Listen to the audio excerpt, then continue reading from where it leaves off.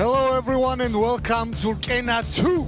We are back after a banger event last November and ready to make another statement with a stacked 10-fight card in the heart of Tbilisi, Georgia. Live from a legendary sports palace. My name is Georgi and I'm joined today by the man himself, Andy Shepherd. What's up, Andy? Georgi, it's amazing to be back here. People talked about Rkena 1 and maybe it was just lightning in a bottle, could they do it again? But they certainly have. And look, tonight, we're going to see the biggest name to ever compete in mixed martial arts in Georgia. Of course, the main event, Alex Cowboy Oliveira versus David Lord Kipanidze, James Lontop versus Nicole Abramishvili in the co-main. This is a stacked card with UFC fighters as well. And look, there were some standout names from Georgia last time, had some amazing performances. The question is tonight, can they do it once again? That main event really summarizes it all. Is David Lord Kipanidze ready to face someone of the caliber of Cowboy? This is a huge test for Lord Kipanidze. He knows it's a responsibility, but where else but home? He's going to get the opportunity to face a UFC legend from Brazil. And there were some issues with the weigh-in. Second time he missed the weight. We'll discuss that throughout tonight. But really is the biggest test of David's career. But for the first time, well, for the first fight, we have two debutants in the octagon in pro MMA. Mansurov versus Meski. Representing one of the world's elitist clubs, Syndicate MMA, Lasha Meski will hold his first professional fight in home walls. Merab Dvalishvili's teammate and John Woo's trainee plans to showcase his grappling skills in the Rkena octagon. Rkenas მაყურებელს ვპირდები კარგ სამახაობრივ ბრძოლას, აუცილებლად მინდა რომ ვიყო პირველი მებრძოლი, რომელსაც ექნება სამშენი რკენაზე. Shahrukh Mansurov is a 20-year-old Uzbek fighter who holds a candidate for master sports titles in various combat disciplines in his homeland and the bronze medalist in amateur world championships. Yaxshi qiladigan janglarim kickboks sopernigim yaxshi boys, bazasi bor ekan. Liba knockout или член в раунд. The first fight, Mansurov versus Meski.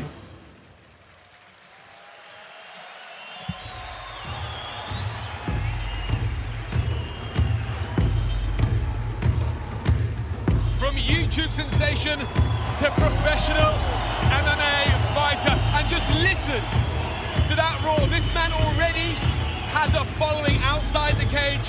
Tonight, he looks to bring that following inside of mixed martial arts. He moved to America several years ago to pursue his online dreams.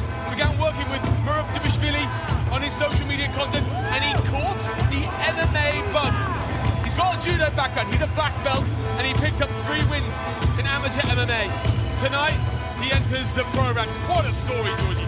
With a judo background, he's been getting a top-tier training from everyone. And even right now, you see one of the top prospects of Georgia, Amiran Gogoladze, in his corner, the guy who's holding flag right now. We look forward to see him in the UFC as well. Dynamite has been getting top-tier training partners, top-tier everything. And especially when the guys go from notoriety on YouTube or somewhere else to MMA, they bring their fan base there and tend to make a lot of money, and things are a bit easier for them, but nothing is easy about fighting in the octagon. No, it's all well and good having the training, that's fine. Can you take the skills you've learned? Can you take it into professional mixed martial arts? And how do you deal with this? I mean, look, the doors are only open half an hour ago. There's going to be 10,000 people in here, and I reckon there's 9,000 already for the first fight. This is pressure for a man who's not experienced anything like this before. It's a lot of pressure, but he's been in contact with all these guys that I'm sure that he's gone over the emotions, ways to manage these emotions, and ways to perform in the octagon. And tonight, BitNet will reward the best performers at Rkena 2 with bonuses in Tether Gold. And look, Lasha said he was going to put on a spectacular performance. He wants the first submission in the Rkena history. He's got high hopes of himself. Can he back it up? We will see pretty soon. And he has an opponent, very interesting opponent for his debut.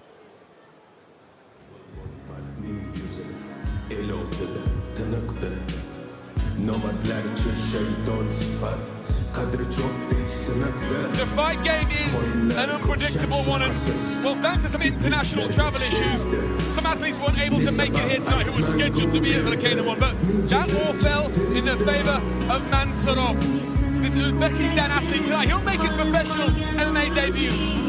He's only 20 years old, but man, he has a decorated combat sports record already. On an amateur scene, he's well known. He has around 30 fights under his belt. He likes to strike. His style is more of a kickboxing style. He made weight with no issues yesterday. He even had some weight to spare.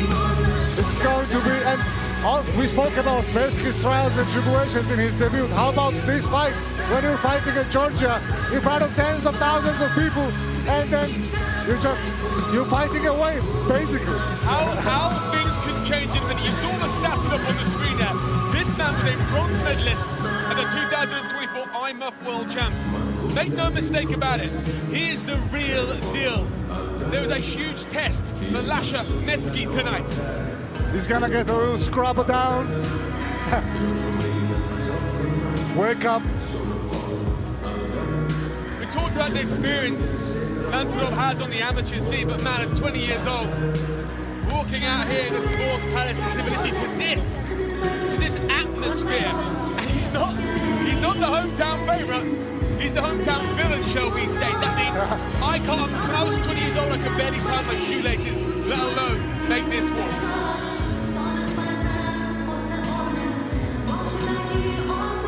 What a way to begin Rkena 2.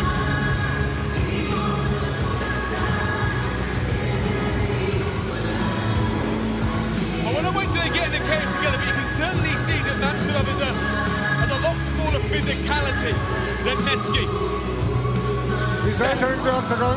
It helps with the weight cut, but how will it help in this contest? So many interesting facets to look at in our opening contest.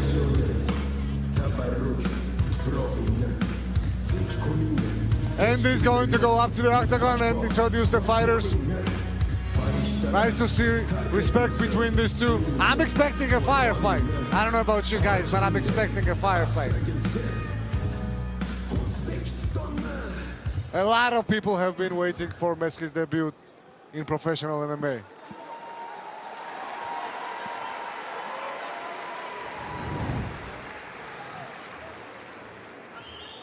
Ladies 0-0, 4 and years gentlemen, older. Meski's 4 years older. His welcome opponent, he has to the iconic Sports Palace here in Tbilisi, Georgia. And welcome to Rkena!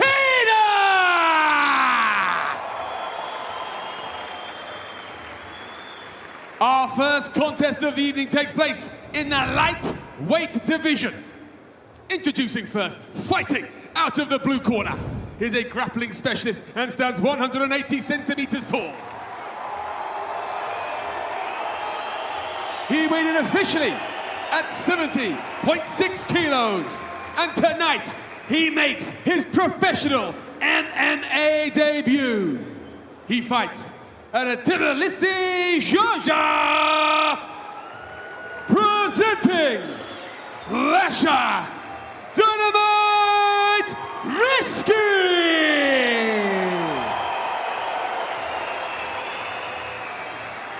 And his opponent fighting out of the red corner. He is a striking specialist and stands 176 centimeters tall. He weighed in officially at 67.3 kilos. And tonight, he also makes his professional MMA debut. He fights out of Georgian, Uzbekistan, presenting Mansurov.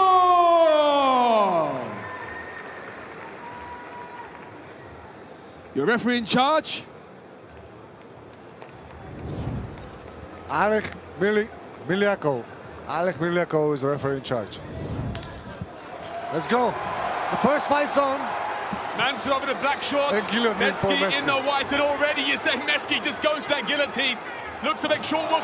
He said he wanted the first submission win in Rkena history, and less than 10 seconds in, he's going for it.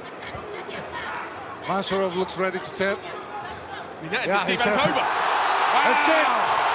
The first submission by Dynamite. Lasha Meski, first submission victory in Rkena history. His first win as a professional.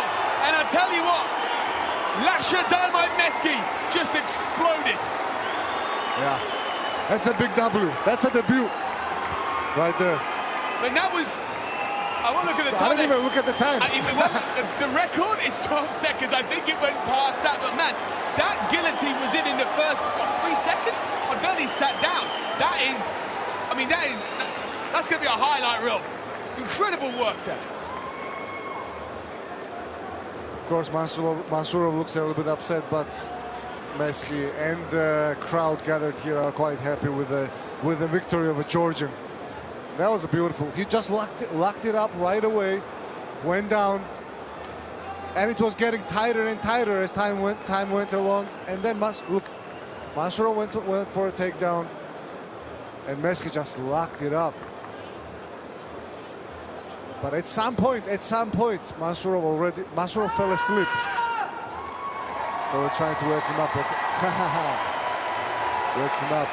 At the end.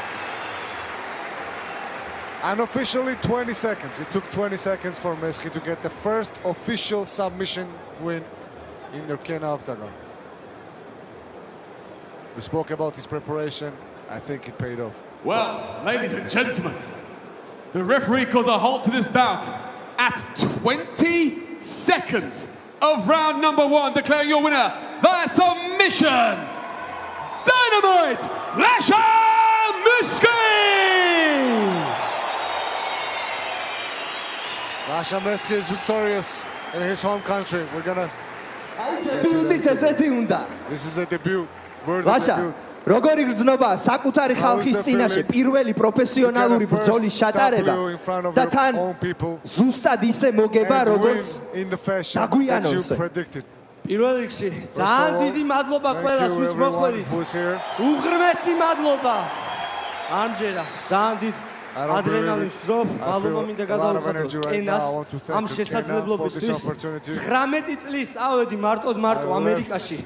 იქ დავიწყე MMA და დღეს მე აქ პროფესიონალური დებიუტი გავმართე. მადლობა კენას, მადლობა ჩემ ქართულ ხალხს, ჩემ გულშემატკივარს. ძალიან ბედნიერი ვარ, პირველი სამიშენი დაგვირდით და I'm happy that I did the first submission at Rkena. This is only the beginning. Thank you to my coach, Amiran Gogoladze, Mate Sanikidze. კემპი გავიარე საქართველოში. My camp was done in Georgia. მე ვცხოვრობ ლას-ვეგასში, ვარჯიშობ სინდიკატში. ლას-ვეგასი არის UFC-ის დედაქალაქი და თამარ ვიტყვი საქართველოს არ ჩამორჩება არც ერთ ქვეყანას ამ სპორტში და პირველები ვარ ამ სპორტში. ლაშა, მინდა რომ ფინიშის ეპიზოდზეც ვისაუბროთ. ელოდი თუ არა მეტოქისგან რომ პირველივე წამებზე ფაქტობრივად ტეიქდაუნზე შემოვიდოდა. არ ველოდი, არა როგორც დაგვიდი, სამშენი მინდოდა. მიხარია რომ ავასრულე და უბრალოდ ერთ რაღაცას ვიტყვი. I want to say one thing. ეს ყველაფერი დასაწყისია. მე ჩემ თავზე ძალიან ბევრი მაქვს სამუშაო. I have to work a lot for myself. მე ბრძოლებს ნახავთ. კენაზეც, ამერიკაშიც და ჯერ შეიძლება აზია, მაგრამ აი ყველას გპირდებით რომ ჩემი დროც მოვა და მიხილავთ აუცილებლად UFC-ში. მადლობა ყველას. საქართველოს გაუმარჯოს! წარმატებები ჩვენს ქართველ მებრძოლებს დღეს. წავიდა! Good luck to all the Georgian fighters today. Lasha Meski! That's one way to kick off the fight card, Andy. I mean, does that count as a fight? It was 20 seconds. I'm afraid it does. I barely sat down. I mean, he's already a viral sensation through his YouTube videos, and now he's won thanks to just an incredible debut. We talk about athletes who come with a lot of hype behind them, particularly from online. Can they back it up when they step inside? That was, I mean, definitive is not the word. Let's say his opponent, he is an IMAF medalist. That is not just a postman off the street. That is someone who really knows what they're doing inside there. And it was just, I mean, light work is an understatement. What a way to start Rkena too. We're moving on to a flyweight fight between Nika Kalandadze and Ibrahim Shoimov.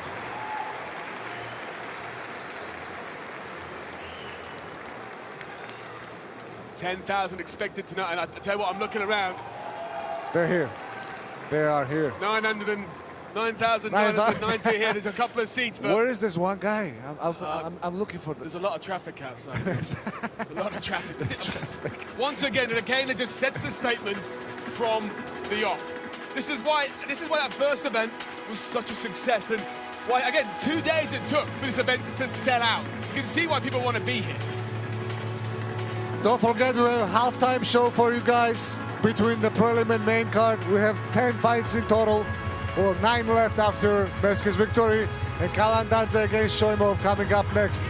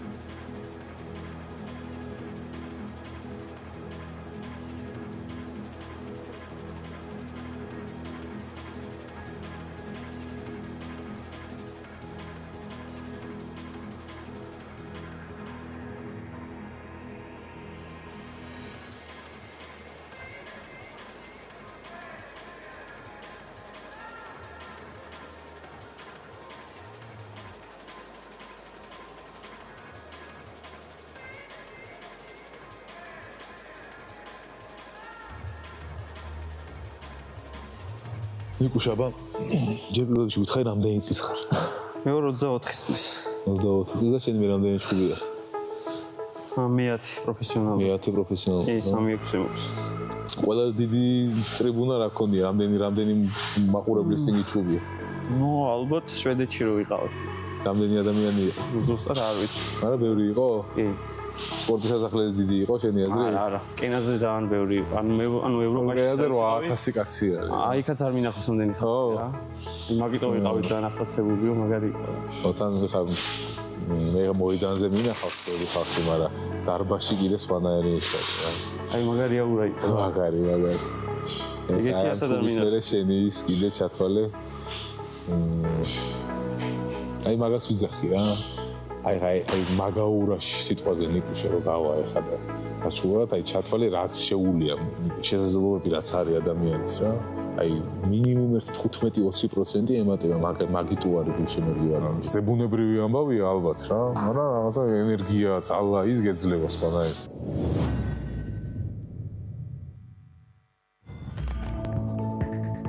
Heart and endurance against power of knockout. Nika Kalandadze faces Ibrahim Shoimov. Nika Kalandadze distinguishes by his indomitable will, daring fighting style, wants to return to a winning streak and move to a new level in his career. ვფიქრობ, რომ უნივერსალი ვარ, იმიტომ რომ ყველაფერი შემიძლია და ყველგან მუშაობა შემიძლია. თან მინდა რომ სანახაობაც ვაჩვენო, სისხლიც იყოს, მაგრამ თან სწრაფი ნოკაუტიც მინდა, ასე რომ ნახოთ რა იქნება. 4 wins, 4 knockouts. Ending a fight by decision is completely unknown for Ibrahim Shoimov. The Uzbek finisher will try to get his signature knockout tonight as well. Sapernikim kuchli. Endi avvalo qo'ldan kelgancha harakat qilamiz. 3 raundga mo'ljallab kelganmiz. Zrelni boy ko'rsatishga harakat qilamiz. Next fight, Nika Kalandadze versus Ibrahim Shoimov.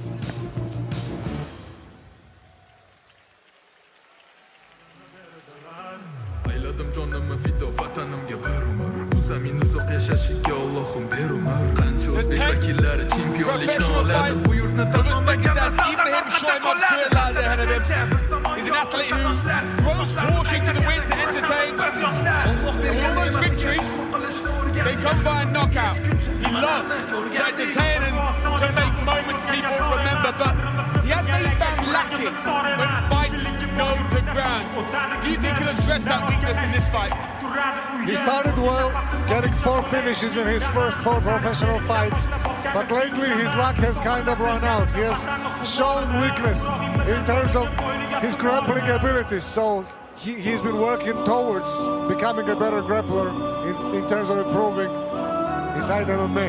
8 of his 9 fights ended in round number 1. I mean, this man loves to get it done, and as I say, he loves to entertain and have spectacular fights. It's what we want to see, but again, when does it get to a point when he needs to look at his approach to combat and go, hey, maybe I need to be a bit more cautious? I mean, he has 4 knockout wins and 5 submission losses, and the draw against Rakhimov in the UFC Global. I'm sorry, it's a split draw. That was a true war. He's on a 5-fight losing streak, let's put it this way, right? But today's opponent, knockout is not going to be easy to get against Kalandadze. Kalandadze is well versed into boxing as well as other disciplines of MMA, but boxing, outshining him in boxing is not going to be easy. I just pose the question, should he be a bit more cautious in his striking? I mean, but that's, as fans, let's be honest, that's not what we want. We want athletes who are going to step forward, who are going to throw barrage of blows. We love to see a scrap, and well, if past form is anything to go by, Ibrahim Shoimov is going to do just that, and well, this matchup is made for that kind of action. This is a very interesting fight. Very interesting fight. Just 21 years old. Big test lies ahead for Ibrahim. We just saw in the VT before this fight, Sharakazi talking about the crowd. This crowd who are erupting for Nika Kalandadze. You can add from 50 to 20% to your performance, but also it's not unheard of for them to take away 50 to 20% because of the nerves, the adrenaline dump. And tonight we're going to find out which side of that fence Nika Kalandadze sits on. Both of these guys might have a losing record, Andy, but this fight is going to be fire because Kalandadze is the man that doesn't take a step back. And you say both these men have a lot of similarities. They love to throw caution to the wind, they love to entertain it. Their records somewhat reflect that with, well, a losing record. 3-6 here for Nika Kalandadze. Is this fight as much about self-restraint as it is about skill? Maybe, but I'm not sure, and I hope not. Because Kalandadze has experience in fighting in top promotions in Georgia, in GFC. He also fought in Ghana, bare knuckle fights. He has had 3 bare knuckle fights under his belt. And let me tell you, man, I saw those live. I saw the last one live. That was the craziest one. It was not decided in 3 rounds. They ended the 4th round on top of it. He trains out of Baptist House, and you see Rkena in his corner. He gets beautiful, really high-level training in terms of grappling, striking, anything he might need, in terms of sparring partners as well. I'm not a betting man, but if I were, I think it's probably a safe bet this fight's not going to ground. This fight's not going the distance. This fight's not going the distance. I spoke with Kalandadze yesterday briefly. He talked about the hardships he wants to, that made him start fighting. Every MMA fighter has a beautiful story. Kalandadze has one for sure.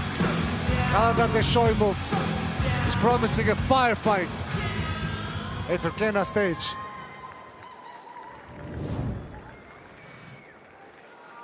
Three and 6 against 4-4-1. 3 years older. Kalandadze is 3 years older. He has advantage in height for 5 centimeters, and he has advantage in reach. Ladies and gentlemen, the following fight takes place in the Rkena flyweight division.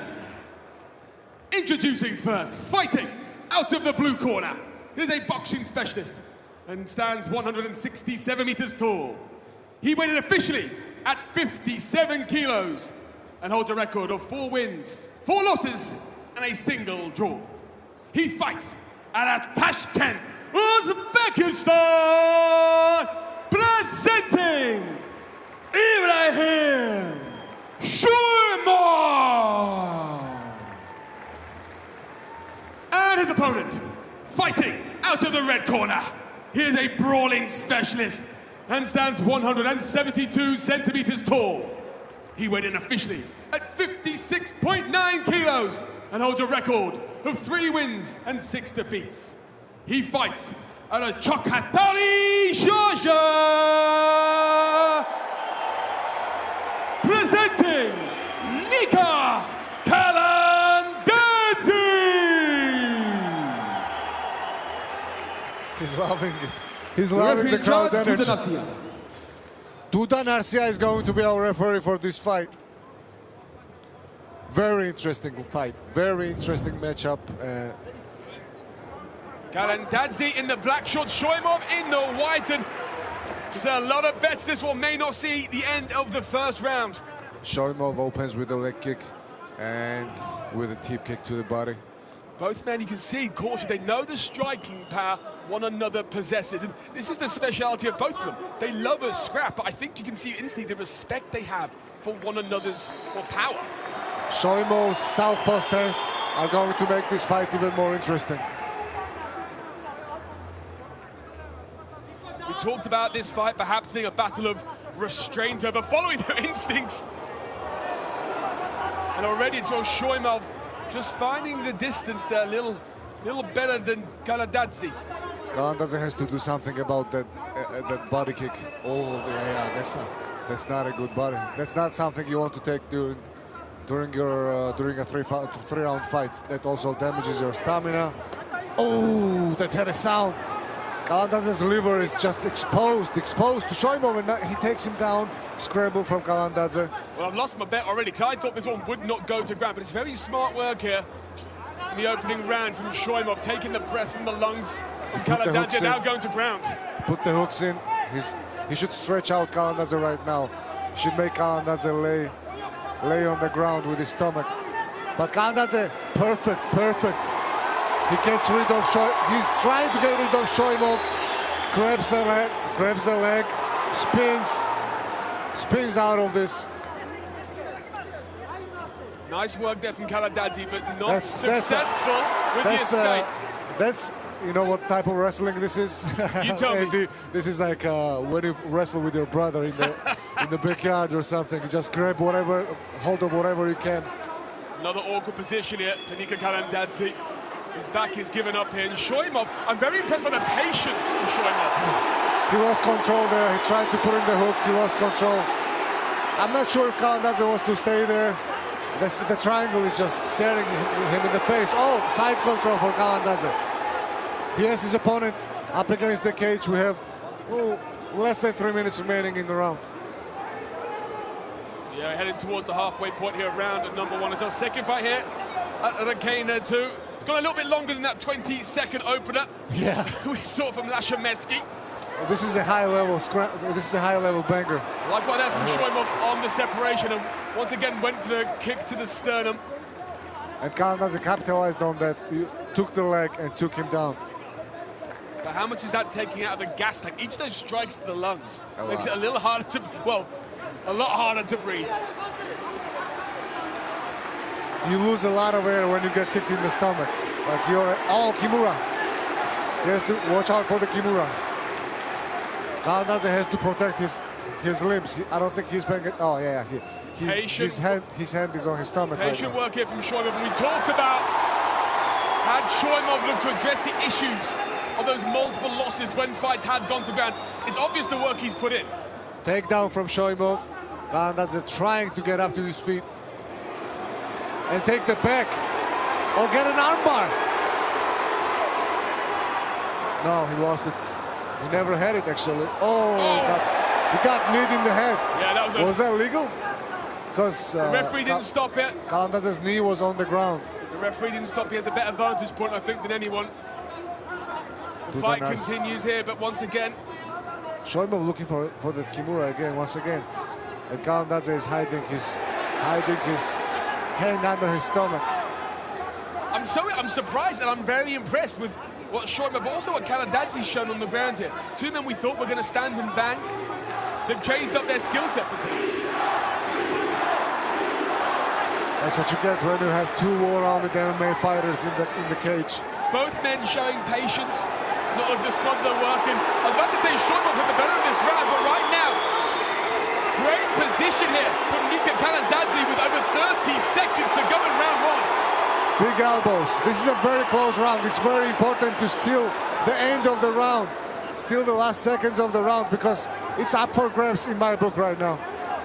Often judges can be swayed, little lasting impression. Who's up at the end of the round?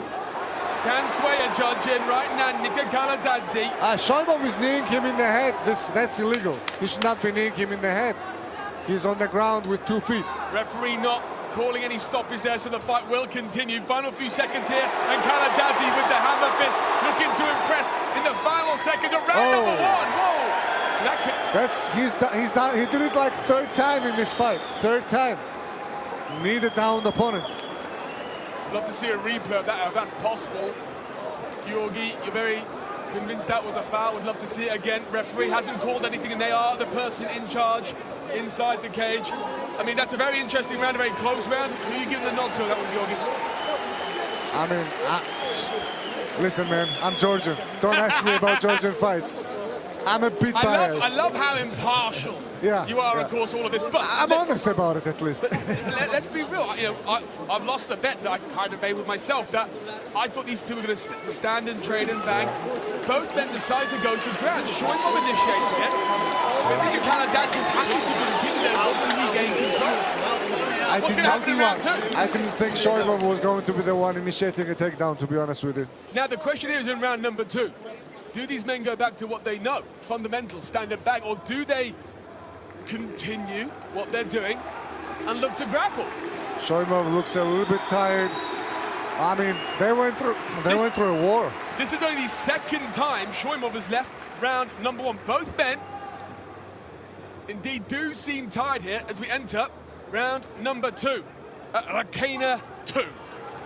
Let's go. Nika Kalandadze versus Ibrahim Shoimov. A surprising contest thus far. Neither man rushing to start round number two. Takedown from Kalandadze.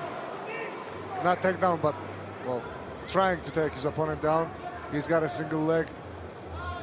And trying to grab the second leg. Beautiful job by Kalandadze. Grabbed that second foot, pulled it in, finished the takedown. Has to look out for his neck right now.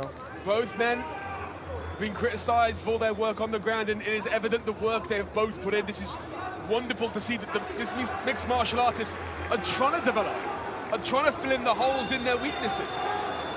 MMA is so vast, Andy, that these guys have to work on different aspects of their game constantly. Ground and pound from Kalandadze. Nothing connecting big there. The crowd erupting whenever Kalandadze can find the markets. Big elbow.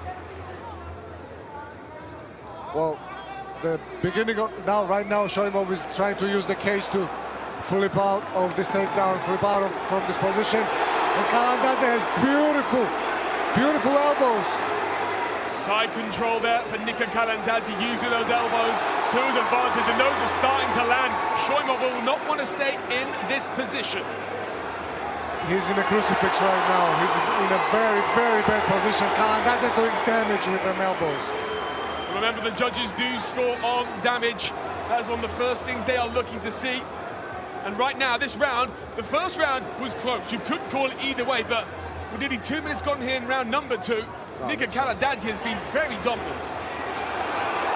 Trying to grab a hand, get an Americana or whatever, isolate an arm, but elbows are working much better. You can do 12 to 6. You can do 12 to 6 elbows already in MMA. Kalandadze unloading down here on Ibrahim Shimov. The referee looking closely. The referee asking Shoimov to make something. And Nika Kalandadze picks up a well-needed and well-earned victory. What a war. What a war, Andy. You can see how much it means for Nika Kalandadze. You can see there the work he put into evolve as an athlete. And tonight, in his hometown, in front of 10,000, it all pays off. What a victory for Kalandadze. Kalandadze has not won an MMA fight since 2023. This is a big W for him. Huge. And this is what Rkena is all about. It's about giving a platform to rising Jordanian stars. But it's not about giving easy fights. Far, far from it. No. Every fight tonight, even the ones where we've had last-minute replacements, they're tough contests. Wow, that was a beautiful performance. A tough round, tough first round for Kalandadze. Shoimov started wrestling, he had the position, he had the control. But once Kalandadze got going in the second round, he just did his thing on him. Ground and pound, elbows, beautiful use of elbows, beautiful mix of takedowns with striking.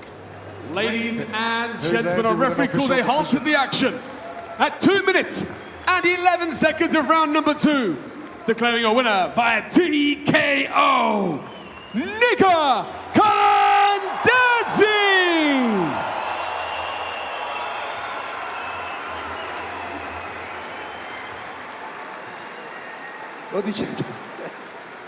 გილოცავ ნიკა გამარჯვებას.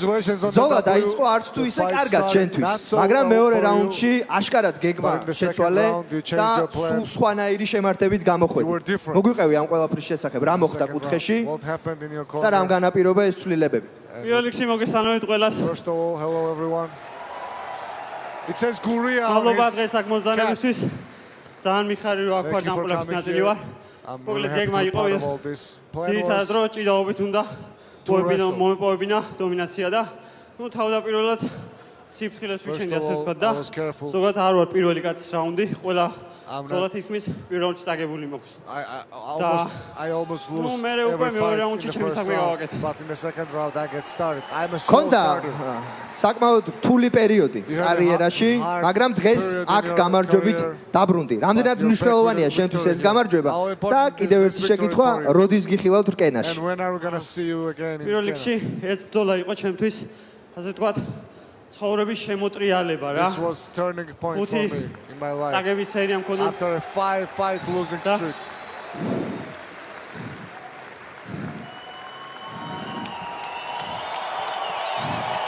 Listen to this crowd. და დღეს უკვე Georgia showing up. დაბრუნდი მოგების სერიაზე თანაც ასეთ გარემოში ჩემი ხალხის წინშევძელი გამარჯვება. ძალიან ბედნიერი ვარ. და რა შეეხება შემდეგ ბრძოლას, ნუ არ ვიცი, ნახოთ როგორ იქნება, შეიძლება შემდეგ ივენტზე, შეიძლება იმის შემდეგ, არ ვიცი, ნახოთ. ნიკა კალანდაძე. და რაც თავარია, მინდა რომ დედაჩემი მოვიკითხო. ჩემი ყველაზე დიდი გულშემატკივარი და ვინც მიგას.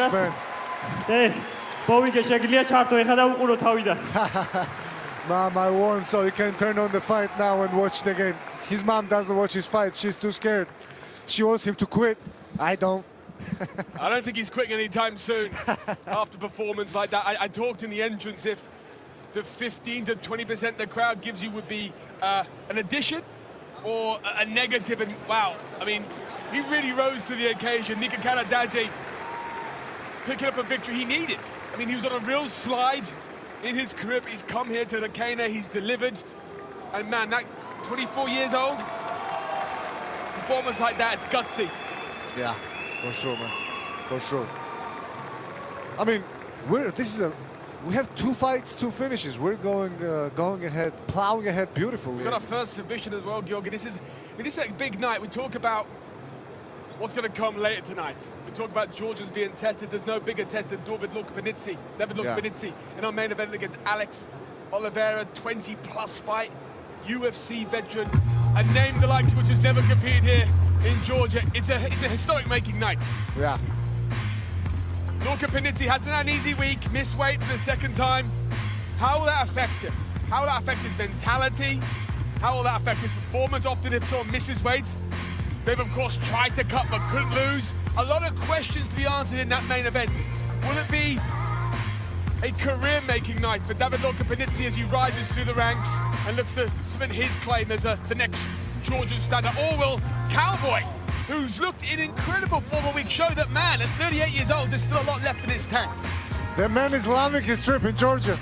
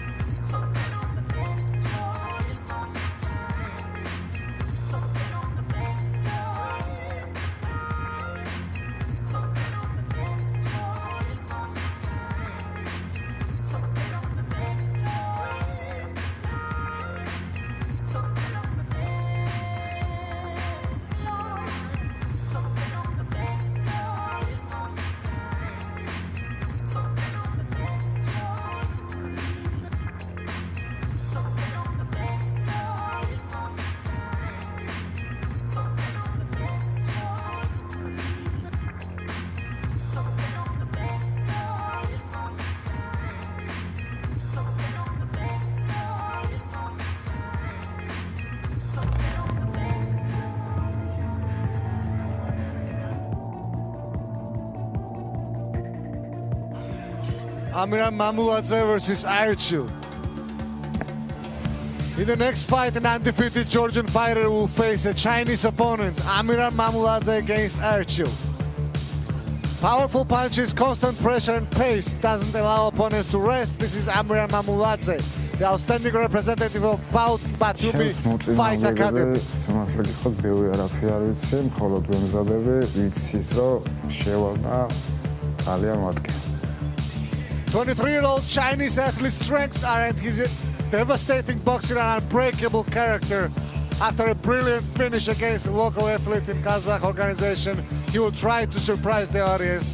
This time in Tbilisi. 这是我首次来这里，可能没什么人认识我，但是打完这场比赛之后，格鲁吉亚的粉丝都会认识我的，都会对我感兴趣。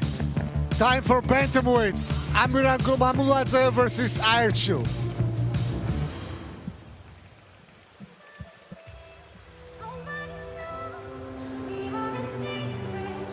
Well, this man has said he's come here to make a name for himself, and what a name he's got, perhaps the coolest on the card.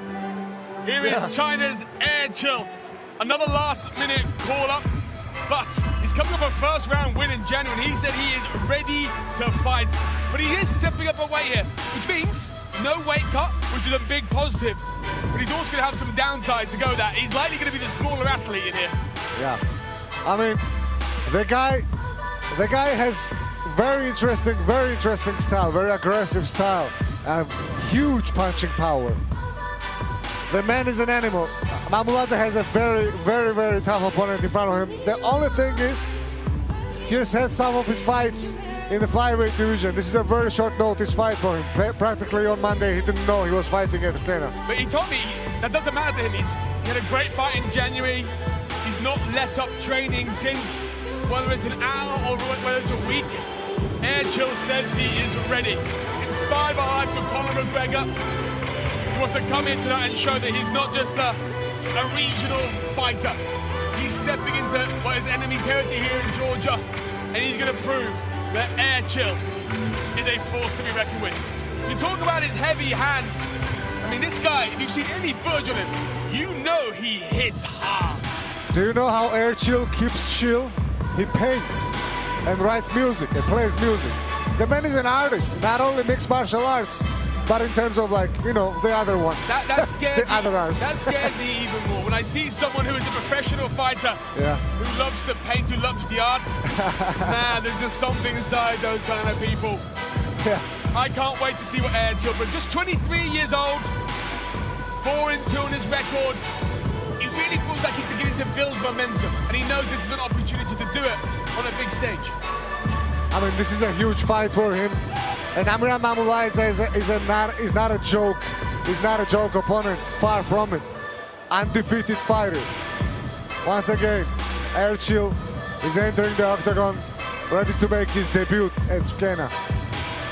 And what's so good about the matchmaking here at Rkena, even with the last-minute replacements, they're not just grabbing the first name that says yes. They're working to make these matches intriguing fights. And with Erçil, we have that. I mean, look at the hands. I don't want to get hit by those.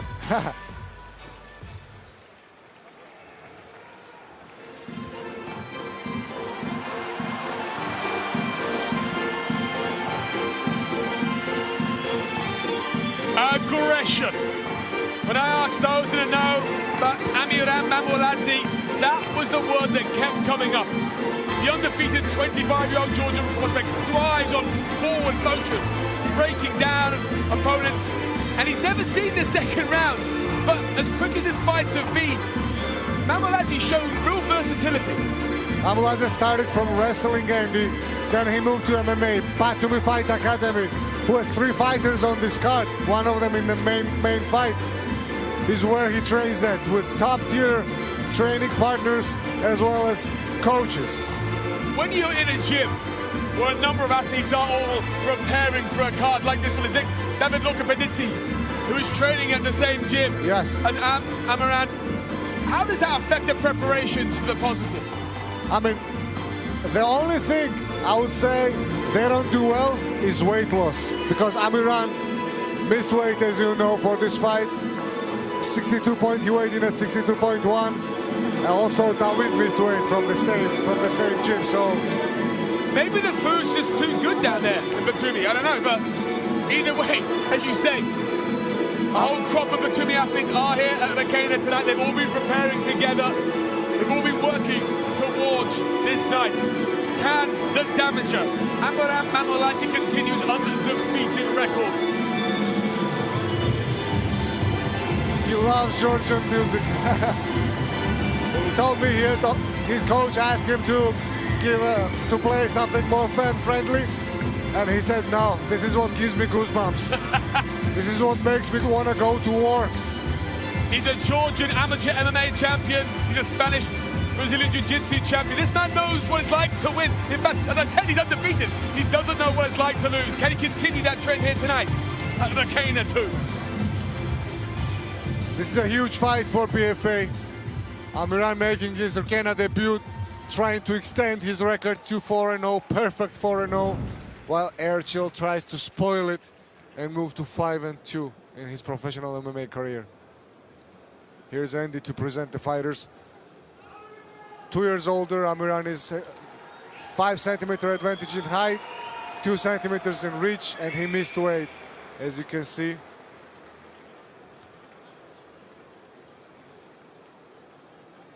Ladies and gentlemen, we now move to the bantamweight division. Introducing first, fighting out of the blue corner. Here's a Wushu Sanda specialist and stands 165 centimeters tall. He weighed in officially to 61.2 kilos and holds a record of 4 victories and just 2 defeats. He fights out of Sichuan, China, presenting Asia. And his opponent fighting out of the red corner. He is a wrestling specialist and stands 170 centimeters tall.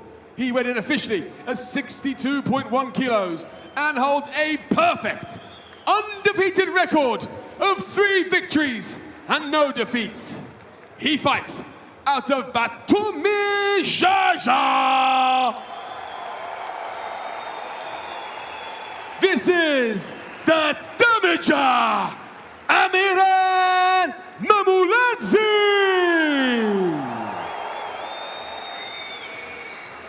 Your referee in charge, Simon Bokowski.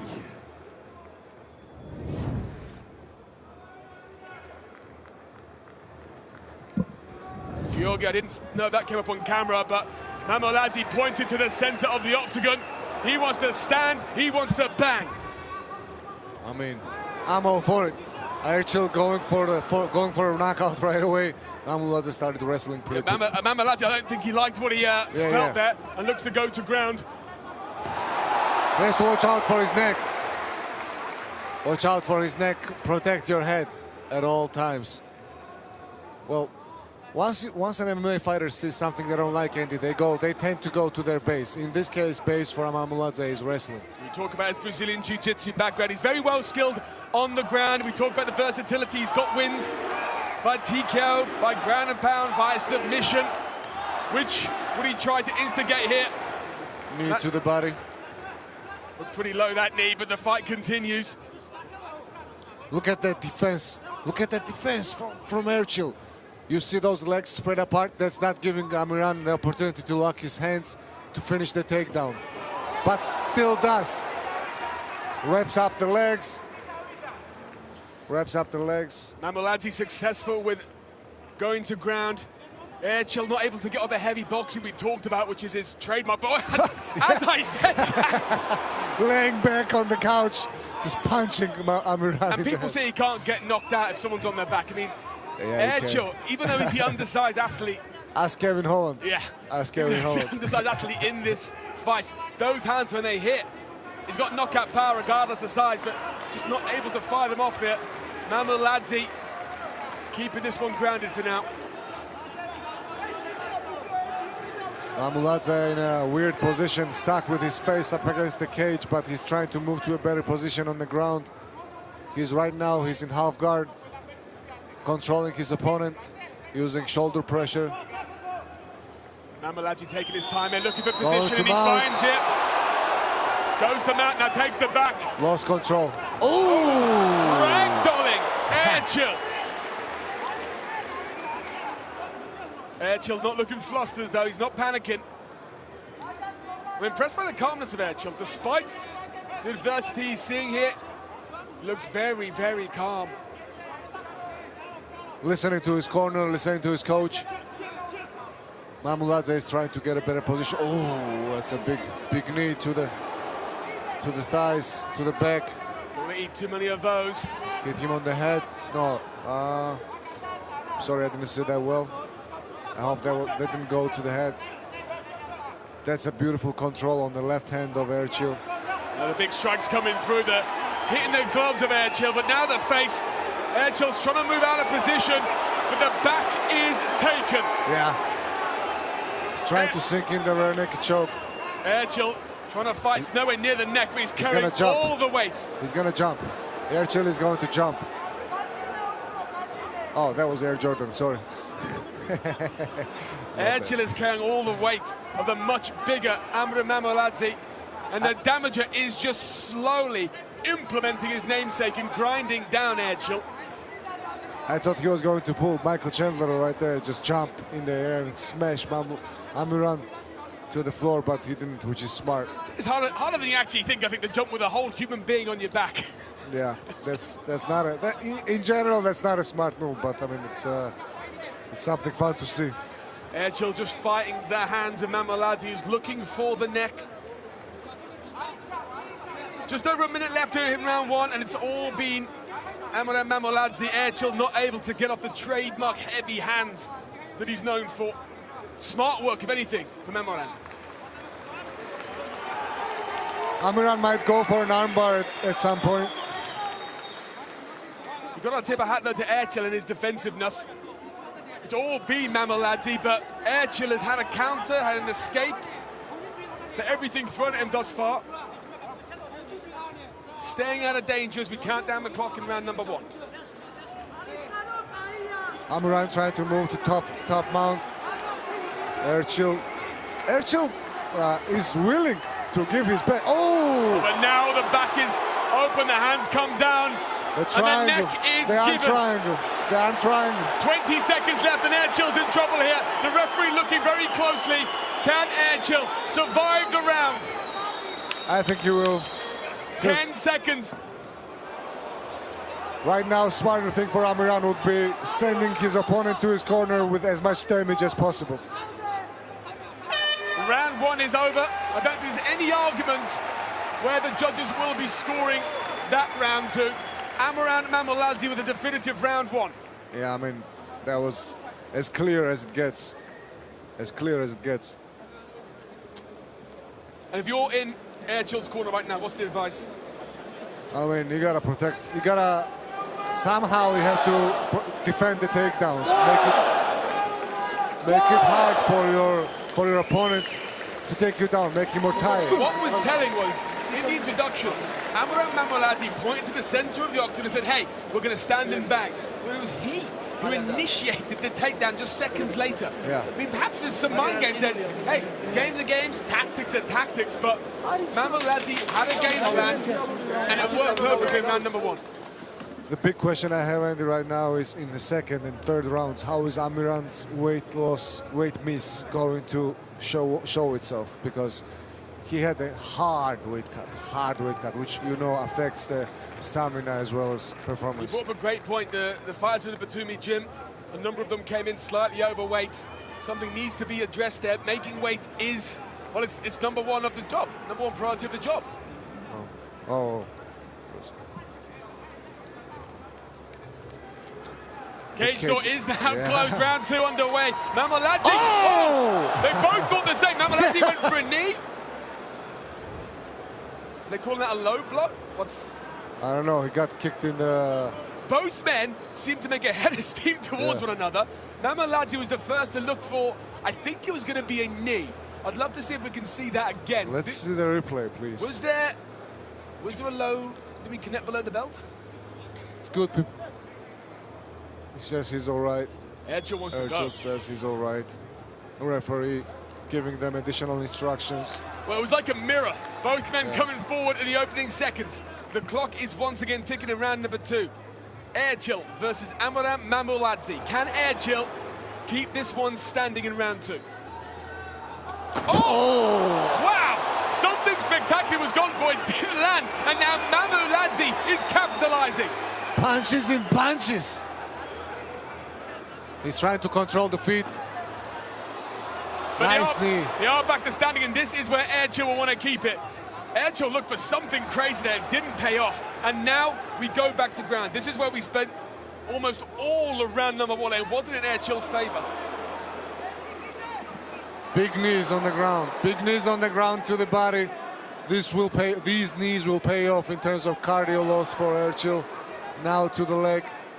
I mean, it might not be a knockout shot, but they are doing damage, trust me. I mean, they're grinding up the legs of Erçel, that's for sure. Yeah. But you made an interesting point that the weight cut of Amran Mamouladze did not go to plan. He missed weight as this fight goes on. And as big strikes like that would sap the energy, let's be honest, of the damager. How will this round play out cardio-wise for both men?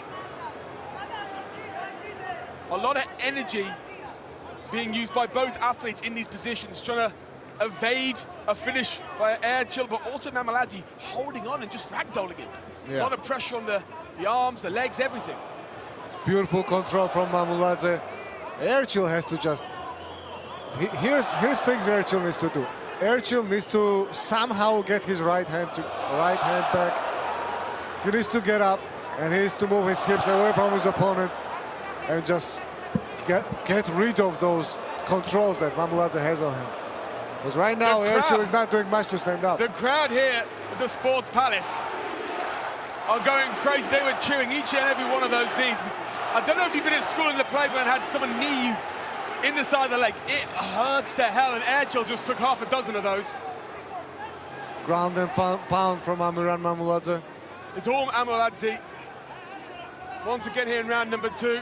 How long can Erçel hold off the onslaught He has to of the be careful. damager? He has to be careful here. I mean, Amran, because he's going for an armbar, I understand, but he has to lock up that triangle first in order not to lose control over Erçel's body. Oh, big elbows on the ground.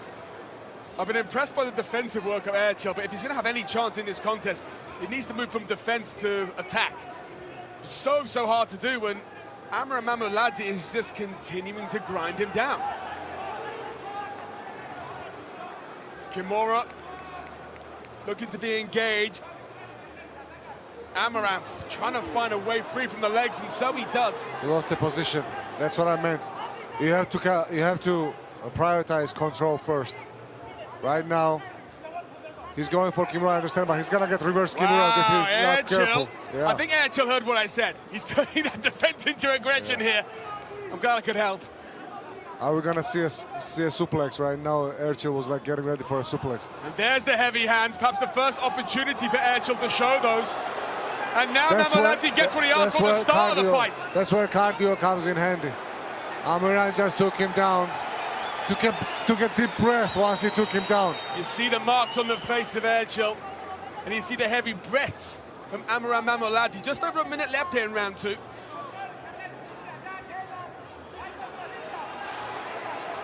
Punches from Amran. He's trying to control his opponent's body as well as incur damage. It's not an easy task. They're right in front of us here. I've got to say, Erçel just continues to look calm despite the onslaught, but some big breaths going into the lungs of Amran Mamouladze. Less than a minute left here in the second round. I just wonder if this fight's going to come down to gas tank if we hit round three. Who has got the better conditioning? Who has managed the energy the most? As Mamouladze looks to posture up here with 30 seconds left. Oh, big elbows, big elbows. Boom! Huge! Oh, he's gonna cut him. He's going to cut him. Big strike coming through. The referee looking closely. This one's gonna get stopped. Big punches coming through. 10 seconds. He cut him with that elbow. 10 seconds That cut left. is nasty. That cut is nasty. The referee letting this one ride. Can Erçel make it to round number two? I was going to be surprised, but he does. Wow. What a He's going to finish round survive, two. but wow. That was a bloody end to the round. Big elbow slices the face of Erçel with just a matter of seconds. I've got to be honest with you, Georgi. I thought that was going to get stopped. With seconds to go in round two. That didn't get stopped because Amran was grabbing cage, and the referee was concentrating on the foul rather than stoppage, but Erçel is not looking good right now. Looking like he got a lot of damage. It's very easy to say this is 2 rounds to none for Amran Mamouladze. The question now is, what's left in the gas tank of Mamouladze? How much damage has Erçel taken? How bad's the cut? We're going to see as we enter round 3 here. That is a solid cut above the left eye of Erçel. That was a big elbow, and good punches too. There have been moments of Erçel in this fight, but very, very few. He's been fantastically defensive throughout. But 90% has come from Amran Mamouladze. 3rd and final round here at Rkena 2, about to get underway. China's Erçel against Georgia's Amran Mamouladze. Isn't this the first 3rd round we saw here tonight? Yeah, It certainly is tonight. It is. A more cautious Erçel. Oh, big right hands for Mamouladze. Erçel said he wanted to come here and make a name for himself. If he can somehow find a way to win this one, he will do just that. But once again, Mamouladze looks to go to ground as soon as possible. If he wants to win this fight, I mean, Erçel, he has to finish the fight. He has to knock him out or submit. Undoubtedly. I don't see him submitting Amran, so it has to be via a knockout. If this thing gets back to a standing position, it's not an impossibility, but in this position, on the ground, where Mamouladze has taken it for the previous 2, Erçel is in for a bad 4 minutes and change.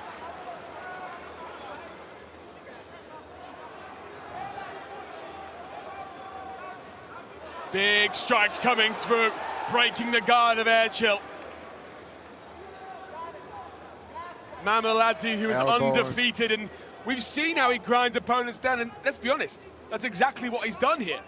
Yeah. He has ground down Erçel, but props to him, props to Erçel for surviving this long. Right now, Amran is just doing whatever he wants. Big elbows, and ground and pound. I think Erçel is... Erçel beginning to turtle up. He's been very well in his defensive game in the previous 2 rounds, but this, again, this may be over 3 minutes and change on the clock. Ref is going to stop this fight. Erçel is now just trying to survive. Trying not to get finished, that's what he's trying to do. Oh, he hit him with an elbow from the bottom, Andy.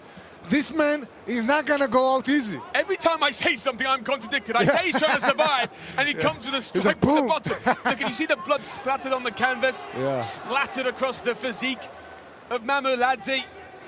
This is a tough battle, but Erçel, man, look, the heart of this guy is incredible.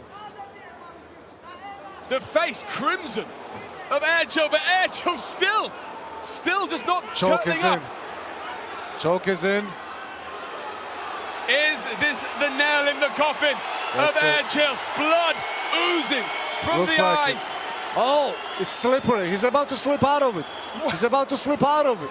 This is incredible. This is incredible. The immortal Erçel. Erçel will not die. He would rather paint the canvas with his blood. I mean, he loves to paint. And that's exactly what he has been doing in round number 3. 2 minutes left on the clock. Mamouladze, I mean, he is throwing everything at Erçel. But Erçel is still there. He's not winning, far from it, but he's not going down. I mean, these guys are like red right now, covered in blood. Erçel may not win this fight unless we see a miracle. But I tell you what, I will want to follow his career after this fight. He is tough as they come. Man, if this is a last-minute call-up for him, I want to see him with a full camp come into something. Don't forget, he's a flyweight, Andy. And this is a bantamweight fight. He's fighting upper weight class in a short notice against an undefeated fighter in a strange territory in Georgia. Give me more Erçel. But this fight may well be belonging to Amran Mamouladze if he keeps this up for the next minute and 15 seconds. Amran looking to go 4-0 in his career. And it's all been him. This fight has all been his, but he would want the finish. This is a dominant performance from Mamouladze. First time Mamouladze's been out of round 1, and it's likely he may well see the final belt. This is, again, this puts into perspective what Erçel's brought to this contest in terms of resilience. The amount of blood inside the cage is, well, something to behold. 37 seconds left. Erçel, and it's over. The referee has finally stopped it. The damager does just that. Wow. And continues his undefeated streak, covered in crimson.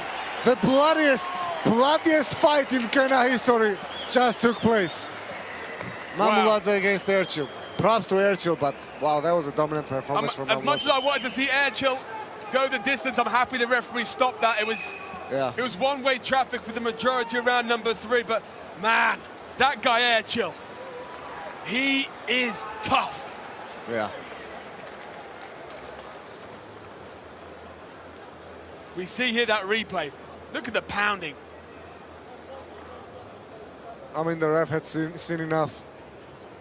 That was since the end of round 2, when he got a cut on the forehead, he's been bleeding constantly. That cut opened up once again at the beginning of round 3, and then just Mamuladze went to work. Mount, ground and pound. He went for a rear naked choke at some point. He didn't get the angle. Erçel slipped out of it. He was, slippery from not only from blood and sweat, but he's got good technique, good defensive technique. And that's a 3rd straight victory for the Georgians, for the Georgian fighters, and the 1st victory for Batumi Fight Academy on this card, who also has 2 more fighters on the main card, and Huchakoridze must be proud.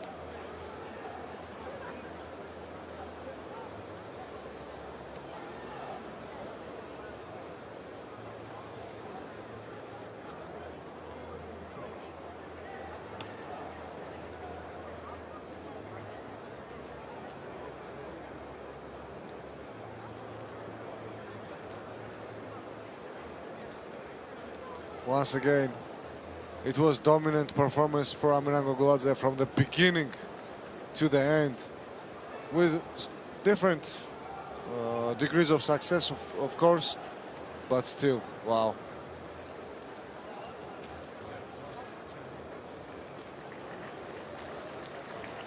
Wow. Cheers to Erçel for showing a really, really gutsy fight.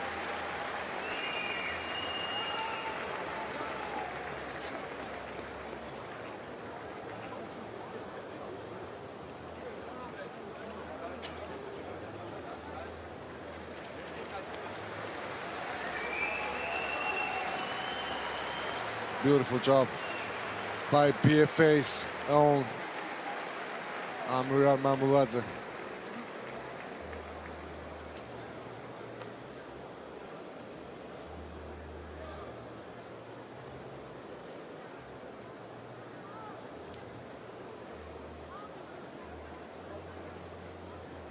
Well, ladies and gentlemen, our referee calls a halt to the action at 4 minutes and 26 seconds of round number 3, declaring your winner via TKO, the damager, Amiran Mamuladze. Damager is right. გილოცავ პირველ რიგში გამარჯვებას. ეს იყო ყველაზე სისხლიანი ბრძოლა, რაც Rkenaze გვინახავს. გინდოდა თუ არა აუცილებლად ფინიში, რადგან აქ შემოხვედი როგორც 100%-იანი ფინიშერი და ბრძოლა ფაქტობრივად დასრულებული იყო, მაგრამ შენ მაინც გინდოდა გაგეკეთებინა ის, რითიც ხარ ცნობილი. მოგესალმებით პირველად კიდევ ერთხელ. First of all, hello to everyone here. ძალიან სასიამოვნოა ხელა ას მოტფეროში ასეთ. It's really pleasant to fight in front of these fans. Of course, I was concentrating on the finish because all my fights finished victories. I wanted it here as well. Thank you. Amiran Mamuladze.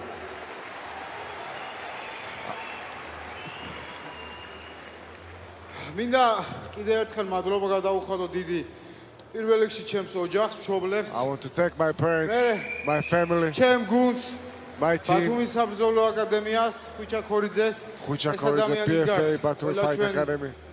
გამარჯვებების უკან გაშევარამიძეს და კიდევ ერთხელ მინდა ვთქვა, რომ მოგეხსენებათ, რომ ჩემი მოწინააღმდეგე რამდენიმე დღით ადრე შეიცვალა. Changed a couple და days მინდა before. უშას გიორგის ვუთხრა, ვთხოვო. And I want to ask შემდეგი ბრძოლა matchmakers ჩემსა და ტანილბერგენოს შორის იყო to make the ვისთანაც fight between me and Tbilisi და არ მინდა რამე კითხვით ნიშნების ქვეშ who was preparing for. და And I don't შემდეგი want things to ფინიში be under question. And I want to get the finish ტანილბერგენოვი მე against Tbilisi. დიდი მადლობა. აქ მუშაობს ბათუმის საბრძოლო აკადემია. საქართველოს გაუმარ! გაუმარ! გაუმარ! დიდი მადლობა. აგო.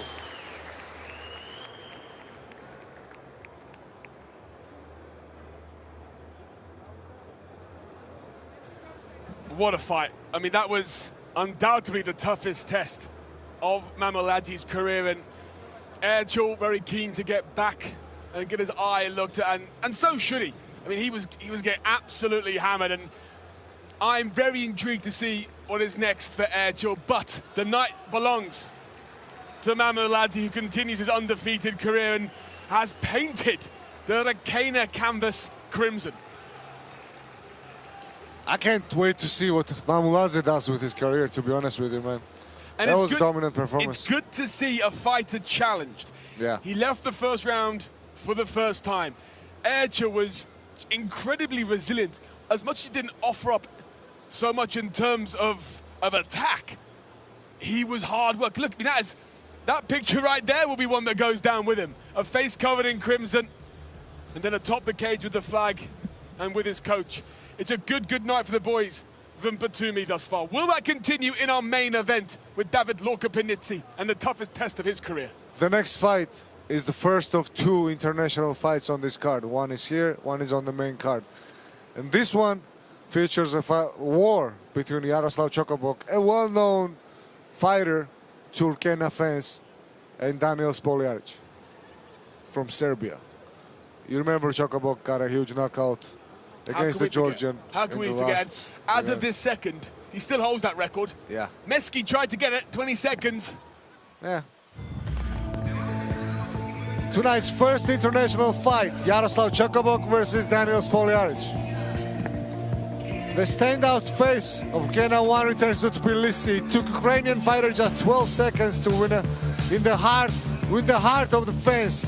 This time he will try to create another impressive moment against the Serbian fighter. Я кращий у всьому. Там немає чогось того, що мене може здивувати.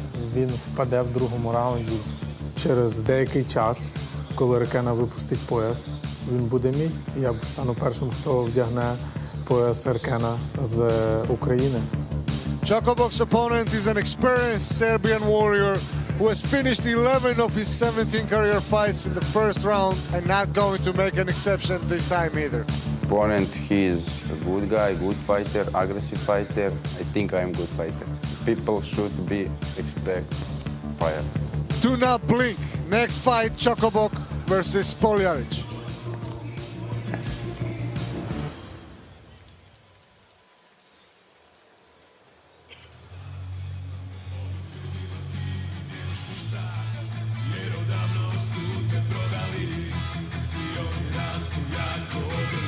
Well-travelled Serbians, Daniel Spoljaric makes the walk here at Rkena 2.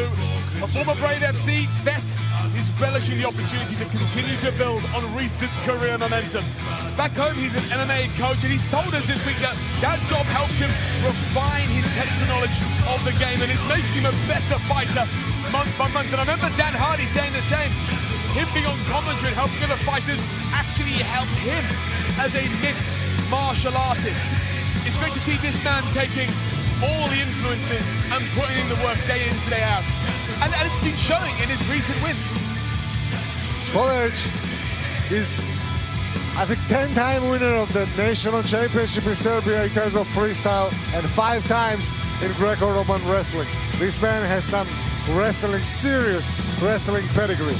Also, crazy experience in MMA. The man has 9 victories, 7 losses, and out of his victories, 5 were through submission, 2 via KO. In terms of his losses, he has 3 KO losses and 4 submissions. And in the last 2 fights, he has 1 loss and 1 win. I mean, the man is very, very experienced in MMA as well as wrestling. He told us this week that a big part of his preparation is meditation and visualization. Truly, Spodjaric is a man who's looking to leave no stone unturned in terms of his development as a mixed martial artist. He has a serious opponent today, but Spodjaric is going to be a very interesting debutant on Rkena stage. For the last contest, we saw multiple flying knee attempts. This man also well known for laying down a few of those. Will we see our first one landed of tonight in this contest? Are the British coming? I'm already here. Stop trying to take my land.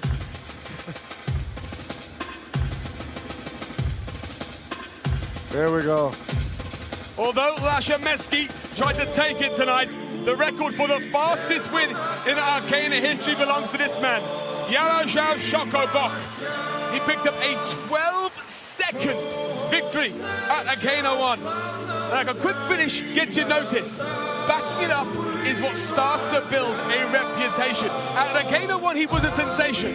But tonight, the job changes. Can he show it wasn't a fluke? Georgi, how's Yaroslav approaching this contest tonight? Yaroslav is approaching this contest as a war. Descendant of the fighting Ukrainian people. The man says his knockouts are not knockouts, they are planned assassinations, which is one of the coldest lines anybody has ever dropped on our media day. Shokobok has 47 amateur victories in MMA. Yes, 7 of his 9 Ws are in the first round. And he has the fastest finish, as you mentioned. Yeah, he got the finish of the night with a flying knee against Juba Liedzi. In terms of his losses, he's very durable. He's only been finished once in his career. And that was a KO. That was a KO loss. Yeah. Can Shokobok carry the expectations on his shoulders? Will he try and get another viral finish? And if so, does that set him up for danger? Or will he stick to the plan? Will he take each fight as it comes? This one, I mean, it could be over in seconds, or it could go the distance. What we do know is both men want to stand and bang. I'm really excited for this one. Really excited for this one. Georgian fans greeting him with respect. After the respect he showed them, even though he knocked out Beridze in his last fight, he's asked for his health. He was very respectful to the country, to his opponent. Shokobok is a true martial artist, as is his opponent. This is going to be a very interesting war. First international fight on Rkena stage, Rkena cage. 7 years old Rkena Spodjaric. Height is identical. Reach 3 centimeters advantage for Shokobok. They both made the weight. And both are quite experienced in mixed martial arts. Ladies and gentlemen, we now move to the flyweight division. Introducing first, fighting out of the blue corner. He is a freestyle specialist and stands 168 centimeters tall. He weighed in officially at 57.2 kilos and holds a record of 9 victories and 8 defeats. He fights out of Subotica, Serbia. Presenting Daniel Spodjaric.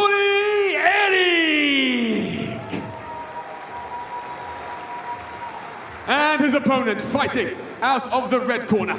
He is a striking specialist and stands 168 centimeters tall.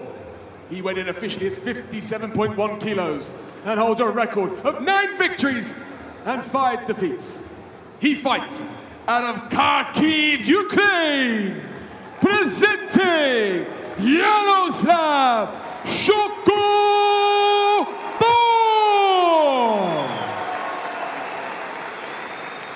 Your referee in charge, Duda Nasir.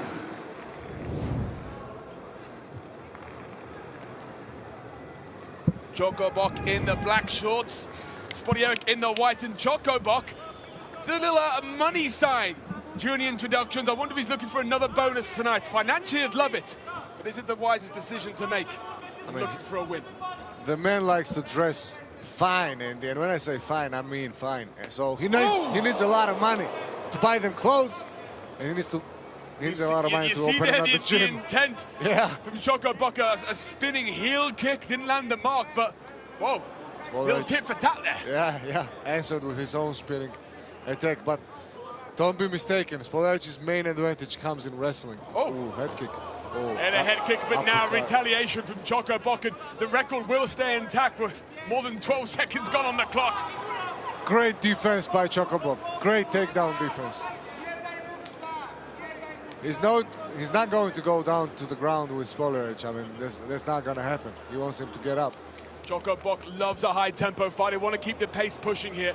Doesn't want to give Spoliaric any time to breathe. And look at the constant motion. Always forward motion of Choco Boc. I'm not sure about Spolaric's defense in terms of striking. Choco Boc is a very dangerous puncher and the kicker. Lovely sprawl there. Look at that. Oh. Little shrug of the shoulders there from Yaroslav Choco Boc. Spoliaric wants to go to ground. It's quite clear. He wants to welcome Choco Boc into his guard.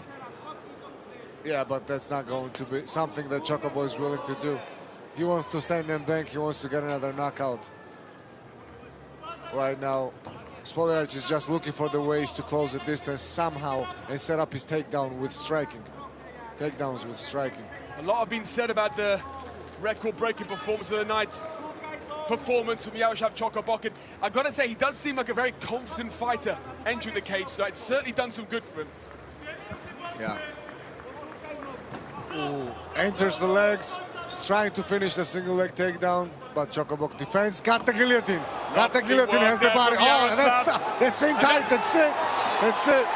Choco Boc chalks up another victory here at Rkena. Second victory. Second finish. This time via submission. Is he gonna get the bonus? We'll have to wait and see, but he chalks up another win. Wow. I mean, the man is trying to become the first belt holder, first Ukrainian belt holder in the organization. That was like takedown. In terms of single leg takedowns, the most dangerous part is leaving your head exposed to the side of the body. That's what happened right here.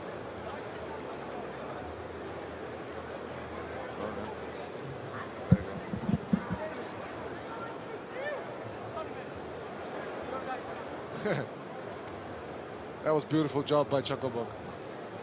And with that, we have just one fight left on this preliminary card, and then well, ladies and gentlemen, our referee calls a halt to the action with 2 minutes and 52 seconds left on the clock, declaring your winner via submission, Yaroslav Choco Boc.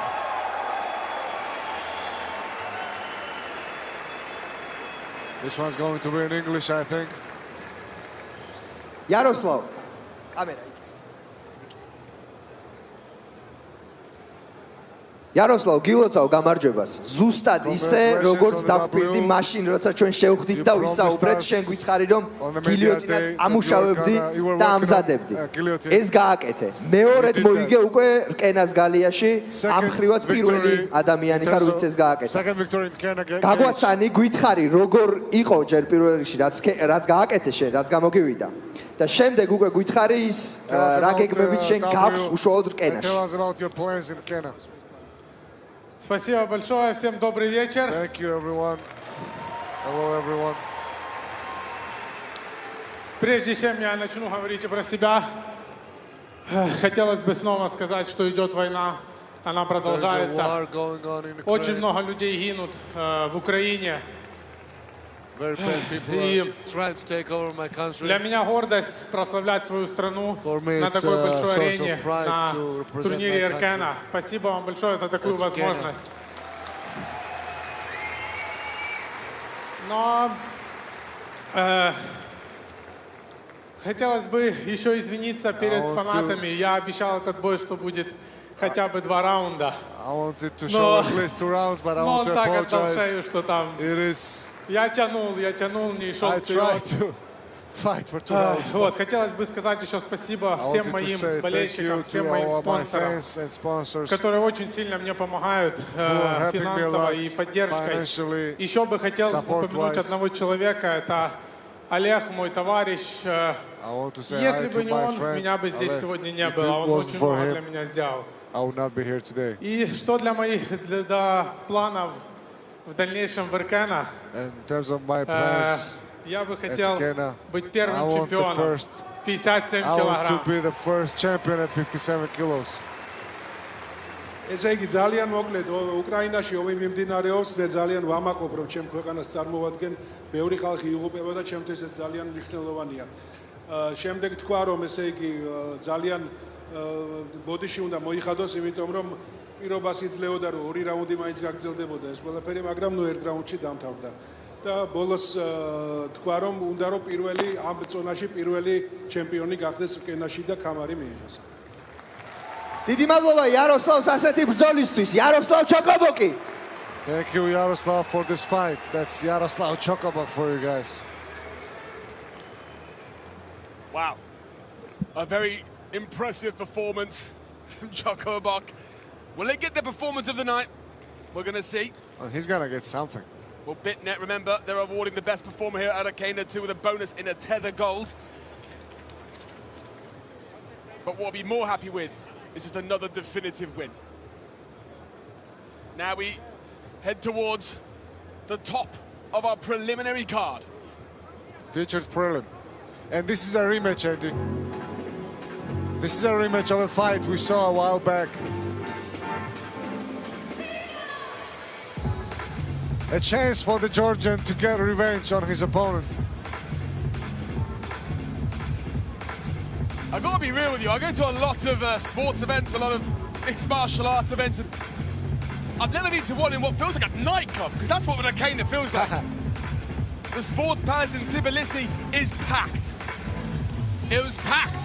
I mean, Georgians do like to party and watch fights, so if we can get those two together. Look, Georgi, I've spent 24 hours with you. I know they love to party.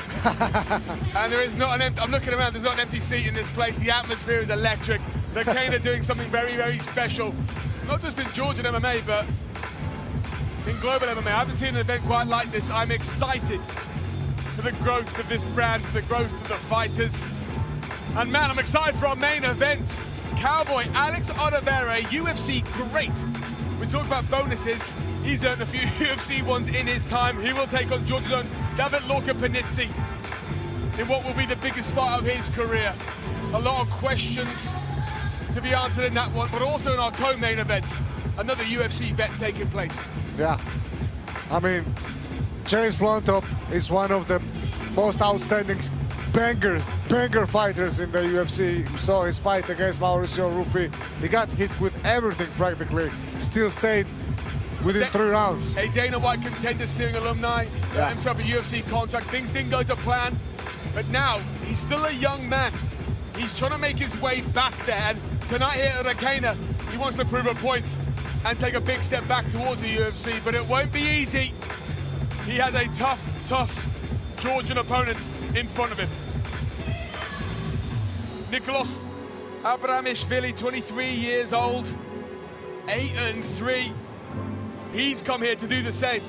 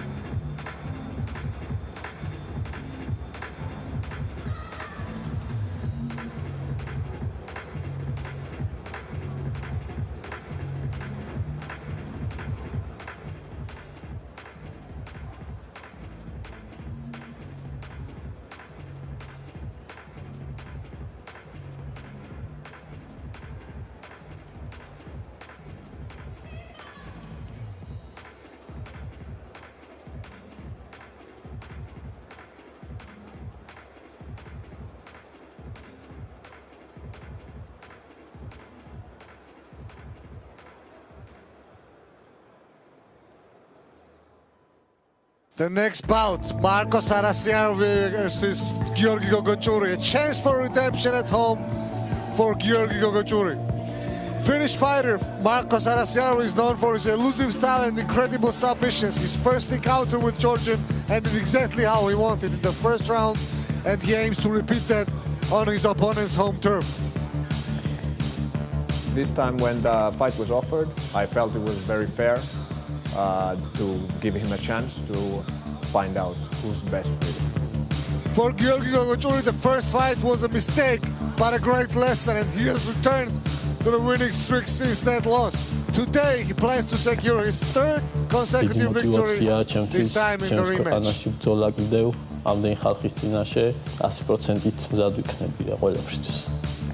Featured prelim bout, Sarasiarvi versus Gogochuri.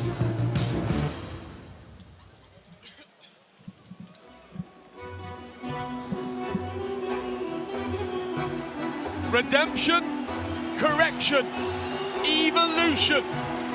Those are the three words in Giorgi Gogochuri's mind tonight in what will be a rematch from September last year. He was on the losing side of that contest. He's picked up 2 victories since. He is in form.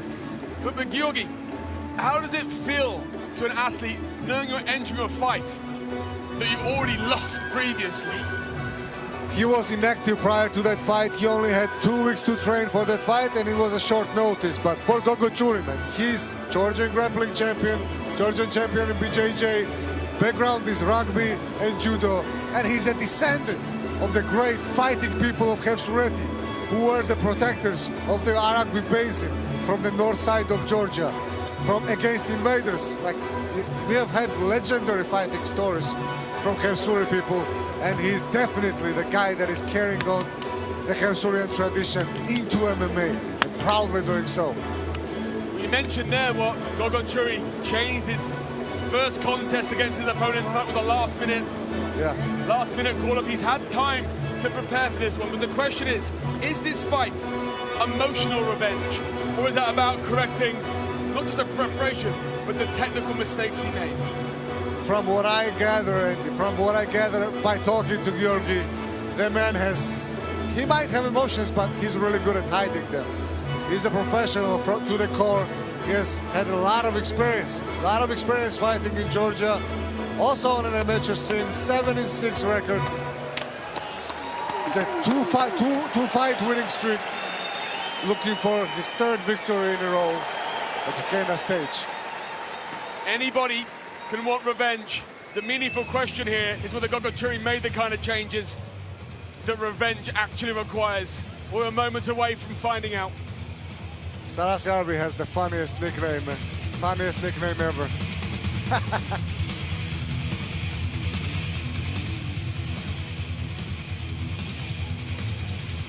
Marco Sarasiarvi is heading into enemy territory tonight, but he said this week he thrives on that. He's already holding a win over Gogochuri, as we mentioned, and here at Rkena too, he wants to show he can get it done even when the crowd is very much against him. He's had a calm demeanor all week. He's not bothered by the fact that Gogochuri has had a full camp. He's not bothered by all the excuses people have brought to about why he won that fight. He's come here to prove it was no fluke, to prove he is the better athlete. Can the absolute stud show that here tonight at Rkena 2? Sarasiarvi has a world of experience. He's a silver medalist at IMMAF World Championships, submission specialist fighting out of Susim. I messed it up, I'm sorry. Out of Helsinki. But the main takeaway about this man is that his IQ. He's very well educated, very smart, and smart in terms of building his MMA career, building as an MMA fighter. He's not scared of traveling. He's a full-fight Cage Warriors veteran. So coming here tonight to Tbilisi won't be too different, but man, the crowd in here is 10,000. I'm intrigued to see what the reaction is when we introduce them in just a few moments' time. He's going to be looking for a victory here as well. But when I spoke to Sarasiarvi, he mentioned to me that he doesn't really plan for these things. He just goes and sees what's going on and then relies on his preparation in order to pull out a W in this or that fight. He doesn't really plan ahead for these things. He just goes with the flow.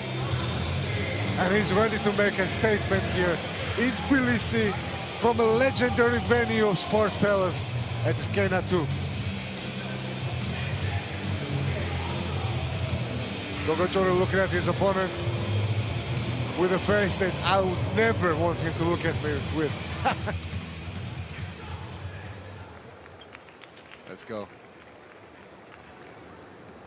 And he's going to officially introduce the featured bout on this preliminary card, Sarasiaru versus Gogochori.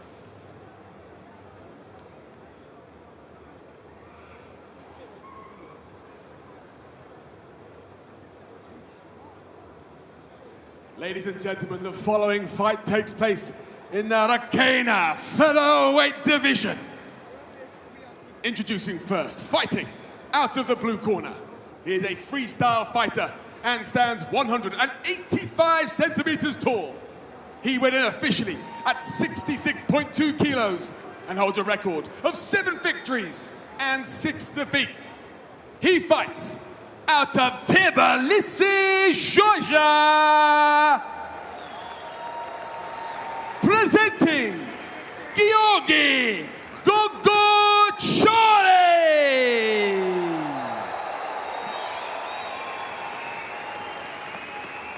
and his opponent fighting out of the red corner. He is a grappling specialist and stands 174 centimeters tall.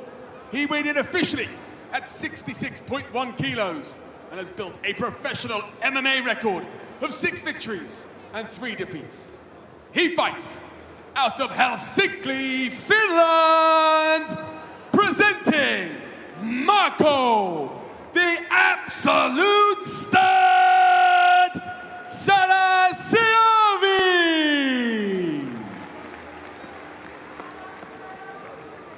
Your referee in charge, Alek Miliaku.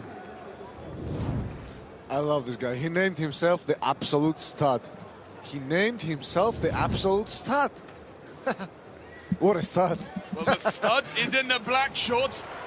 Gogochuri in the white. This rematch has been one of the focus fights of this weekend already. It's an aggressive Gogochuri. Gogochuri is not scared of Sarasiaru's grappling. Maybe that was a mistake. His hand is stuck right now. Since September, Gogochuri has fought relentlessly about that loss. He punishes himself for the lack of preparation. There was a mistake. There was a mistake. That hand is stuck really bad. That hand is stuck. Gogochuri's hand is stuck really, really bad right now. And he just practically gifted this position to Sarasiaru. We talk about mistakes in that first fight for Gogochuri. Has he made a crucial one here in the opening seconds? Look at the left hand, Andy. It's just tied up very tight. And right now, Sarasiaru is going to try to isolate the neck and sink in the choke. Gogochuri said he has visualized this fight time and time again since September. I gotta say, I don't think he's visualized this moment. That arm, that left arm, as you say, Georg, is in an awkward position. He's stuck in a crucifix, basically with his back to his opponent. Georgi trying to find a way free here. I mean, Sarasiaru has beautiful control right now. He's just patiently hunting for anything Gogochuri will give him. He is a submission specialist, so well versed on the ground. And he is unrelenting in the grasp of that left arm of Gogochuri. Gogochuri now beginning to get frustrated and the neck is given. That's a single leg, a single hand rear naked choke. Gogochuri's in trouble. 3 minutes and change on the clock. Plenty of time to work, Is it going to be a repeat of their he's going first to fight? slip. He's going to go to sleep. In real trouble He's going to here. go to sleep. He's going to go to sleep rather than tap. He found space. He found space. That left hand, I mean the ligaments in that hand, in that shoulder are going to be messed up, man. Messed up after this. The loss has been eating Gogochuri. And you can see what it means to him. He's not giving up. Despite the damage being done to that left arm, despite the choke being in, Gogochuri is finding something to stay in this. He's trying to get his hand back. He's trying to get his hand back. Right now, he's just trying to survive in the first round. There we go. He got it. Wow. The question is, what's damage has been done to that arm? Andy, I was about to say that this loss would have stunk much, much worse. Of course. There were not that there were excuses before, but Gogochuri had no time to prepare for that first fight. Short notice. This time he's had, well, since September to think about the fight. He's had a full camp. He's in his hometown. No excuses. Oh, but he has the neck. Marco Ciave sticking to his game plan here. The arm may have been released, but the neck is still within reach. I mean, I wouldn't grapple with him. I would not grapple with Marco if I were Gogochuri right now. I would just stand up, and try to bang.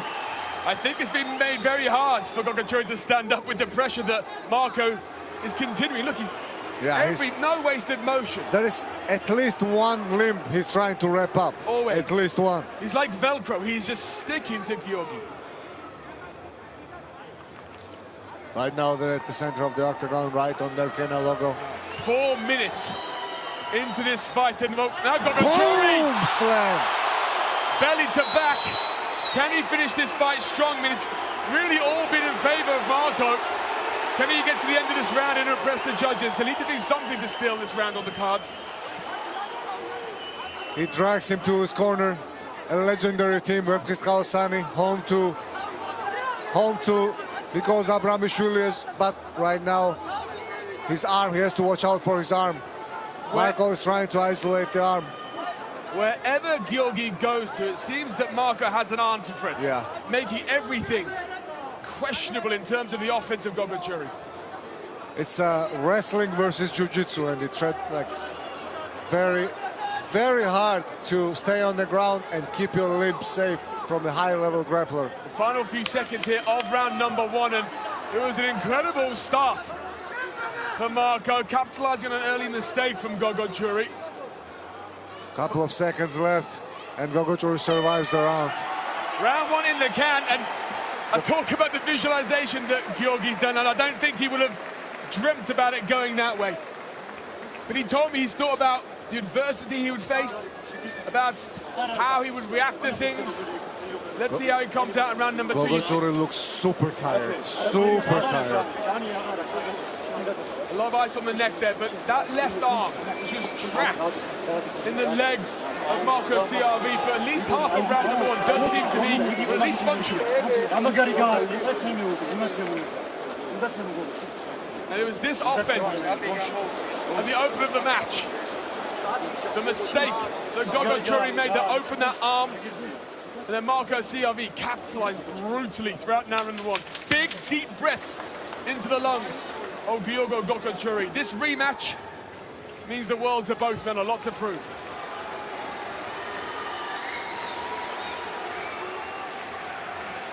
What a night of fights, Andy. Man, the suspense in this fight is crazy. This is top of the bill on our preliminary card. We've still got the whole main card to come. Yeah. I'm so happy right now. Alex Cowboy Oliveira will face off against Georgia's David Lopez in our main event, but right now it's Marco Ciave against Georgia's Georgi Gogochuri, and once again it's the strikes coming out early from Gogochuri. But he's tired, it's different now. He's slower in this round. He's not moving like a man that has energy to finish the fight with a KO. Marco Ciave looking more fresh, but this beautiful finish by he finished the takedown beautifully. Lovely strike, second the takedown, but is the ground where Gogochuri wants to go after seeing what happened in round number 1? Exactly. Good point, Andy, because very dangerous is Ciave on the ground. He's just, he can't he has an answer for every single movement of Gogochuri. And even now, just the little strikes coming through, impressing the judges. You've got to give round number 1 to Marco. And things here. Ciave looks way fresher, way fresher. And even though the arms of Gogochuri are still functioning. They are heavy after what he went through. Just trying to stay in the fight in round number 1. Gogachuri's cardio doesn't look good in this round, but he got the neck of Sarasiarvi. Let's see what he does with it. Lovely work here from Georgi Gogachuri. Doesn't have the position though. Just 24 years old, plenty of experience. He wants to show tonight that he's another Georgian standout to be watching. And the neck is taken by Georgi. But Sarasiarvi is protecting it well. But Gogachuri has to get his leg out of the net, out of the cage. Trying to get away with that one. The referee saw it. And that is that we can't quite see from our vantage point, but Sarasiarvi uses the cage to flip over. Gogachuri looks really tired, taking heavy breaths. And that's the left arm he's got around the neck, which really spent a lot of energy in round number 1 Bucket with that choke. arm. He's going for a bucket choke, but he only has one leg. That bucket choke is not getting finished.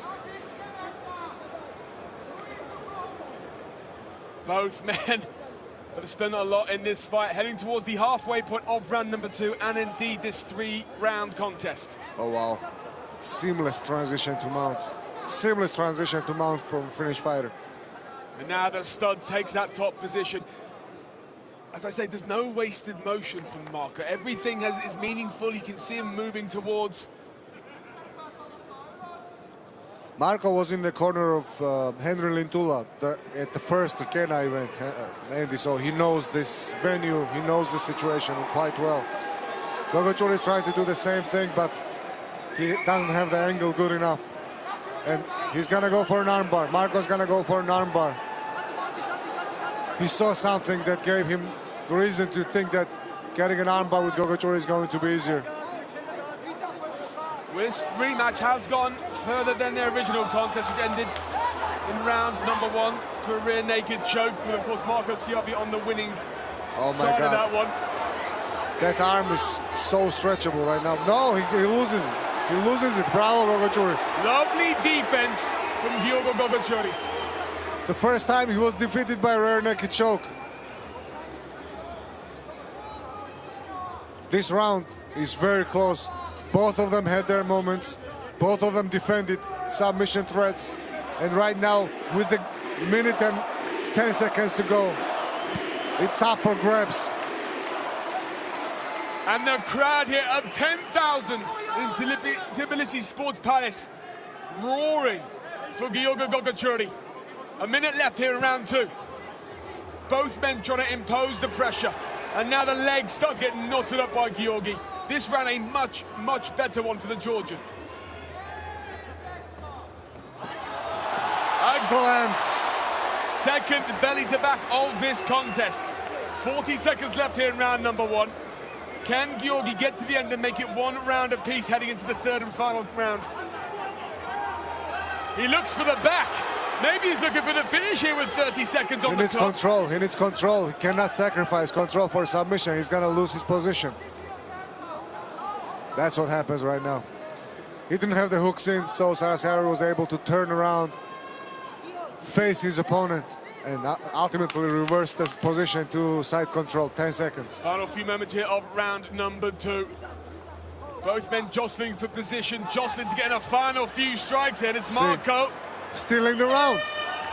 Gogachuri needs a finish in the 3rd, in my honest opinion. Did he steal the round? That was a much, much closer round. I think we can all give closer than the first one. Exactly. So I think neither man can rest on their laurels and think they won that round. It may well have gone to Georgi Gogachuri. We'll have to wait and see if it goes to the scorecards. Neither man, though, can be sure of where this fight is on the scorecards. Big, big breaths from both men. If you're in Marco's corner, what adjustments does he make? Get this to the ground. Get this to the ground. But Marco seems a lot tired. Looks like Gogachuri got less tired. He gained some energy in the last round, but Marco, look at it. Marco was much more on the defense. He looked much fresher. He looked much fresher in the first round, after the first round. He did, but I think round number 2, he was actually on the defense a lot more, and that has certainly started to take its toll. But we will see a 3rd round.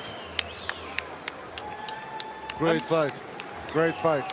Marco, intense. Looking to get the crowd into this one. Their first fight ended in the first round. Yeah. This one will see the third. Marco Sarasiavi against Georgia's Georgi Gogochuri. And they are heavy arms from Marco. He got punched with the right hand right now. Georgi is having something of a second wind. Yeah. And now, see, Marco is trying to take him down. Marco is trying to initiate the wrestling. If this one goes standing, I don't think Marco would have much in those arms. I think it's a dangerous position if this fight is standing. Let's find out. There ain't much mustard on the standing sandwich of Marco Sarasiavi. Head kick. Now striking combination. Another head kick there, he falls down. A slip from Gogochuri opens the door for Marco. Is that a second costly mistake in this fight? Yeah. First one came in early in the first round, and this one is just bad luck for Gogochuri. He slipped on the blood. Georgi was having moments there to open this round. Is that going to be a pivotal moment, not only in this round, but in this fight? This could have won Marco the fight if he is able to keep the fight on the ground from now on. If he's able to control, use his hooks, etc. If you're in Georgi's corner, you're saying do whatever it takes to try and get back to standing. Yeah, I'm saying build a frame right now. Build a frame and just. But it's easy to talk from here, Andy. But the man has zero energy left. I'm sure right there's now. a lot of people at home watching this saying, Georgi, just stand up. It's Yeah. not that easy when someone like Marco, who is Velcro, is all over you. Oh my God! Another rear naked choke incoming. Trying for he's gonna go for a rear naked choke for sure.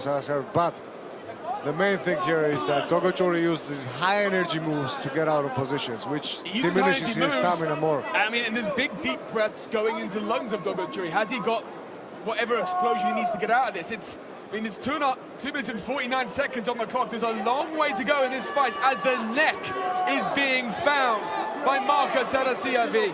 Well, he put his opponent in a better position right now. You see that triangle on the body? Sarasiavi didn't have the triangle at the beginning of that move. Now he can just stay there, take his back, because he already has one round in his pocket, and just work towards winning this round. But that's not how Sarasiavi is built. He's going to look for the finish. Tbilisi is trying to drive some energy into their man, Georgi Gogochuri. But right now, it is stalemate on the ground with Marco trying to find the neck, trying to do the rear naked choke for a second time.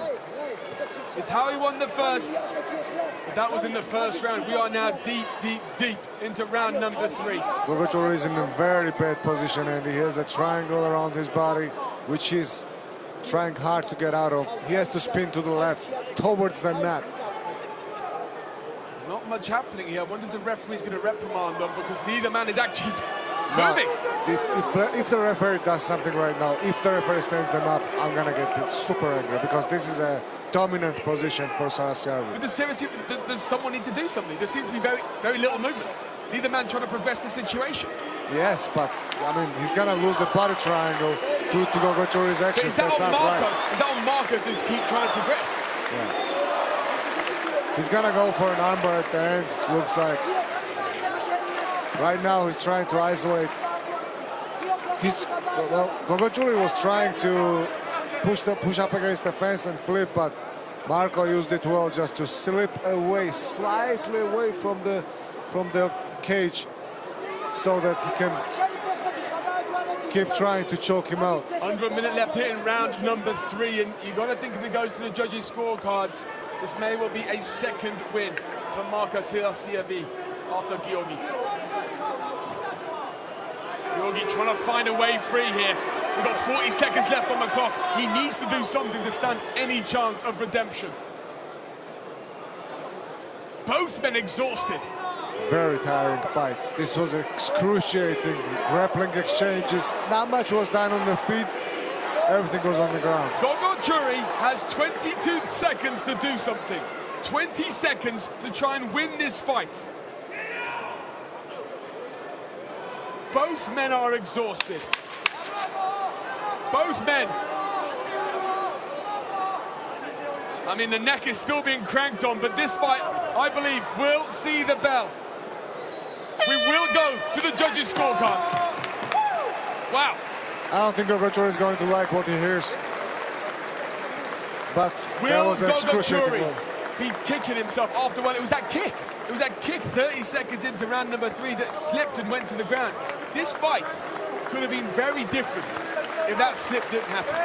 And if he didn't get his left hand stuck in a triangle at the beginning of the fight.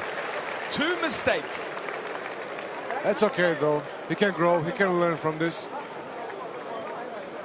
But all respect to Sarasiari, he didn't want to leave any questions. He wanted to defeat his opponent in his optimal shape with enough time to prepare and everything. So he came in Georgia and did just that. We are going to go to the judges' scorecards. And do you know what? I've had bigger surprises. But we do think Marco may well be taking this one. And it will be a second victory over... Gogochuri had his moments on the feet, but...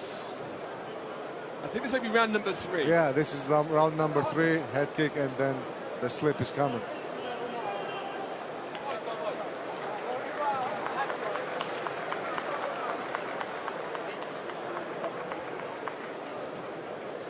We are still waiting for the judges' decision.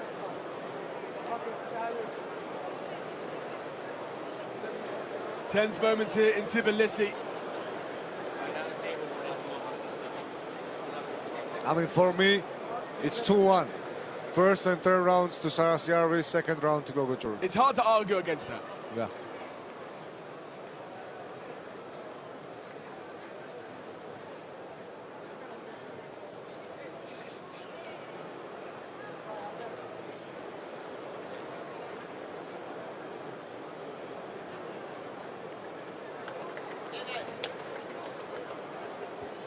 Let's see once again the highlights of the fight. He was looking good with his hands, but well, ladies slipped. And gentlemen, after 3 rounds of action, we go to our judges' scorecards. All 3 judges scored the bout for the same person. 29-28, 29-29, and 30-27.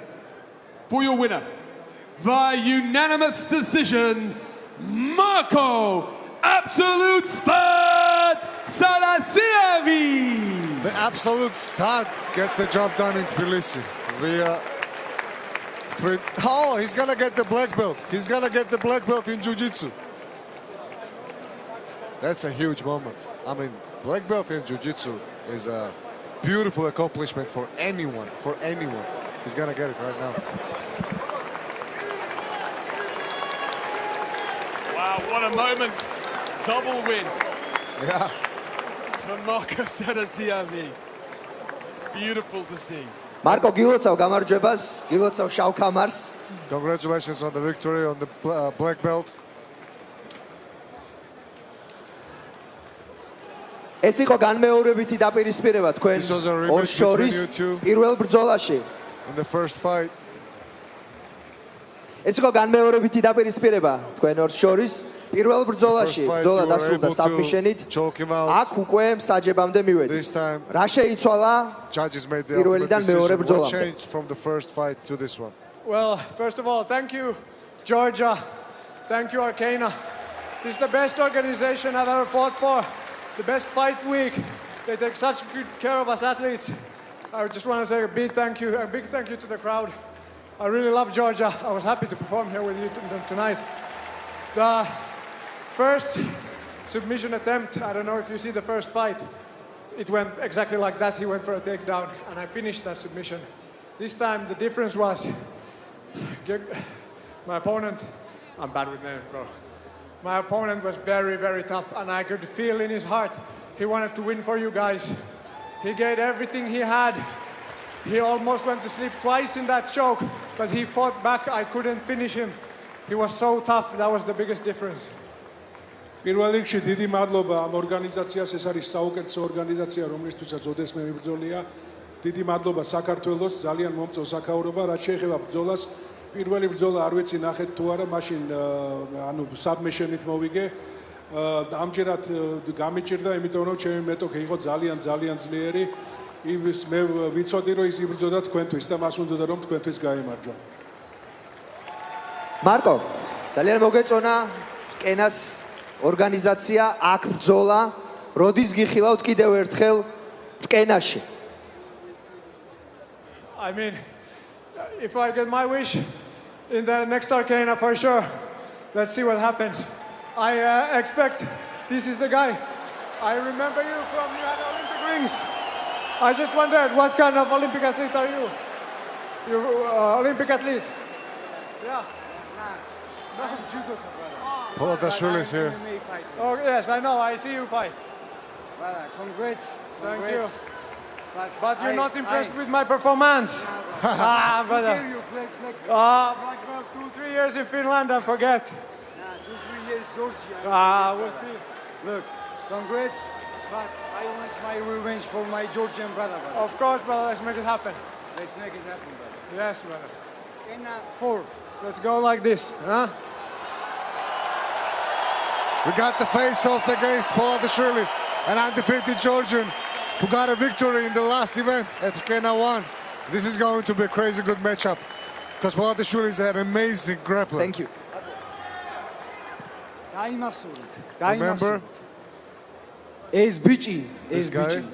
შემდეგ Next fight. ჩამოსვლაზე His next საქართველოში. visit to Georgia. აქედან დამარცხებული და გულნატკენი He's წავა. gonna lose. საქართველოს He's gonna გაუმა. leave with a No loss. disrespect, but this is my moment. I earned this. Yeah, I agree. მარკო სარასიარვი. Get it signed. Get it on the card. Yeah. But indeed, this is Marco Sarasiavi's moment. Not only a victory, but a Brazilian Jiu-Jitsu black belt. Already a black belt. Man, what a night. And that wraps up our preliminary card. That's just the prelims, Georgi. Yeah. Now we get to hear some great music. You're and singing? then the main card. You're singing Yes. great. Get in the cage. I'll give you Then my I mic. would remove the word "great" from that from that combination for sure. Let's go for that ending. Let's go for the halftime show, and then let's go for the main card where Lord Kipanidze will face off against the ex-UFC superstar, ex-UFC star, Alex Cowboy Oliveira. We had 5 fights. First one ended in a submission by Rasha 20 Meski. seconds for the Yeah. YouTube sensation. Trains out of Las Vegas at a great At Mirab's gym. gym, Syndicate MMA. Then there was Kalandadze who got a ground and pound W. You see what it means Afterwards- to all of these fighters, and then this was simply a bloodbath. Air chill. Mamuladze air chill. That's it's crazy. Cut, and then Mamuladze tried everything, but at the end, The beat resilience, him. the resilience of air chill was just something to behold. And I mean, the mat is crimson, and I tell you what, that blood may have paid in to Georgi Gogochuri's loss. slip. Yeah, for sure, man. It's crazy how in this world things happen. Moments out of your control occur. There was another Chocobo. scintillating win. Yeah, Chocobo for got the guillotine choke here, and The record still stands though. 12 Yeah. seconds. 12 seconds. I think he went a minute and a half on that one. and Will then he get the bonus? and then Gogochuri lost his second fight with Sarasiarvi at home turf.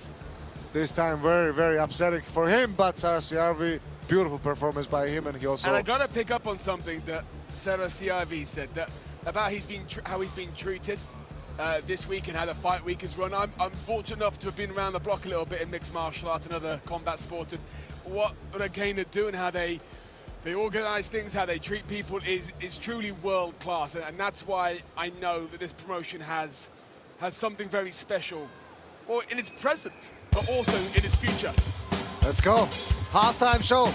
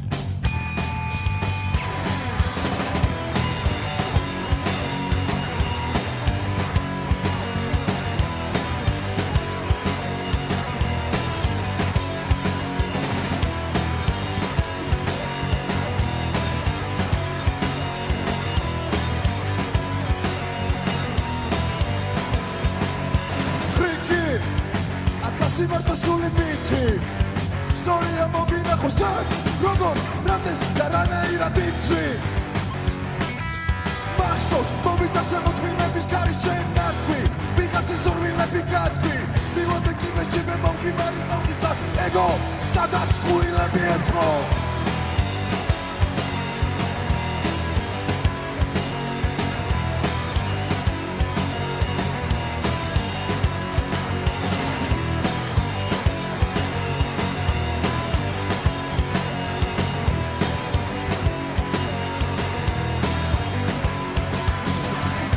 სამარხი ფეხი ამებდა ფრიგინანახი ნაკება ხანკამათი ყვალი არქება ფრიგინანახი გოსმაკატრი გვერდი აცვება მოდი ქარავნის გალე ხანდება ნაკამათი ყვალი არქება ფრიგინანახი ფრიგინანახი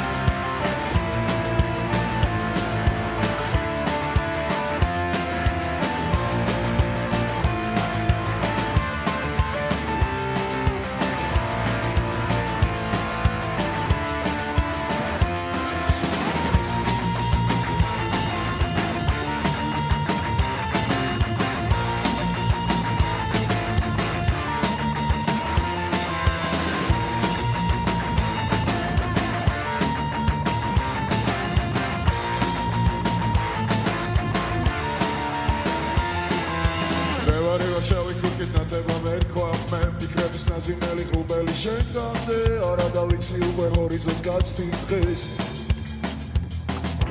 რაკისოლის სამშობლო ფეხები გამიწვე მომეცინება და გიმახსოვრო ამით მე ბალები შენი მუქი დაგოჯას აფირი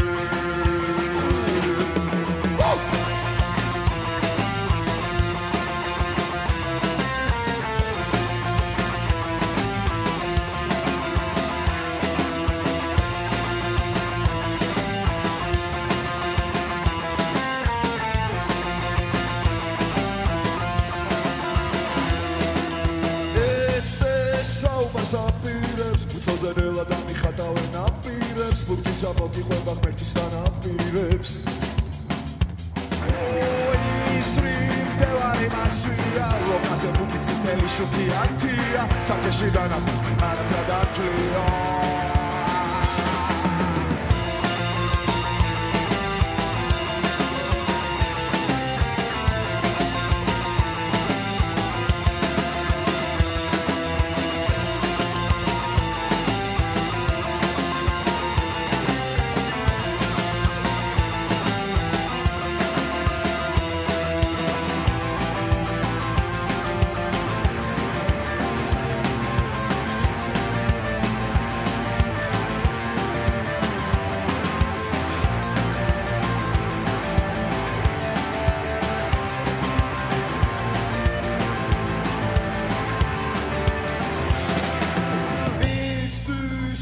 საპირეს ფურცაზე ნელა და მიხატავენ აპირებს ლურჯიც ამოგიყვება ღმერთის დანაპირებს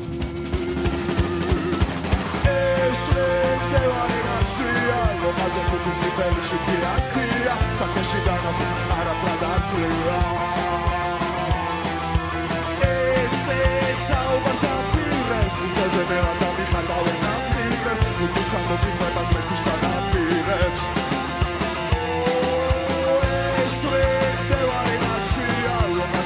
წითელი შუქი ათია საკეში დანახო არაფრად ათვლია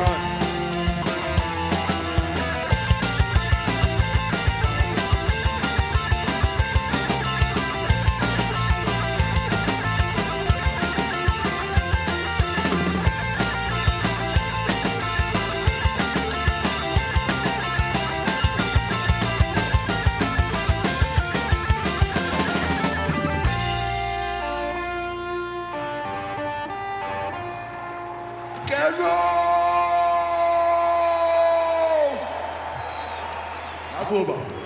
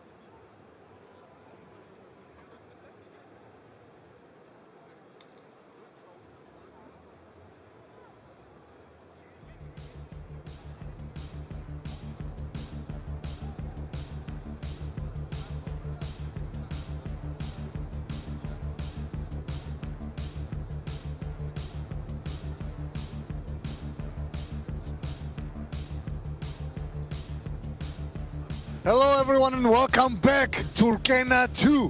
We had some sick preliminary fights and the main card is here and we're all gearing up for Oliveira versus Lotkipanidze, the main event of tonight. We are here at the iconic Sports Palace in Tbilisi, Georgia. A heck of a preliminary card. I mean, felt like a main card, to be honest to you, Georgi.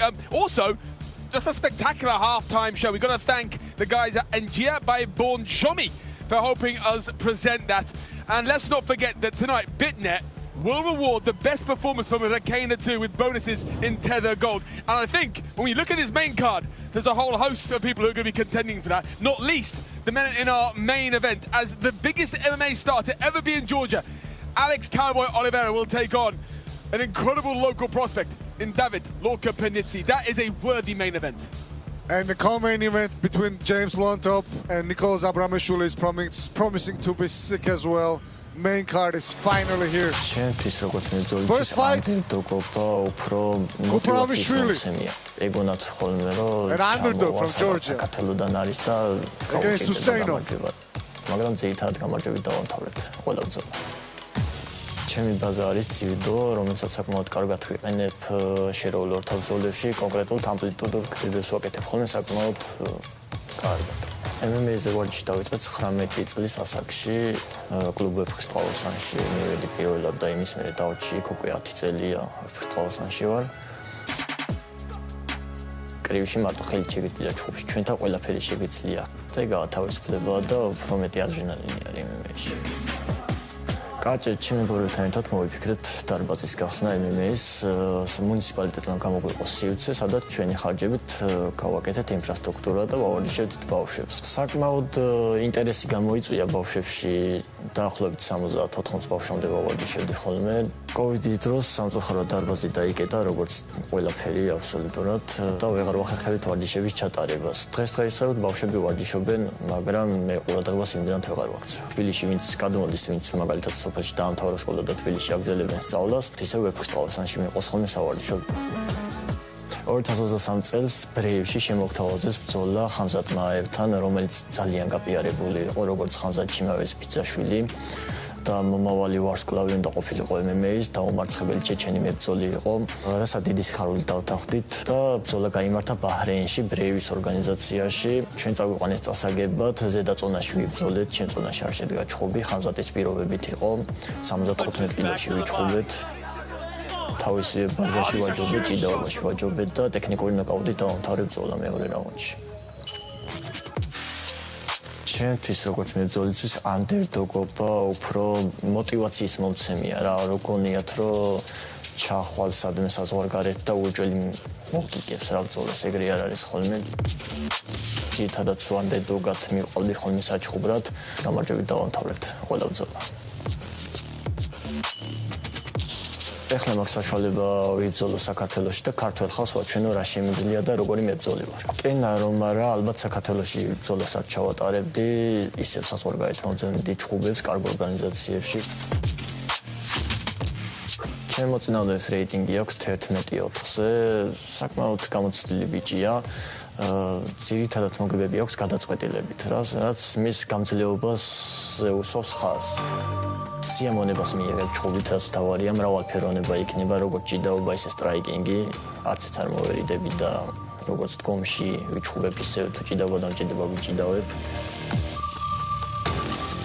მოკლედ სიამონებას გვერდებით რა, არ მოიწყენ ჩხუბზე.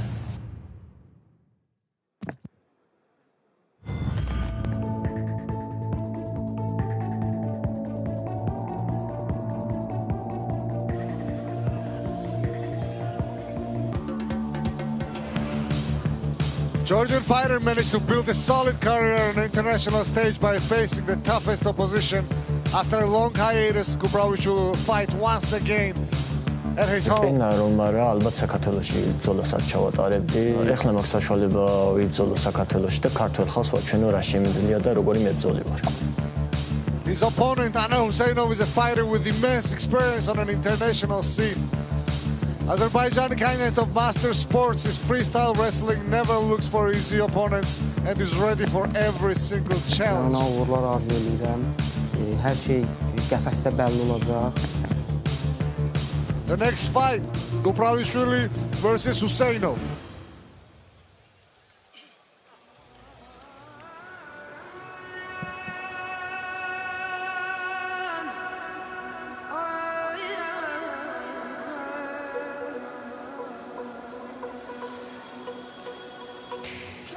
Azerbaijan's Anar Huseynov welcomes us to our main card here at Rkena to 100% finish record for the Black Tiger. He's Azerbaijan's MMA champion, but still something of an unknown quantity. And Georgi, how do you prepare for someone when you haven't really got much data on him?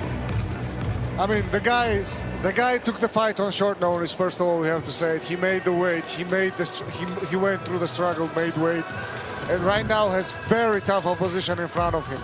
I'm not sure how good his wrestling is, but it's going to get tested in this fight 100% because Gupravishvili is just sick. We know how they breed him in Azerbaijan. These guys are tough.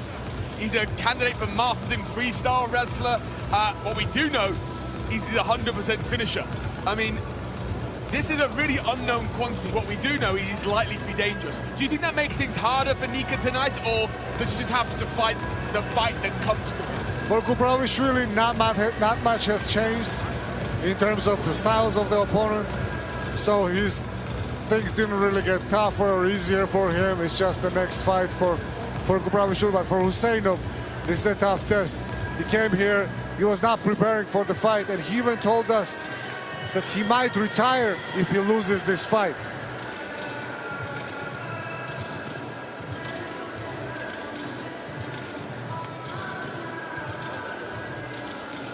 Very tough test for Huseynov. But Huseynov has arrived here without expectation on his shoulders, and we see sometimes fighters who come, their last-minute replacements, and let's be honest, not so much as expected of them, with that freedom becomes flow, and they sometimes do very special things. Dangerous, that's how I would see. Low expectations sometimes lead to great things. I've told many of my girlfriends that.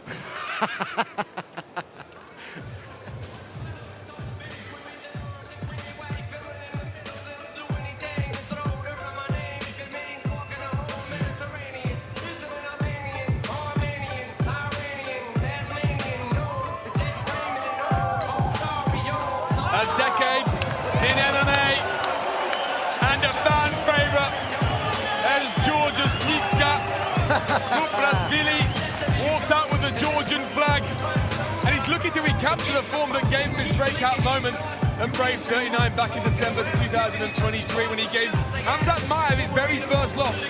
A reputation as the hardest worker in any gym he enters. How does Nika transfer that work ethic to consistent results inside the cage? Gupravishvili, Andy, has a huge smile on his face, and he's participated in grappling, bare knuckle, MMA events all across Georgia and outside of our nation. Georgian national MMA champion, last 4 wins by KO and TKO, judo black belt for the guy, judo black belt. But transitioning from judo to MMA, as he says, was quite seamless. Because it's... Hey, Lasha Meski made it look easy in the opening bout of the night. There's levels to this, Andy, as you will see. There's levels to this. Gupravishvili, for me, the most impressive fight by Gupravishvili was against Hamzat Maiev, where he defeated a cousin of Chimaev by wrestling in the game that he was supposed to lose. But he was just dominant in terms of wrestling. This is a very softly spoken individual. Yeah. And he's just 29 years old still, but he feels like a grown man inside this sport. 10 years of experience. MMA runs through his veins. The VT before this talked about how he gives back to the local kids here in Georgia. He really is passionate about this sport and giving back. But tonight, he is refocused on himself and living up to all of the potential he has shown in the past. Gupravishvili is the man that took out a loan and built a gym for youth in his village. 6 years older than his opponent is Gupravishvili. He has an advantage in height for 3 centimeters.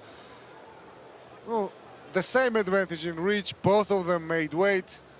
8 identical records. Anar Huseynov versus Nicolas Gupravishvili. Georgian versus Azerbaijani fighter. And he's about to introduce the first fighters of the main card. Ladies and gentlemen, welcome to our main card here at Rkena. We begin with a fight in the welterweight division. Introducing first, fighting out of the blue corner. He is a freestyle wrestler and stands 177 centimeters tall. He weighed in officially at 77.3 kilos and holds a record of 8 victories and 4 losses. He fights out of Kazakh, Azerbaijan. Please welcome the Black Tiger, Anna Huseynov.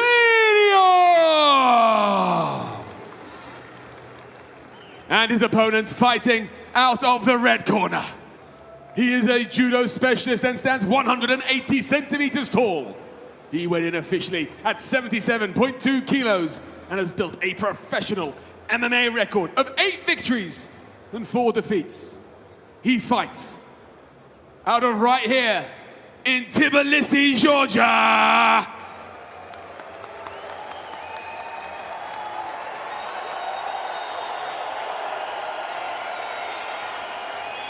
This is Nika Kuprashvili.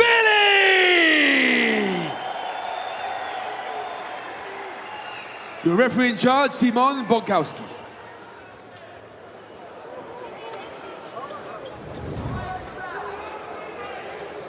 The Georgian athlete, Nika Kuprashvili in the black shorts.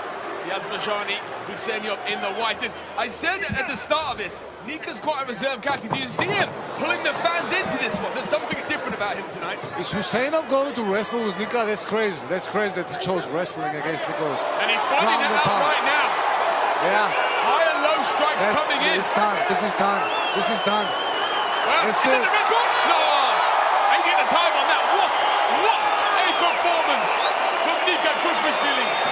Nika Kuprashvili gets it done in the first round at the opening seconds of the fight. A statement by Nika Kuprashvili here out of Rkena 2. Man, the short notice fights against heavy wrestlers does not work. Does not work. It's really tough. Really hard to pull off something like that against a very high-level wrestler. You called it from the opening moment. As soon as Anwar tried to go to ground, game over.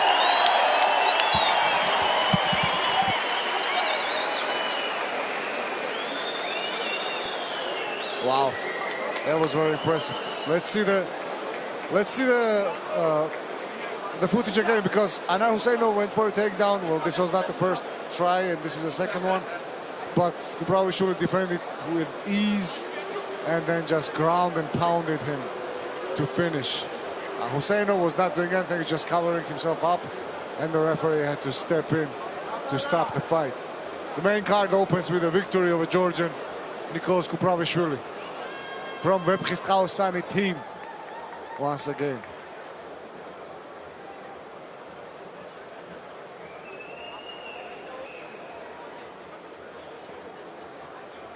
Well, ladies and gentlemen, the referee calls a halt to this bout in 23 seconds of round number 1. Declaring your winner via TKO, Nika Kuprashvili. TKO victory for Kuprashvili at home. What a moment for the Georgian warrior. What a smile. გილოცავ რკენას დებიუტს და ასეთ გამარჯვებას. როგორი გრძნობა ამ გალიაში შენი ხალხის წინაშე ბრძოლა და გამარჯვება. ყველას მადლობა გულშემატკივრობისთვის. ძალიან სასია მონუა ქართულ აუდიტორიასთან ერთად ბრძოლა. მიყარხართ. განსაკუთრებული მადლობა ჩემ გულს ვეფხისტყაოსანს და ჩემს პარიპატრიოტებს, ჩემს წნელებს. მადლობა ყველას. ნიკა მარცხიდან ბრუნდებოდი და ფსიქოლოგიურად ალბათ ძალიან მნიშვნელოვანი იყო დღეს აქ მოგება. მაგრამ ელოდებოდი რომ ასე დაიწყებდა შენი მეტოქე, თავად შეეცდებოდა ჭიდაობის თავზე მოხვევა შენთვის.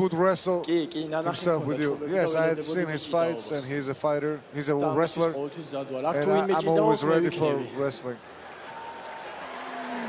და ბოლოს ტრადიციული შეკითხვა ეს როდის გიხილავთ კიდევ ერთხელ კენაში ნაცმალე მით უკეთესი as soon as possible არანაირი ტრავმა არ მიღლილი არც გამღლილი ვარ UFC-ს მოჭუბარი მინდა შემდეგი I want a UFC fighter next ნიკოლას გუპრავიშვილი a huge W for the Georgian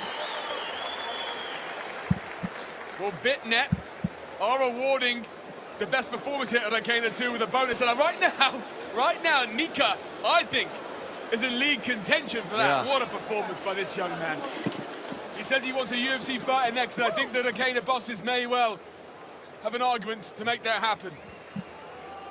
Andy, you know what's going down right now, right? Talk to me, Georgi. Second international fight. Tato Primera versus Lucas Batista, a Spaniard against the Brazilian. Spaniard that prides himself being from Canary Islands. He got mad at us for saying Spanish. Canary Islands is a great place. I'd be proud if I was from there. Go on holiday there sometimes, great. You should go on holiday there, it's great. I like it here, colder. I'm not sure they're using SPF high enough for your skin. I'm too white for this. I mean, just like we started the prelims with a very quick finish, that one. Yeah. 23 seconds, 12-second record though still intact. I think it's going to be a while until that one's broken. That record is going to be pretty hard to break, trust me. Unless you put me in there with anyone, and then you know.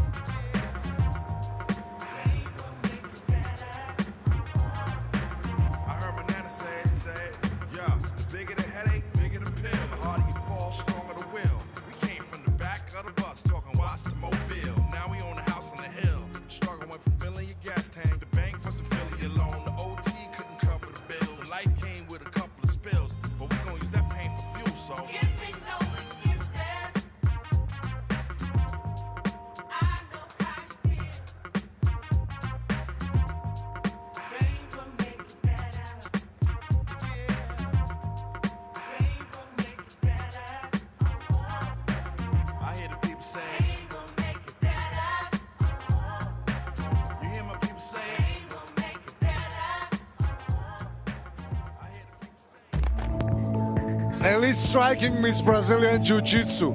Tato Primera versus Lucas Batista. Spanish fighter Tato Primera with his heavy boxing and finish-oriented style promises a guaranteed show for the audience. El Espectáculo will compete in his 38th career fight. Lo que he visto de mi rival, que es un rival fuerte, es explosivo, es brasileño, todos sabemos de la pasión brasileña que ponen en cada combate. Tengan claro que yo, por mi parte, vengo aquí a llevarme la victoria, lo voy a dar todo, estoy muy motivado y muy enfocado.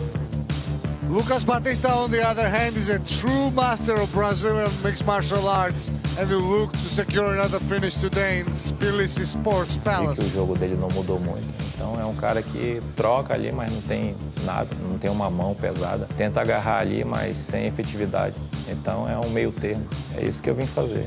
Eu vim aqui para lutar e mostrar para eles a minha força. E pode ter certeza, se eu não nocautear, eu vou finalizar. True clash of styles at Rkena 2. Tato Primera versus Lucas Batista.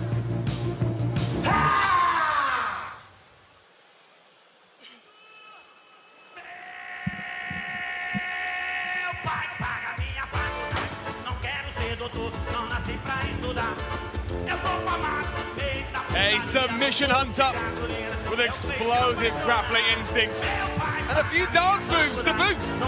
Lucas Batista is a textbook Brazilian athlete. 7 of his 8 wins come by stoppage, and he's got a real skill set of using his Muay Thai background to set up openings for those submissions. And if you saw him yesterday at the weigh-ins, you'll know he is absolutely chiseled, a big guy for this weight. And Lucas has been fired up all week in preparation for this one. The long journey from Brazil hasn't affected that energy inside him.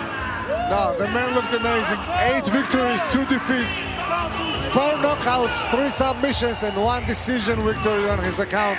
And he has been knocked out twice. All of his losses are due to a finish. In the last 4 fights, he has won 2, lost 2. But prior to that, he was on a vicious cycle of victories until up to 2022. This fight is all about contrasting styles. We've got a Brazilian submission hunter against a Spanish striking veteran. Really, it will be a story of who could implement their game plan and their style the most. I mean, I talked in the guide, I'm not sure if you can get 0% body fat, but if you can, Lucas Batista is there. Even though he says that even though bodybuilding is kind of too bad, lifting weights is too bad for MMA, he still does it quietly sometimes. It's important for the man to look good and to choke people out. Lucas Batista has an aggressive, explosive style. He likes to control his opponents through pressure, submissions. His grappling is a central weapon to his arsenal. And this is going to be a very interesting clash of styles. I talked about him being a textbook Brazilian athlete. I think he's a textbook Brazilian. Look at him. It's a party atmosphere here inside the Sports Palace in Tbilisi, Georgian. He is relishing every moment of this walkout. Lucas Batista enters the Rkena cage here.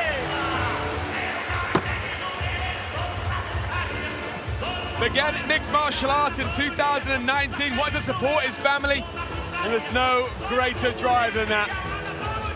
And a man who loves what he does is a very dangerous competitor.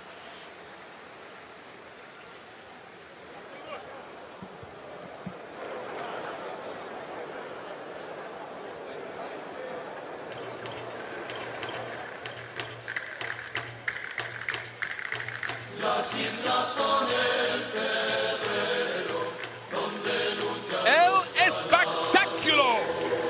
Tato Primera makes the walk for his 38th. Yeah, you heard that, 38th time. His huge experience is matched by his huge striking power. In contrast to his opponent, he is a stand and bang specialist. 13 knockouts on his record, and a CV that includes Cage Warriors, Octagon, and WOFC. The only person on his card with more experience is in our main event, that's Cowboy Oliveira. So not a bad name to be surpassed by. No, and this guy, I mean, when we spoke to him, even though he resides on Canary Islands, island hops for sparring partners. He cannot find enough sparring partners on his own island.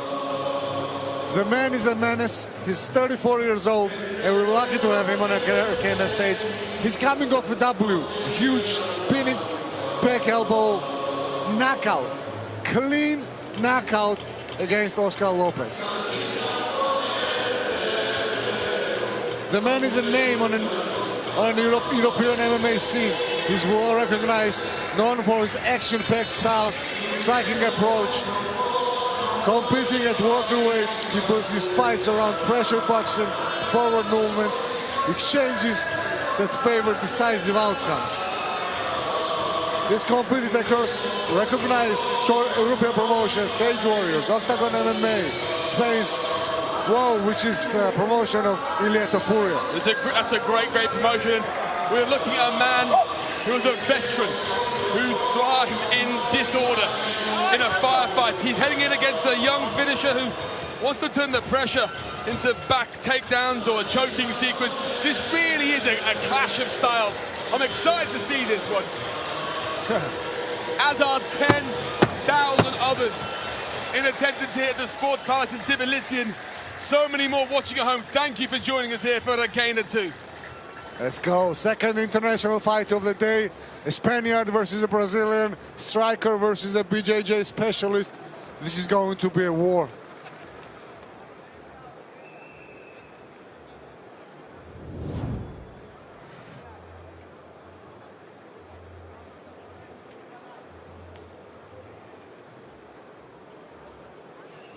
Five years older is Primera. 3 centimeters advantage in height for Batista, 8 centimeters in reach for Batista. That's gonna come in handy against the striker. They both made the weight. Ladies and gentlemen, here's Andy. The following fight is scheduled for 3 5-minute rounds and takes place in the Rkena welterweight division. Introducing first, fighting out of the blue corner. He is a Brazilian Jiu-Jitsu specialist and stands 180 centimeters tall. He weighed in officially at 77.6 kilos and has built a record of 8 victories and just 2 losses. This man fights out of Tbilisi, Brazil. Please welcome Lucas the Killer Batista.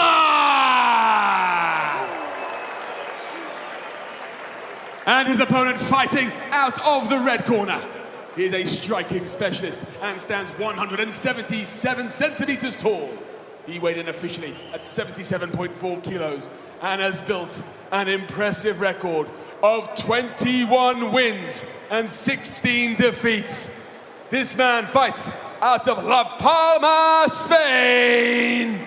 This is El Espectacular Tato Primera.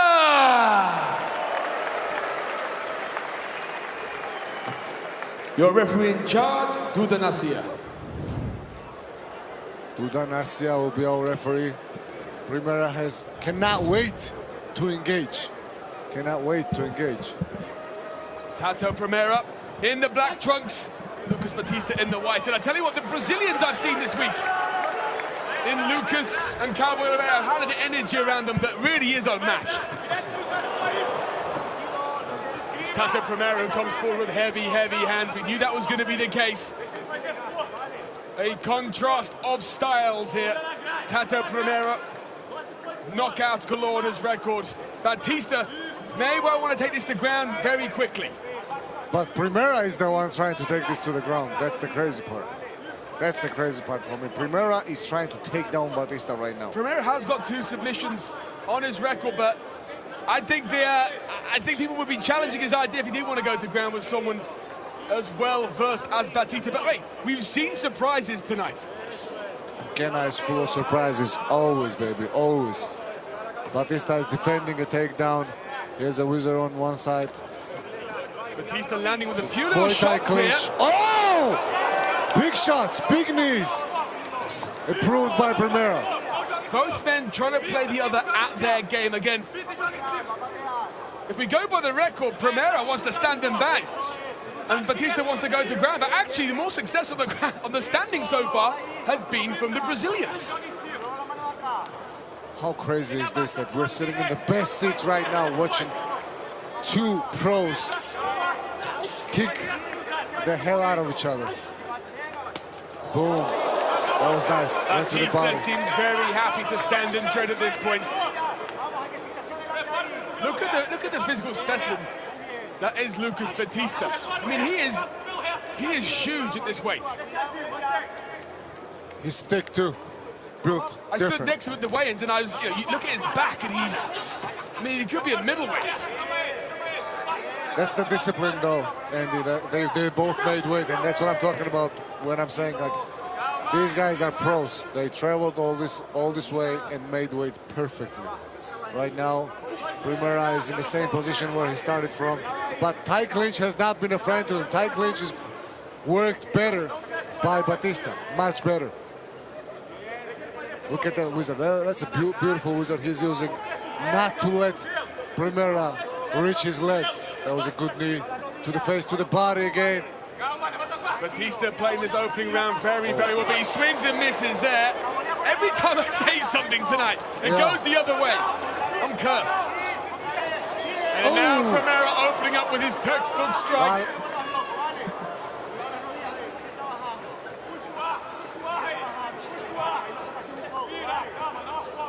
Primera is just, I don't think he's trying to take him down. I think he's just trying to stick him to the cage and keep him there, but he got kneed.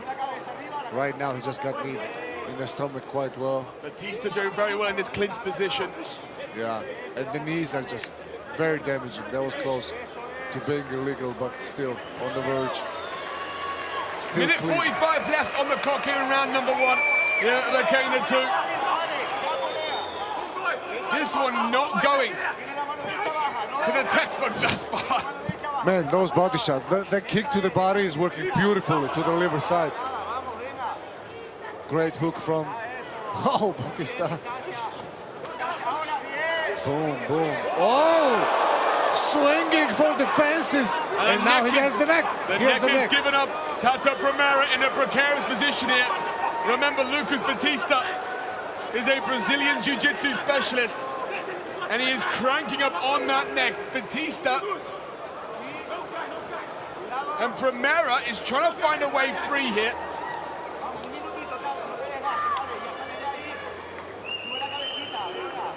I don't think Batista has that fully on just yet, and indeed switches round and goes to ground. And this is where we thought that Lucas Batista would have the advantage, and I see blood now on the face. Yeah, you can see the damage on Primera's face. Primera.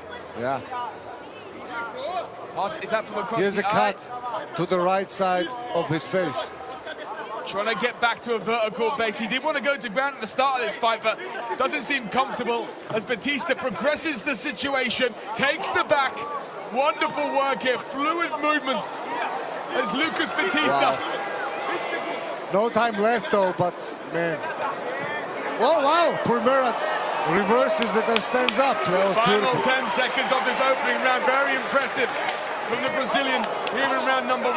That was a beautiful short elbow from Batista. Primera going forward.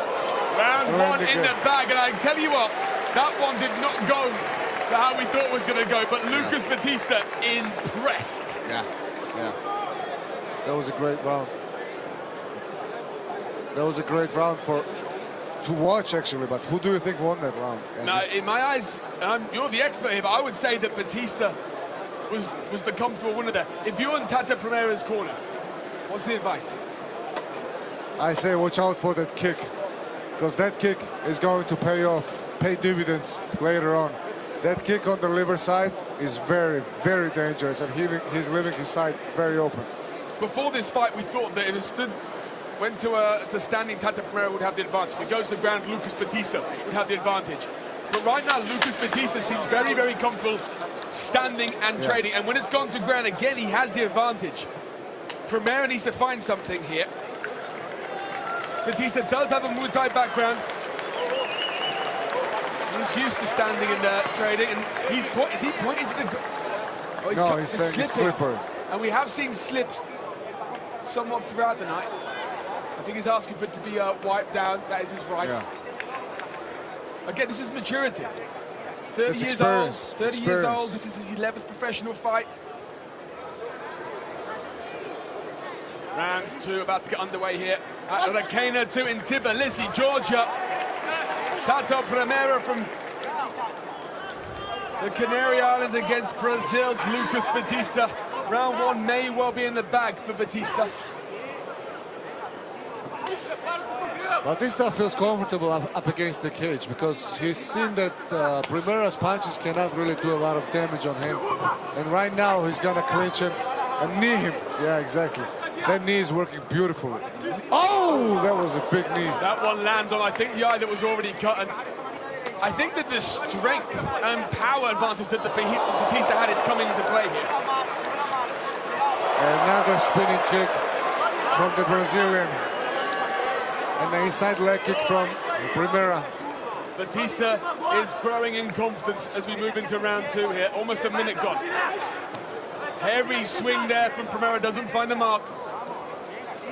You know what? For me, the main problem of Primera is the lack of combinations. And if he throws punches, see now as soon as he did the combination, he was successful. He has to pile on 4 or 5 shots. He has the ability to do that. It's a much better round here from Primera. Primera a lot more feints leading into his striking. I think he's settling into what he knows best. I think maybe something happened in that first round. He was shocked.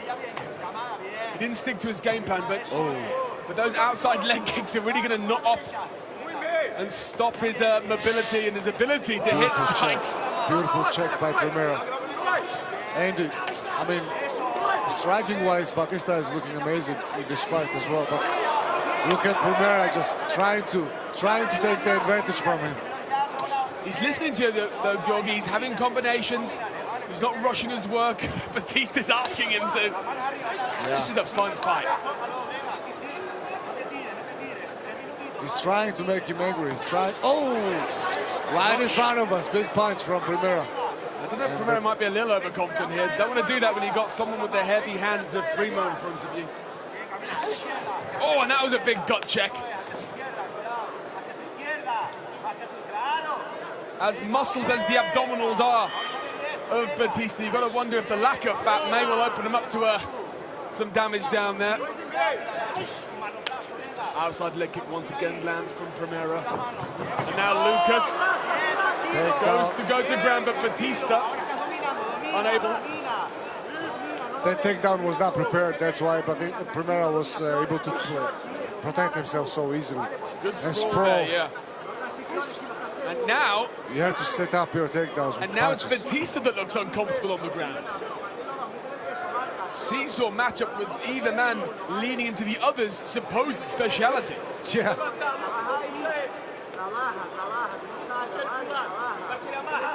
Minute 55 left here in round number 2. 37th professional fight of Tato Primera, and we're showing that experience. He didn't have the performance he perhaps wanted in round number 1. He's come out and he's starting to execute here.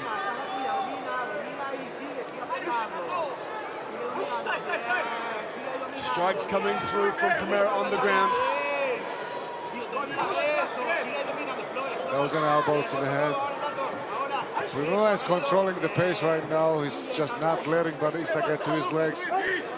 But Batista is just staying there. He's happy to stay there. Is this Batista conserving energy, or he's not feeling the danger? I think it's Batista hunting for a position, hunting for a bottom position. I mean, yeah, but Primera just holds the back. He's gonna stand up, of course.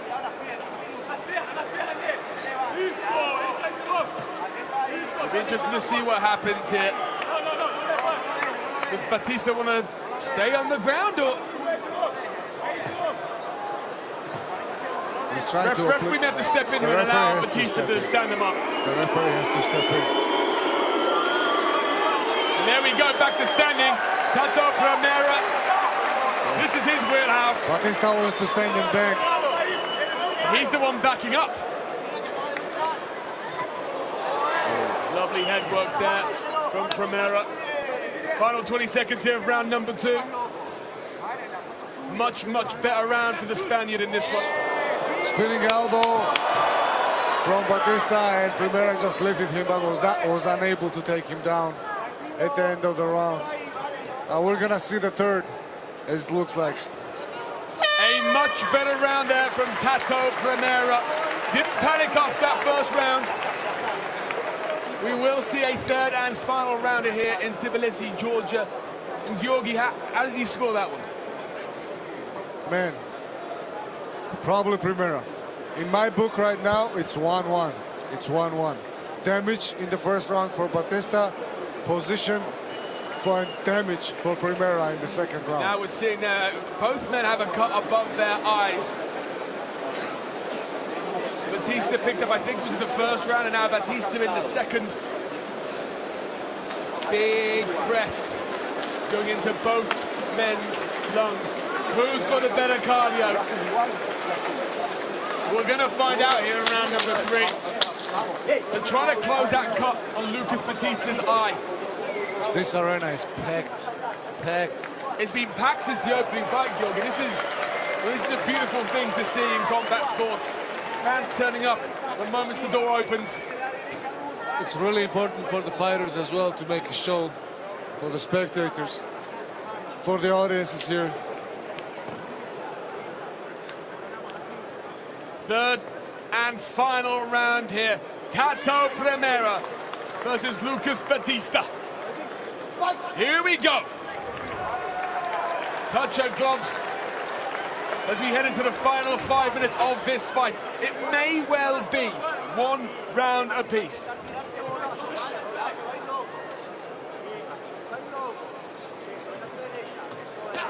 There's Primera fighting from the back foot here in the opening moments of round number 3.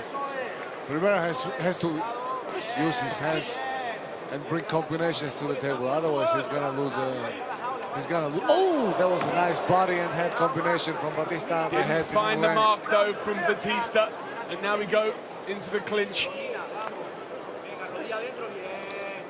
Throughout this fight, this situation has seemed to favor the Brazilian. But it's Primera who's really trying to work for a takedown here. Some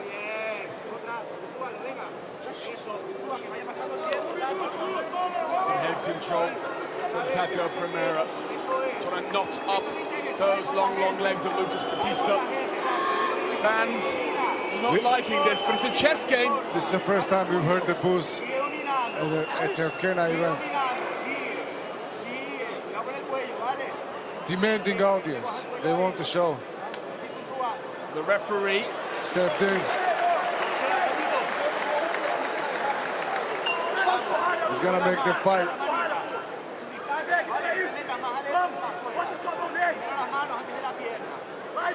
Oh! Lots of faith from Primera, but he's the one who eats a left hand on the jaw.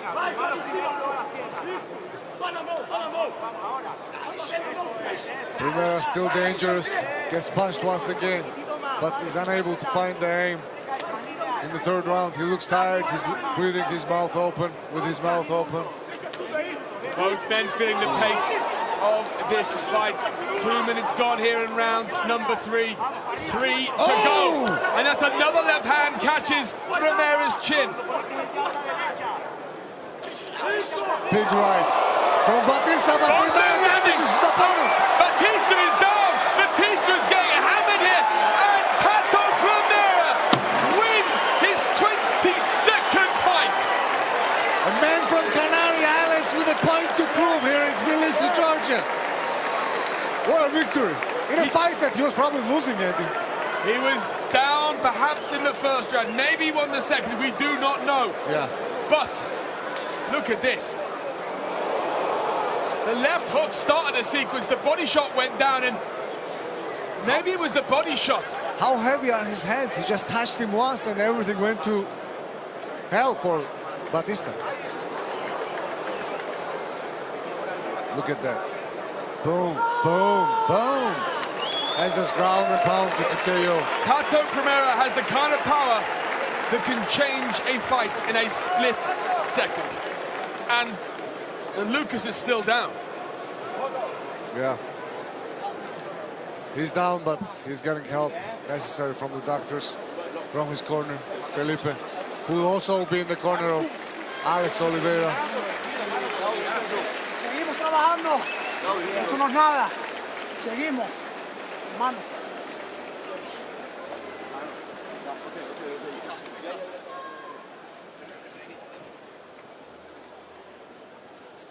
Well, ladies and gentlemen, our referee holds the action at 2 minutes and 48 seconds of round number 3, declaring your winner via TKO. El espectáculo Tato Primera. Tato Primera gets the W, gets the job done. We're gonna see his interview right now.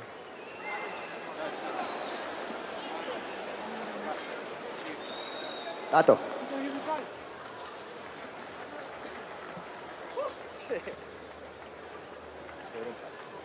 Mindia Tsiklauri is going to Tato გილოცავ ამ გამარჯვებას. ძალიან ეფექტური გამარჯვება იყო. როგორ ფიქრობ, რომ არა ეს ნოკაუტი? ბრძოლა მიყავდა შენსასარგებლოდ დასრულდებოდა? Bueno, pues habíamos hecho un trabajo de desgaste.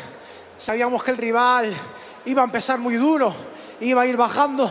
La idea era mantener una velocidad que él no fuese capaz de seguir. Y como ya dije en las entrevistas, después del asalto 2, solo iba a haber un hombre en la jaula y ese era Tato Primera. თავარი იყო რომ შემენარჩუნებინა ტემპი, რომელსაც ის ვერ გამოყვებოდა და არ შემენელებინა ბრძოლა და საბოლოო ჯამში ისე დამთავრდა როგორც ველოდი. თავიდან დაიწყო ჭიდაობა. სად რომ მეტოქესთან გეჭიდავა, თუმცა საბოლოო ჯამში გამარჯვება მაინც ფეხზე მოიპოვე. Due to striking.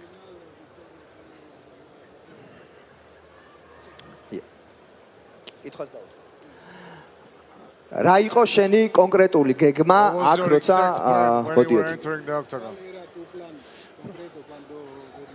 La idea, habíamos visto sus peleas. Él sabíamos que buscaba luchar en la jaula. En la jaula conmigo poco tienen que hacer porque me manejo muy bien ahí. La idea era después de unos asaltos de lucha en el que él bajase su cardio, empezar a trabajar boxeo explosivo y eso es lo que hicimos y funcionó. თავარი მოვდიოდი იმ გეგმით რომ მემუშავა plan was to work a lot. ტემპი არ შემენელებინა და საბოლოო ჯამში ყველაფერმა გამოიღო შედეგი. And get the W. მადლობა ამ სანახაობრივი ბრძოლისთვის. ძალიან გაგვიხარდება თუ კიდევ გიხილავთ რკენას გალიაში. In Rkena cage in future. Muchísimas gracias a la liga por la invitación. A mi gente de la isla que yo sé que me está viendo. Venimos de un gimnasio pequeño, muy humilde, pero soñamos grande y trabajamos duro. Nos vemos en la cima. დიდი მადლობა და მინდა მოკითხვა გაუგზავნოთ ჩვენს პატარა კუნძულს, ჩვენ არა ვართ დიდი კუნძული, მაგრამ we're a small territory. კაი ხალხი ვართ თუ და. And we're Tato Primera. Beautiful job by Tato Primera. Beautiful victory in a fight that turned out, I bet, harder than he expected. All right, Andy. All right. All right. This is going thick and fast tonight. Rkena too is delivering. Those who thought that first event was just lightning in a bottle. Lightning is striking twice tonight. We got 2 bottles. 2 lightnings, 2 bottles. You've always got 2 bottles. That's what I hear. 2 40s. And I think it's going to be time to crack one open after this main event comes on. And just a spectacular performance there. Just the patience, the resilience, and the experience of Tato Primera. Yeah. I mean, great W for the Canary Island native. And now we move on to an undefeated Georgian, Gocha Shainidze, making his Rkena debut against Fakhriddin Jumanazarov.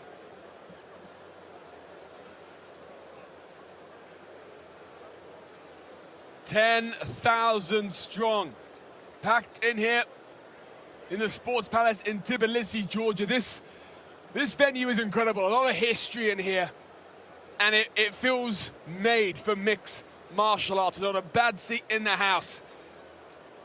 If I wasn't here cage side, for sure, I'll be in one of these seats.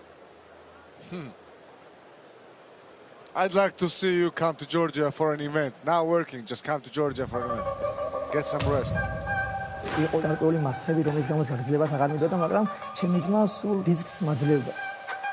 გოჩა შაინიძე 23 წლის ვარჯიშობ ბათუმში, ბათუმის საბრძოლო აკადემიაში.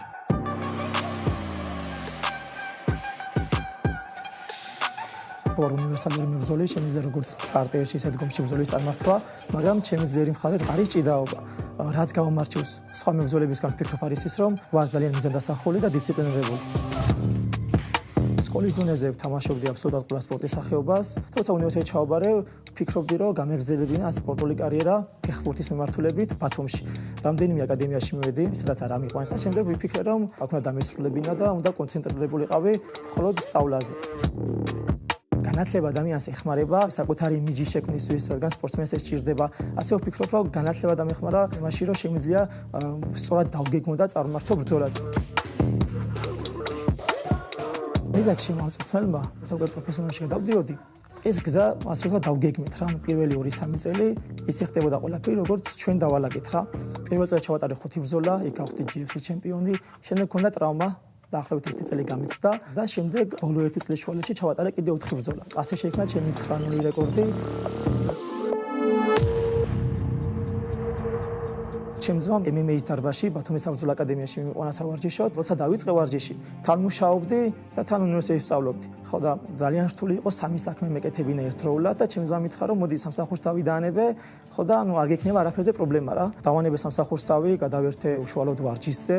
იყო ჩემი მთავარი მოტივატორი, რომელიც მაძლევდა მოტივაციას, რომ არ დამნებულიყავი, გამეგრძელებინა. იყო იქ მაგალითად გარკვეული მარცხები, რომლის გამოც გაგრძელებას აღარ მიდოდა, მაგრამ ჩემი ძმა სულ ასე ვთქვათ, ბიზნესს მაძლევდა. დაახლოებით 3 თვის წინ ჩემი ძმა გარდაიცვალა. ცოტა ემოციური არის ეს ჩემთვის. მასაც ჰქონდა ძალიან დიდი მიზნები, თავისი ცოდნით განათლებით ამერიკაში წავიდა, იქ საკმაოდ კარგ უნივერსიტეტში ჩაირიცხა. რაც ახარებდა მას ყველაზე მეტად ცხოვრებაში იყო ჩემი გამარჯვებების ნახვა. ნუ ის იყო ჩემი ძმაც, მეგობარიც, წვრთნელობად შეითავსა, სპონსორობად შეითავსა და დღეს ვინც ვარ, ვფიქრობ მისი დამსახურება. ვფიქრობ, Rkena ჩემთვის არის ახალი გამოცდილება, ადგილი, სადაც შეუძლია ხალხმა მეგრად გამიცნოს იმ ადამიანად, რომელიც მომავალში გახდება UFC ჩემპიონი. ამ გამარჯვებას, რა თქმა უნდა, მიუძღვნე ჩემს ძმას.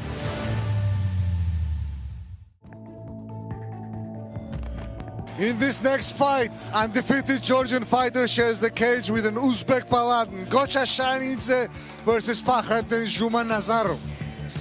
One of the most promising Georgian fighters finds his formula for remaining undefeated in his active career, an attack-oriented fighting style. მოგხსოვდნენ, რომ შემიძლია ჩემოწინააღმდეგის დროზე დაფინიშება და რა თქმა უნდა, ეგ წარმოადგენს ჩემს მთავარ მიზანს ამ ბრძოლაში. His opponent is an experienced Central Asian athlete, Fakhretdin Jumanazarov, known for his relentless pressure, dangerous submissions. He earned the fitting nickname El Kukui. Я всегда предпочитал драться с лучшими бойцами. Я просто так не приехал сюда. Заряжен на 100%. Undefeated Georgian fighter faces another international test. Shainidze versus Jumanazarov is next.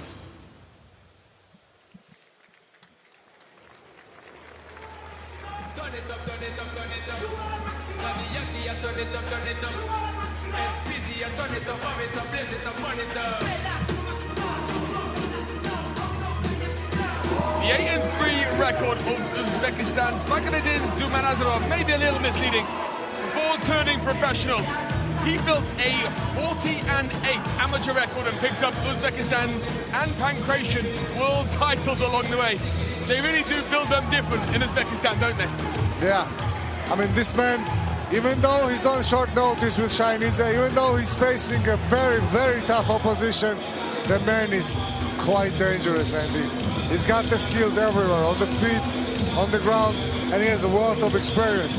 El Kukui is not a name you just get. It's an homage to the great and powerful Tony Ferguson. And if he's anything like Tony on Rkena stage, he's gonna make these guys fall in love with him. Did you say a last-minute call-up, but looked in great shape. 6 victories, 2 via KO, 3 via submission, and in his 3 defeats, he's been submitted twice. Shainidze, on the other hand, is a very dangerous opponent in terms of submission grappling for Zhumanazarov. Zhumanazarov is he beat the guy with the same name in his last fight, so he can extend his record to 2 Ws in a row if he gets the job done here. But he has had a long pause after his last victory in December 2024. It's almost been like a year and a half. He did say this week that don't read too much into that. I have been training, I have been developing. Just because I haven't competed doesn't mean I've been sleeping on it.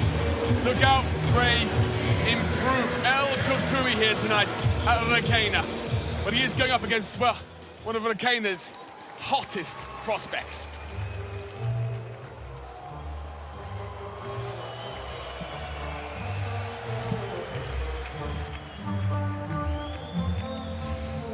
Rkena was built to develop the next generation of Georgian MMA athletes. And the nightmare, Georgian is the embodiment of that. Undefeated in 9 fights and just 23 years old. Many have singled him out as a future superstar. It's been a rapid rise for Gotcha. But as you saw in the VT, he lost his brother 3 months ago, and he was an inspiration, a mentor, a real driving force. Tonight he was to dedicate his victory to his brother, but we all deal with grief in a different way. How will Gotcha deal with that tonight once the bell rings? He wanted to become a football player first, then he wanted to become a boxer, and then he was faced with MMA, and he took it with stride. He's been training for 5 years. His brother was holding pads for him in order to make him better, and his loss was very emotional for Gotcha. It happened around the last Rkena event, and when we spoke to him this week, he said that this fight, this victory will be dedicated to him, to his brother. Shainidze has amazing wrestling, amazing pressure, very strong leg kicks. I can only imagine what it's like to lose a sibling at such a young age, at any age. Yeah. If he can channel that energy, perhaps we may see something special tonight. Shainidze trains out of Batumi Fight Academy, where he has the competition, he has the training necessary to become the next big thing. This is going to be a crazy fight. Shainidze is not just undefeated, he feels like the answer to that question. What kind of fighter does Rkena want to build and export? You're looking at it right there.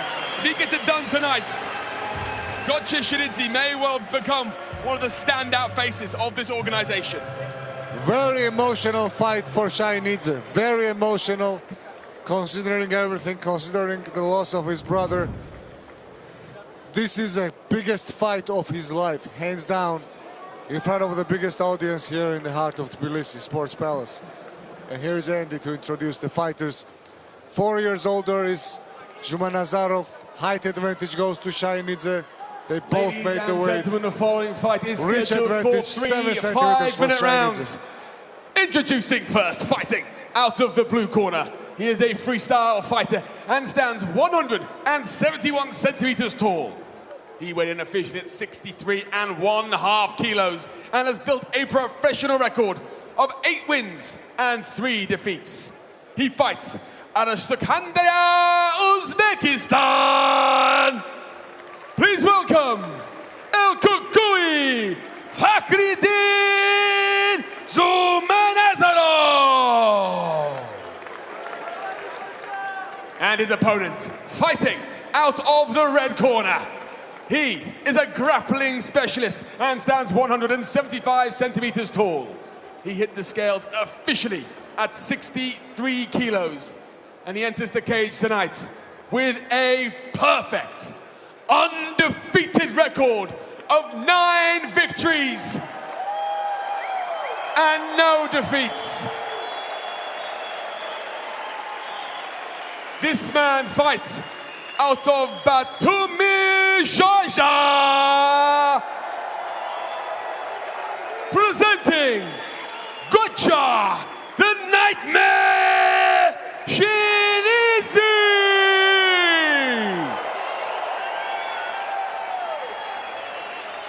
Your referee in charge of the action, Alek Miliakone.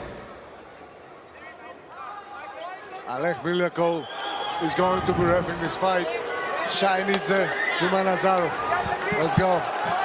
Roger in the black trunks. Shumanazarov in the white. And I talked about the energy that Gotcha would bring here after the loss of his brother. And I think instantly in the introductions you saw him channeling the energy in this room as he instantly goes to the ground and imposes his will on Fakhreddin. Wrestling and leg kicks are the strength of Shainidze in this fight. Shumanazarov has to keep this fight standing somehow. He cannot go to the ground with Shainidze. Because Shainidze is happy to win a decision in this position. And he's about to, he can iron you up against the cage walls all 3 rounds. Very versatile fighter, 4 TKOs, a submission, 4. Look at that control. 4 decisions, and yeah, it's every little nuance of his wrestling game is impeccable. He's a 2-time Georgian MMA champion. He has risen through the ranks very quickly. Some have said, is he ready for big challenges? But I think he's beginning to answer the question here in round 1. That was good sportsmanship right there. He saw that his opponent was down, didn't knee him. He was going to knee him, and he stopped it on its tracks. Pulled back the kick, pulled back the knee. Great control here in round number 1. Looks for knees to the head, no wasted motion. Constant pressure from Gotcha Shinidze.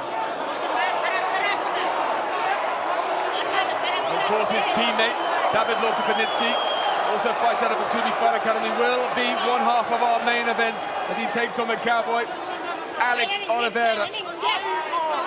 Knees to the thigh, knees to the head, knee to the head. Shainidze is going to try to take it. Oh, they cannot grab the cage. Just swarming pressure here from the back from Shinidze, and we expected it. We know how good he is. His trademarks, high-tempo wrestling control, heavy ground and pound when he gets the opening. It's really rare, Andy, that when you haven't wrestled all your life, you just started with your MMA training, you become this good, this fast at wrestling. Because his whole style is built around wrestling, when he did none of it when he was younger. Started training in 2021. He's less than 5 years day to day in this game, and there's some people are just made for this sport. When you find the sport you're supposed to be in, and you got to think the nightmare is made for this. It's his dream.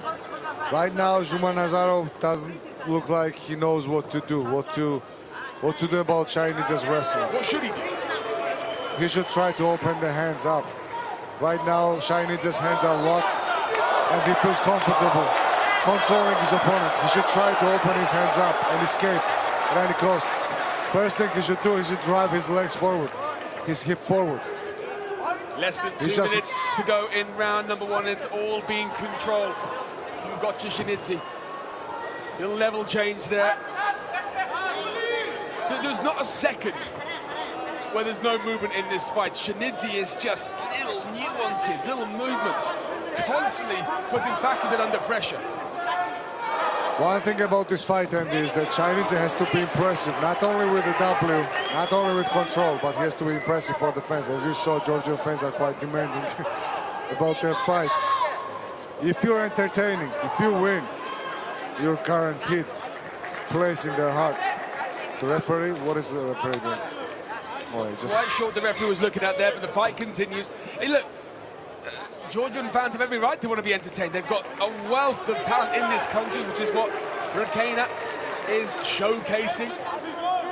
And Gotcha, I mean, you heard the roar, the reception he got when he walked out here. They will be more tolerant about his style because he's Georgian, but Shainidze, no doubt, will be looking for a finish in this fight. Look at that. He's looking for a Peruvian.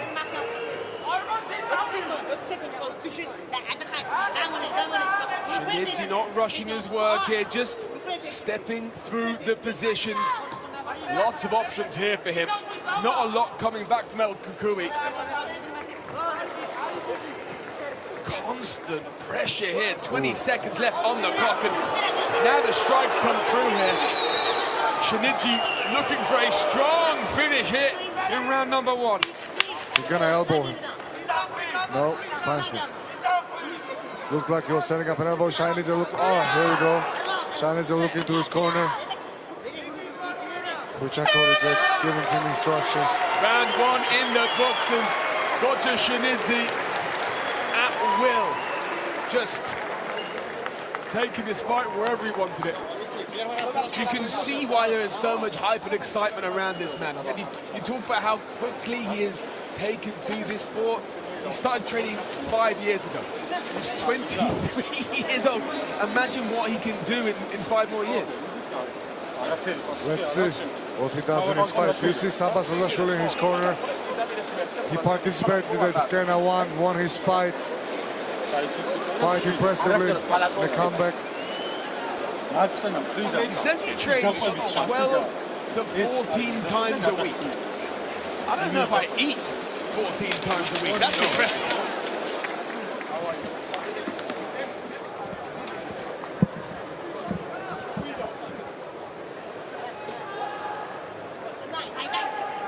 Round two about to get underway here. Georgian fills his lungs with air and comes straight forward. Looks for the head kick and not hard. Down goes Rkena. Ground and pound coming in from the Georgian. An opening he sees here for the finish. He's choosing his shots, trying not to gas out. Rkena trying to find a way free here, but he's turning up. Is he doing enough to stay in this? The referee is watching closely. He did enough to stop the punches, stop the rain of punches by grabbing on that left arm, but now he's gonna give up his back. And the triangle is locked in. Now the work starts. Trying to choke him out. 4 minutes left on the clock in round number 2. Georgian looking for the second submission win of his career. Armbar, he's gonna go for an armbar, but it's kind of early. He's gonna lose position if he doesn't get it. Legs wrapped tight around the waist of Rkena. How does Rkena approach this situation? He's gonna fight the hands, and he cannot think about the triangle right now. He has to survive. He has to fight the hands and slowly turn to the right towards the nut where the triangle is locked. And he's gonna lock in the rear naked choke. The rear naked choke is in deep. That's it. And there is one for Georgian's brother. 10-0. This prodigal talent marches forward in what has been a sensational career thus far. Undefeated. Still undefeated. Head kick at the beginning of the round and rear naked choke at the end. Looking at Georgia's next standout MMA superstar. I don't see why not. I don't see why not.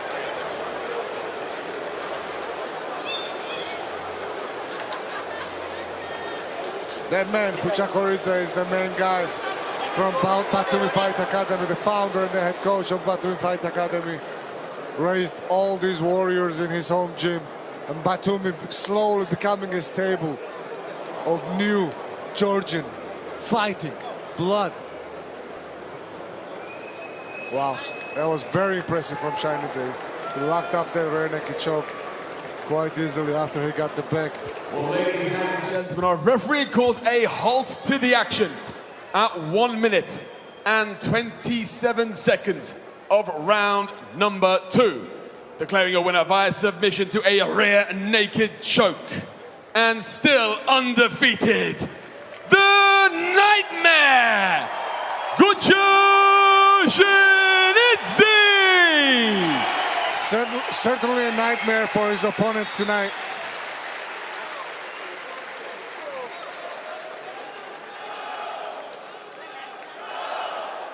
Congratulations, Gocha. როგორი შეგრძნება შენი ხალხის წინაშე ამდენი ადამიანის თვალწინ ასეთი სანახაობრივი და ლამაზი გამარჯვების მოპოვება? რკენა ერთზე ყველა ამბობდა რომ უამრავმა გულჩამატკივრებმა მოიყარა თავი და სხვანაირი ატმოსფეროს ფევდა. ეხლა თავად ვარ რკენა ორის მონაწილე და არ ვიცი I'm a participant of them, Rkena too. I've fought in Spain, China, etc. But I've never dealt with an atmosphere like this. With so many Georgians. I'm so happy. After the first round, you all deserved it. Thank you for coming and supporting me. This was my 10th victory. Zero defeats.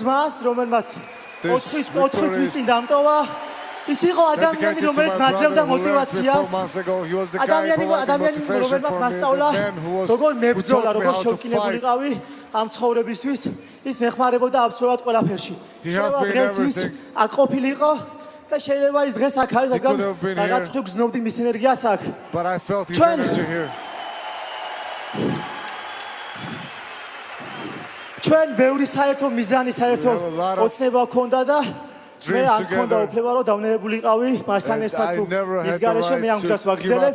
თან ყველაზე საინტერესო ისაა რომ დედაჩემმა მომწერა სანამ ბრძოლაში გამოვიდოდი და მითხრა რომ დე როცა მოიგებ მომწერეო მას ერთი წამით არ ეპარებოდა ეჭვიო მე ამ ბრძოლაში გამარჯვებული დავბრუნდებოდი და კიდე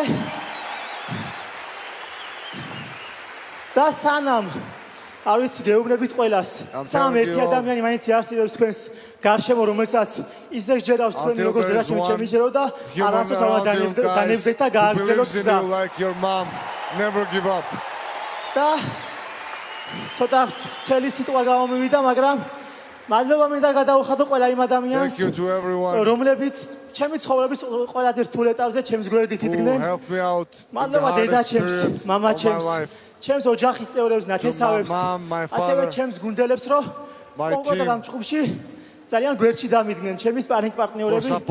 ასევე მადლობა ბათუმის საბრძოლო აკადემიას, მადლობა ჩემს თქმას ქუჩაქორიძეს, მადლობა ლაშაბარამიძეს და ყველა იმ ადამიანს, ვინც წვლილი შეიტანა, ხელს რო აღდგარიყავი 10-0 რეკორდი გამეკეთებია 10,000 გულშემატკივარის თვალწინ. მადლობა ყველას.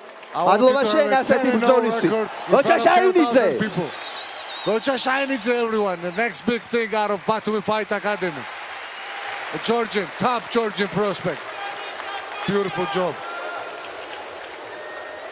Just got the news about Batista. He's going to the hospital. He's okay, but they're gonna check up on him.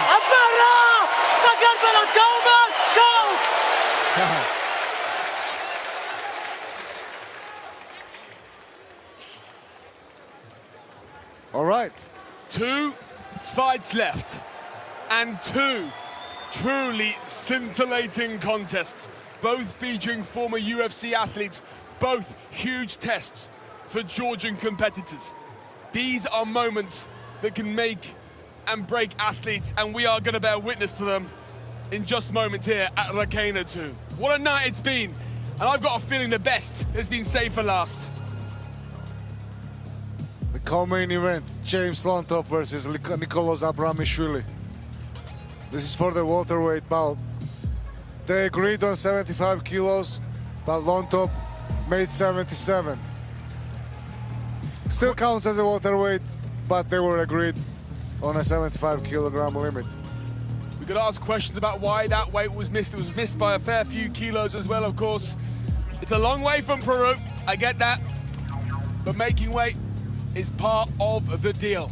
How will that play into the fight? Was it a tough cut to get there? We will find out in just moments.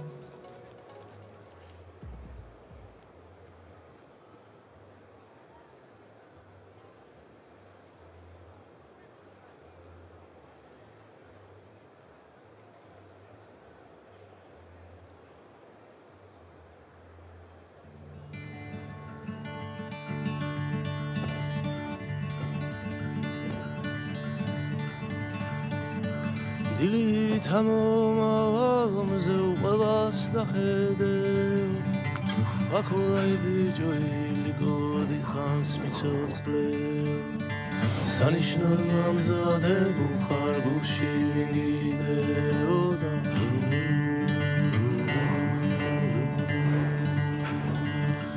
სანიშნო მამზადებულ ხარ გულში ვინგიდეოდა ბაზარზე უღთამალირად აითვალმაზე ვინ მოგცა იმის ფართუკი ვიდრანიშოვნეოდა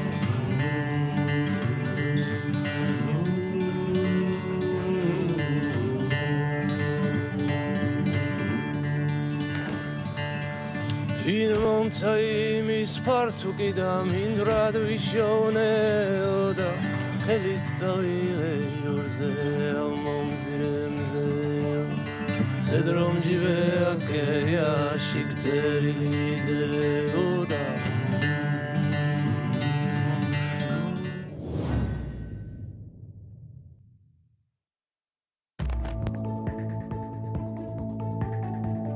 Co-main event begins now. A massive test for the rising Georgian star Nicolas Abramishvili versus James Lontov.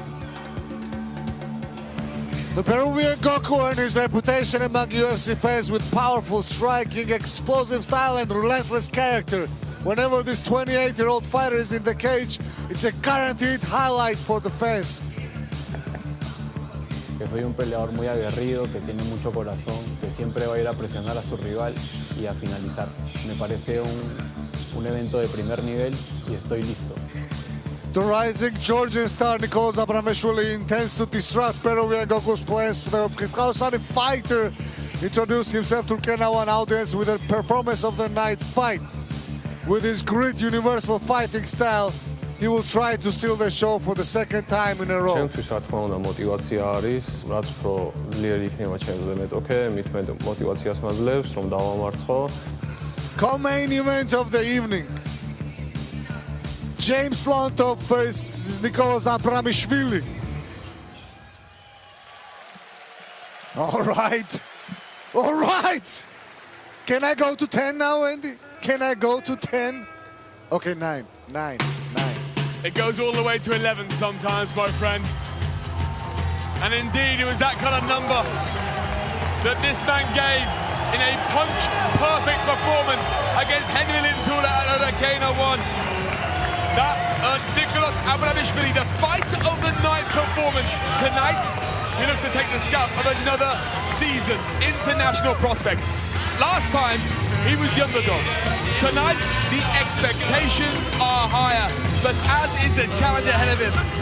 Georgi, you spent a lot of time with Nicolas in the lead up to this fight. What is his mindset approaching undoubtedly the biggest test of his career? The man is too smart to be just 23. He's too seasoned. He's too calm. He's just a professional to the core. Getting ready at Kyrgyzstan, he accepted the fight even though his opponent missed weight by 2 kilos. He was not gonna mess up the opportunity to fight a UFC alum here at his home turf. Abramishvili arrives here carrying the confidence of a breakthrough. Tonight, it's a credibility fight for this man. Beating another regional opponent is one thing, but beating a man who has been on Dana White's Contender Series, who earned himself a UFC contract, is something very different. This is a huge step up for Nicolas Abramishvili. Can this 23-year-old make a real turnabout in his career? Can he step to the next level? We are seconds away from finding out here at Rkena 2. He's gonna sit and wait for Lontov like Hamzat. I'm not, he's struggling to get up there. I'm not confident about how he's gonna sit up there. Get that man down. Don't hurt yourself before the fight begins. Screw that. I'm not falling over. I'm not risking falling over looking like a fool.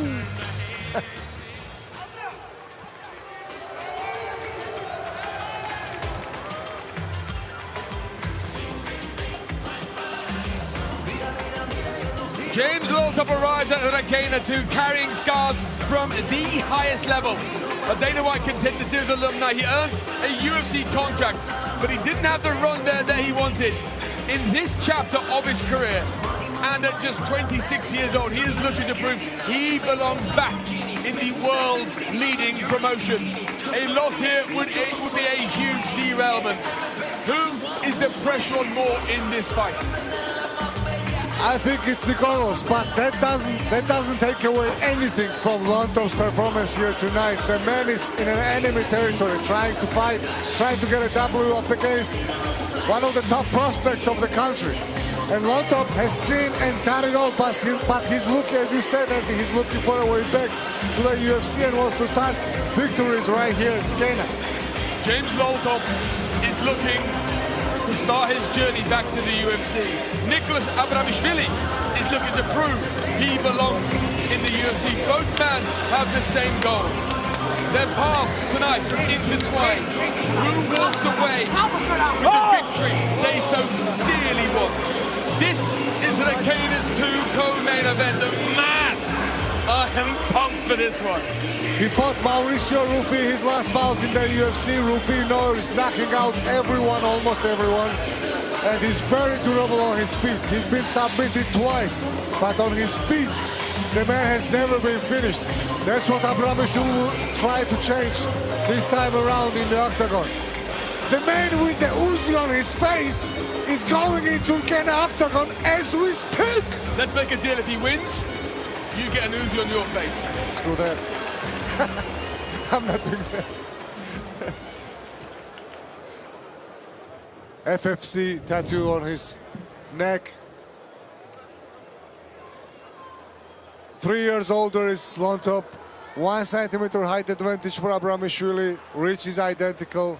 As I told you, Lontop missed weight, but this is a welterweight bout. It was just agreed on 75 kilos, but we're way past that now. It's Lontop versus Abramishvili. Ladies and gentlemen, the following fight is scheduled for 3 5-minute rounds and is our co-main event of the evening.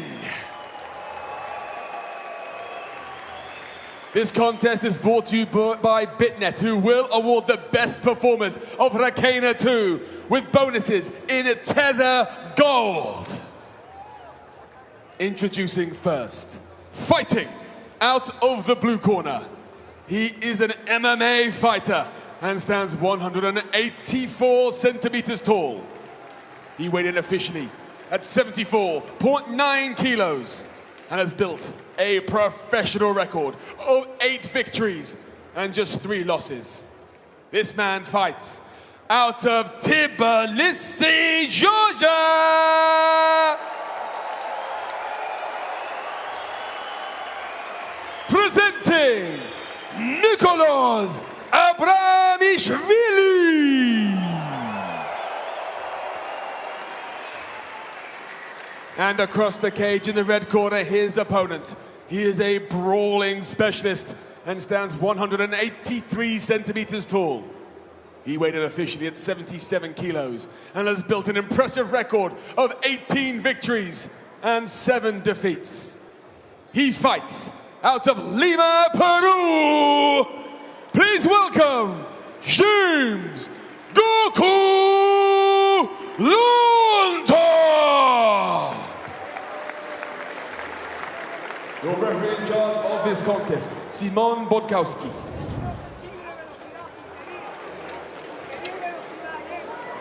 Simon. The atmosphere in this room, I can tell it's changed. A lot of anticipation around this event. This fight, Lontop in the black, Abramishvili in the white. Nice jab from Abramishvili. Lontop is very dangerous on his feet, but Abramishvili is well versed in striking. Big outside leg kick from Abramishvili. I bet you heard that one. Oh!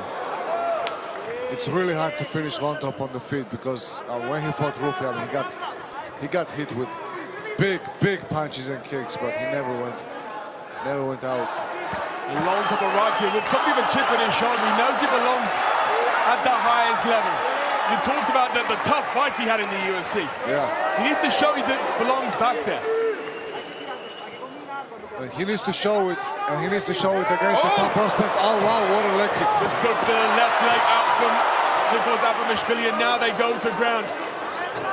Mika went to wrestling right away, and now he's gonna turn and he's gonna try to grab the feet, grab the leg of Lontop. Here's the leg, he's striking the back. Oh, both men go for the ankles. Yeah, Lontop has the leg as well. Lontop has the leg as well. He's gonna use it to stand up. Both of them are going to use it. But Abramishvili is trying to keep him down. Yeah, Abramishvili should wrap his legs, wrap Lontop's legs, and tie them up with his own. There's a calmness about both these men who right now are right in front of us.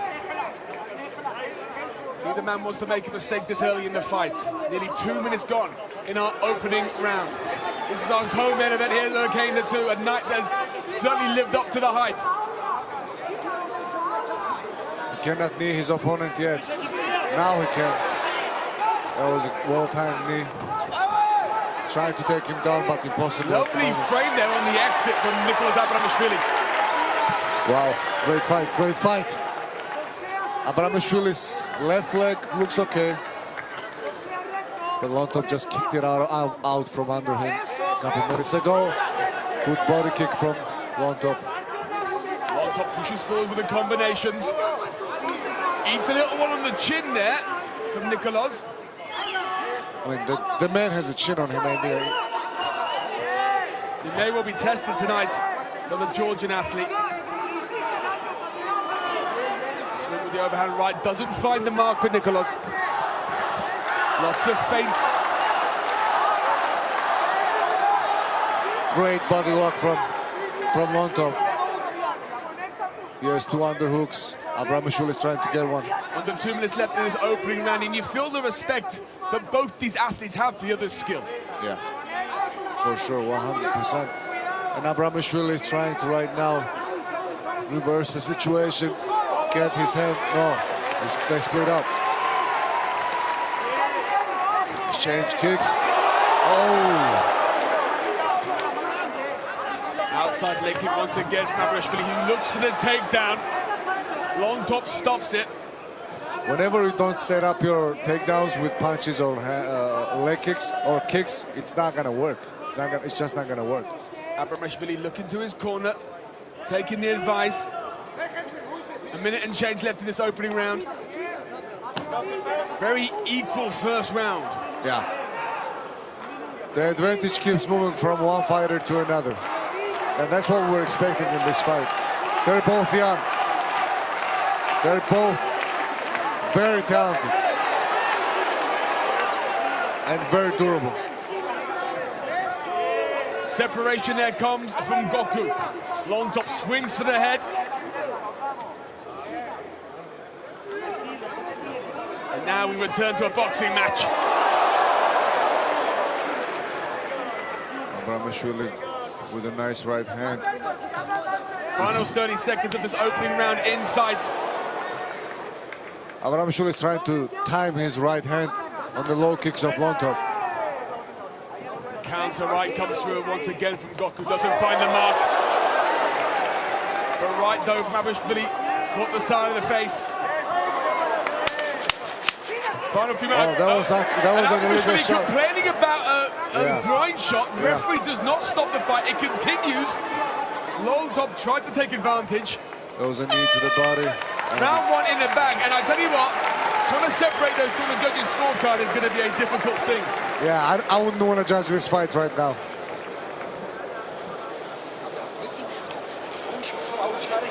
And we know how unbiased you are. They're saying to Nicolas, use your hands more. Leave the legs alone for a second.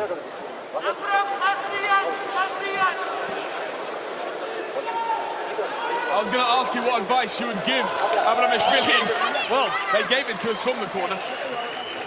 Hands look better. Leg kicks not so much. Seeing some highlights here from round one, and I mean, look, they're almost like a mirror image of one another. Both going for the leg locks early doors. Both going for the outside leg kicks. Primera is in the corner of Lontop. The man can do everything. Tato Primera, who just won the fight, is in the corner. All right. Round 2 underway. This one's scheduled for 3 5-minute rounds. Equal first round. Going to be hard to separate them. Who will try and take a step forward in round number 2?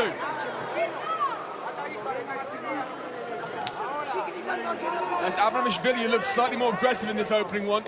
Trying to set the pace, but the retaliation comes from Lontop.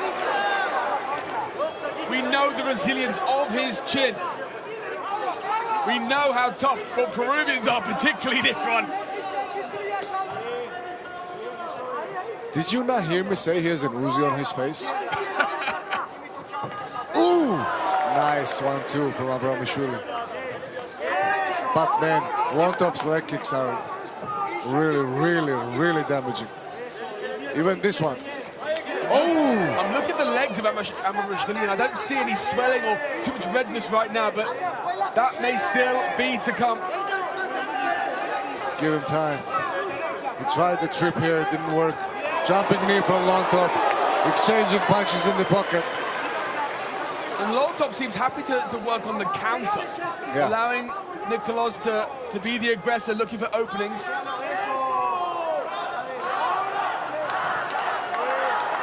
I wonder how many leg kicks did Lontop.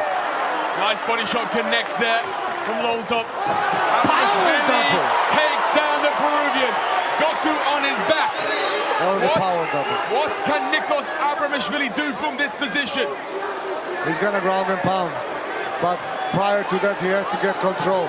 Lontop is amazing at standing up, as you see. Oh, but the back is given a little bit there. He sweeps right onto his front. He has a neck, but that's not gonna work. It's just not the right angle. There was a roar from the Georgian crowd here as they thought there was an opening for Nicolas Abramishvili. He's gonna let him get up. And Lontop, no doubt listening to the fans at home, who said, "Get up, Goku," and there he is.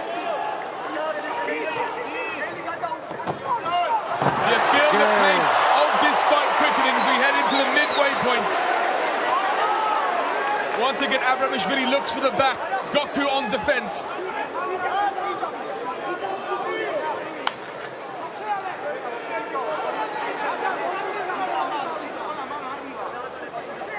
Lontop, you see the hand is high. The right hand up against the head.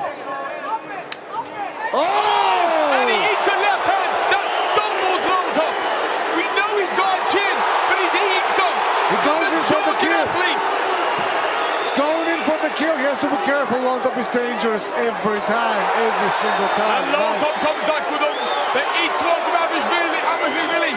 Oh, there was a knee. There was a knee. I don't think Abramishvili ate all of it there, but what a moment for the Georgian athlete. James Lontop has a reputation for a granite chin, and I mean, he was on his feet, but he got set back. Pivotal moment in this second round. Two men at intersections of their careers. Two men looking to get on the path. One back to the UFC. One to announce himself there. Who gets to make the walk that they want tonight? This is a grueling fight. None of them is giving an inch to the opponent. They're just fighting for every single position, every single punch, answering every kick, trying to counter. Biggest moment of the fight, though, undeniably goes to Nicolas Abramishvili. It looks like Lontop is still recovering. First time in this fight, I'm seeing him breathe deeply. The pace has slowed. Final 47 seconds of round number 2 here. Abramishvili looking to his corner for advice. He has to be careful. Oh, nice open hand strike on the separation from Nicolas. But Lontop retaliates, and he backs up. He knows the power that comes from Abramishvili. Big right hand from Lovely Lontop. combination, as you say, from Lontop.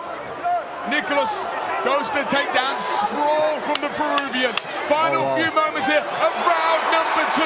This fight is picking up pace.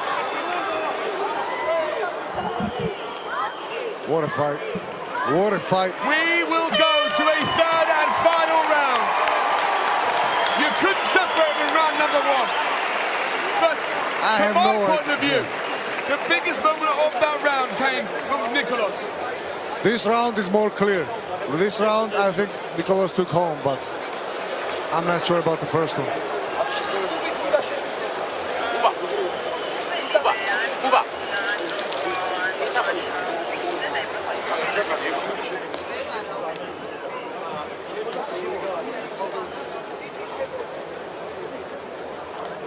We see here some of the highlights from that previous round. The combinations coming from both of them, and the counter-strike was beautiful there from Abramashvili. The man has a chin made out of granite. It is being tested by Nicholas Abramashvili here tonight. Big, deep breaths go into the lungs of the Peruvian, James Lontop. Third and final round coming up. Two men who believe they belong in the UFC. 5 minutes to prove it. James Lontop in the black shorts, Abramashvili in the white. And you see the high right hand there of James Lontop. He knows how dangerous the strikes are from Abramashvili.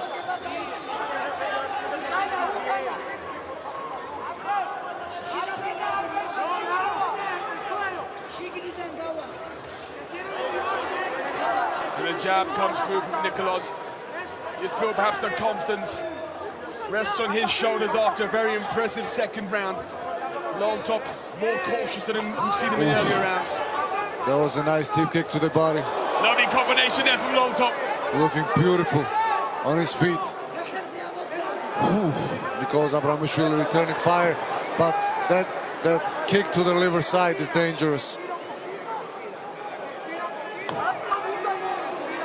Nasty foot stop there from Lontop. I gotta tell you, those foot stomps throughout the whole fight have been quite effective. I would not want to eat a single one of those. Oh, right on the toes.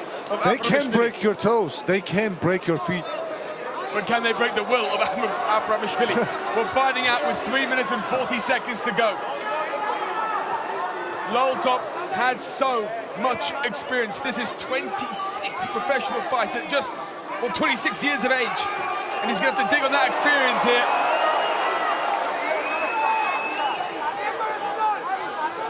'23-year-old Nicholas Abramashvili seems to be growing in confidence as this third round goes on. Can he find a finish? Going to the judges is always dangerous in such a close fight.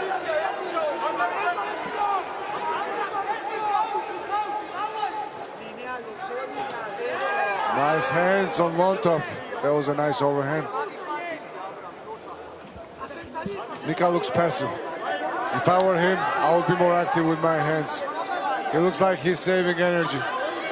And meanwhile, he's getting damage from Lontop. Oof. We are creeping towards the halfway point of this final round. Both men almost hitting strike for strike. It is hard to separate them here in this third round. Nika hasn't gone for a takedown yet in this round. I think that's a mistake. He had a lot of success during double leg takedowns, which I understand require a lot of energy. Back to those nasty, nasty feet stomps. The left foot of Nicholas Abramashvili is surely getting beaten up.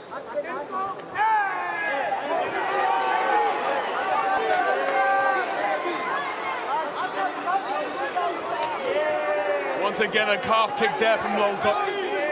Under 2 minutes left in this fight. Nice left from Lontop.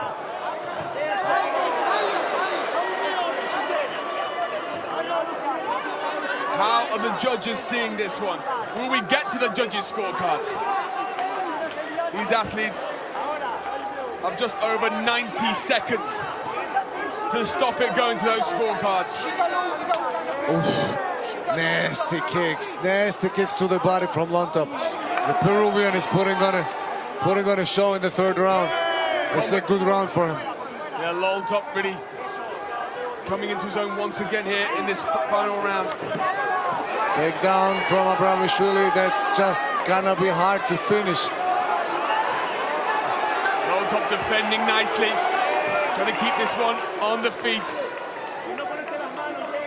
We're about to enter the final 60 seconds here in this co-main event at Rkena 2. James Lontop, UFC veteran, against Nikos Abramishvili. Lontop continuing to defend.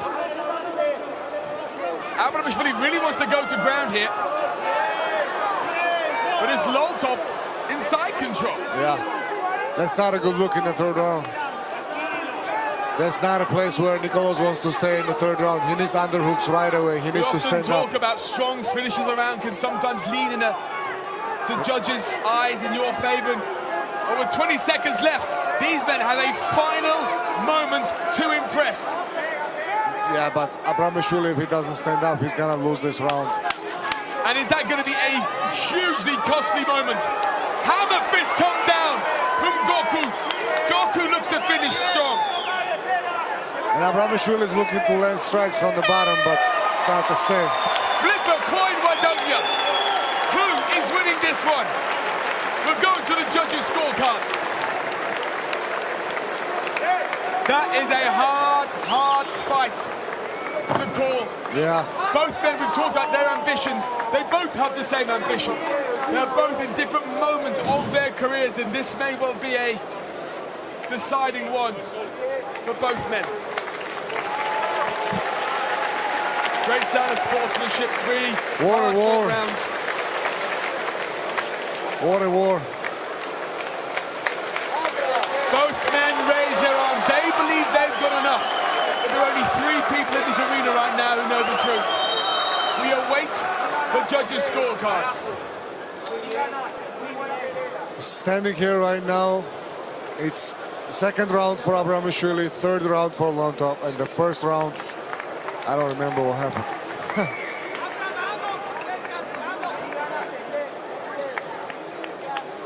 Let's see. Great body kicks from Lontop. And this is the end of third round where he landed some hammer fists. Was that enough for the Peruvian to get a W in Georgia?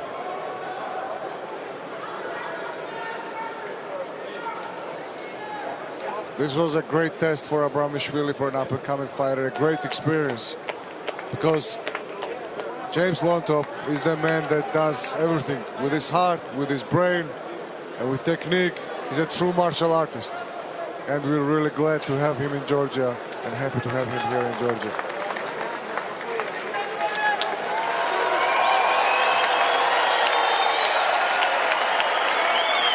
Very interesting decision coming up. Andy knows what's up. He's going up to the octagon right now.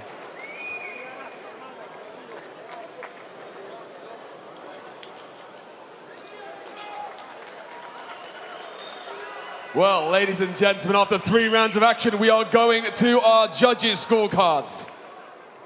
One of our judges scored about 29-28 for Abramishvili. One scored about 29-28 for James Lontop. And our third and final judge scored about 29-28 for your winner via split decision, Nicolas Abramishvili! Abramishvili wins a close fight by split decision. But when that fight was close, that fight was really, really close. Could have gone both ways. It did go both ways in the eyes of different judges. But wow, that was a great fight from Lontop. You can argue that fight either way, and the judges did say that. Some will see that for Lontop. ძალიან ძიმე ბრძოლა იყო. ძალიან ძიმე ბრძოლა იყო. როცა დასრულდა ყველაფერი, ფიქრობდი რომ საჭი შენს ხელს აწევდა? ფიქრობდი ძალიან რთული ბრძოლა იყო. UFC-ის ყოფილი მებრძოლი დავამარცხე და არ ვიცი, ემოციებით სავსე. I'm full of emotions. მადლობა ღმერთს, დიდება უფალს. მადლობა ჩემს გუნდს, ჩემს ოჯახს, კლუბების ყაოსანს. თქვენ ხართ ბიჭებო, ვის მაძლიერებთ ყოველდღიურად. ყოველთვის მქონდა ემოციური წნეხი ჩხუბის დროს და აი ამ ჩხუბში ისე გადავტეხი, ჩემ თავს მოუგე პირველ რიგში და შემდეგ აი ამ ძალიან ძლიერ მებრძოლს. მადლობა ღმერთს, მადლობა თქვენ გულშემატკივრებო. დიდი მადლობა, სავსეა დარბაზი. ვერ გამოვხატავ ემოციებს, იმდენად გამაძლიერეთ ამ ჩხუბში. თქვენი შეძახილებით გავიმარჯვა ეს ჩხუბი. მადლობა თქვენ.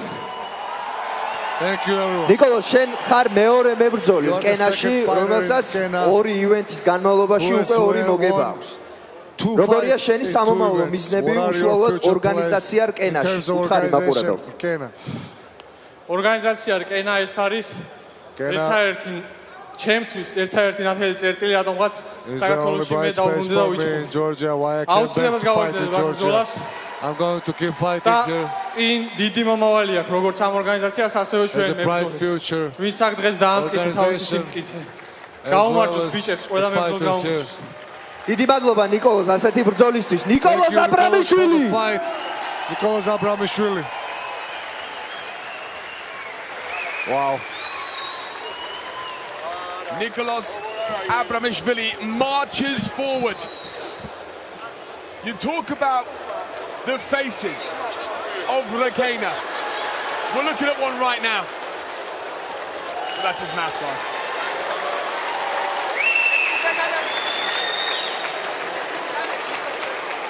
Georgia, the state of mixed martial arts in your country is in very, very safe hands. James Lawtop will come again in very impressive fight, a tough fight. I don't think his journey back to the UFC is over. But he does not get the win tonight. The takedowns changed the weather for Abramishvili, but he was unable to get one in the third round. Lawtop had a better round, but wow, that was a crazy good fight. The most damage in this fight was caused by Abramishvili. It was the big strike that rocked the granite jaw of Lawtop.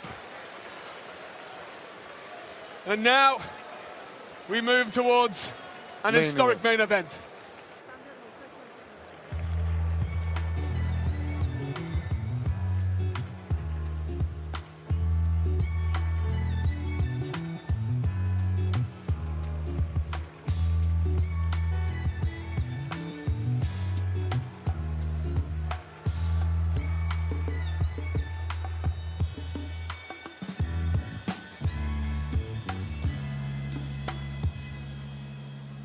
Everybody loves the sunshine.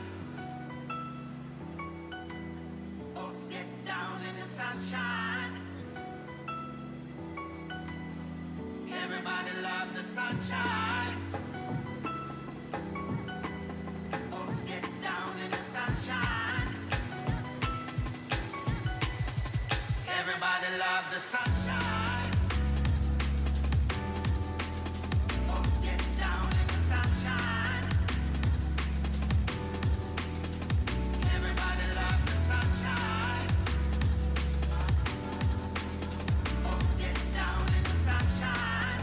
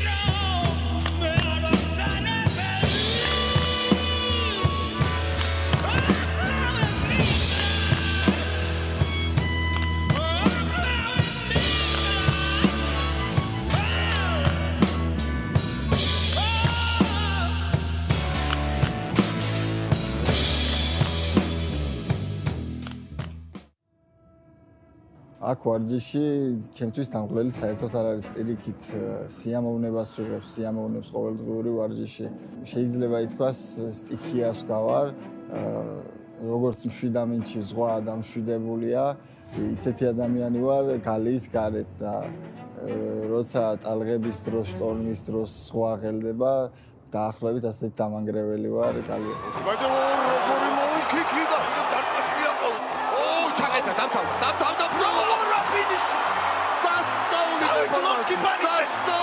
დავით ლორდკიპანიძეა თქვენს ეკრანზე. მერვე გამარჯვება.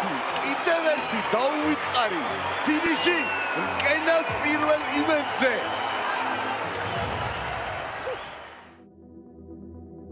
შვიდი წლის რომ ვიყავი, ჭიდაობას დავდიოდით, მე და ჩემი ძმა. სახლიდან დაახლოებით 8 კილომეტრში ფეხით გვიწევდა გავლა და შემდეგ ვარჯიშის შემდეგაც უმეტესილად გვიწევდა ფეხით უკან დაბრუნება. მაშინ ვისწავლე დისციპლინა, მოთმენა, მივხვდი რომ ყოველთვის ყველაფერი მარტივი არ იქნებოდა. ხანდახან გრძელი გზის გავლა საჭირო რომ მიზანს მიაღწიო. მე ამ სპორტს იმიტომ ვირჩევ, ვარ მებრძოლი და მიწევს ბრძოლა როგორც ცხოვრებაში, ასევე რინგში. ვიბრძვი ყოველი წამისთვის, რა თქმა უნდა, ჩემი ოჯახისთვის და განსაკუთრებით ჩემი პატარა მოლოდინისთვის, ჩემი შვილისთვის, რომელიც დღე-დღეზე გაჩნდება. ამიტომ არ მაქვს დანებების უფლება, არც ერთი წამით უკან დახევის უფლება არ მაქვს. მე ვარ დავით ლორდკიპანიძე, მებრძოლი.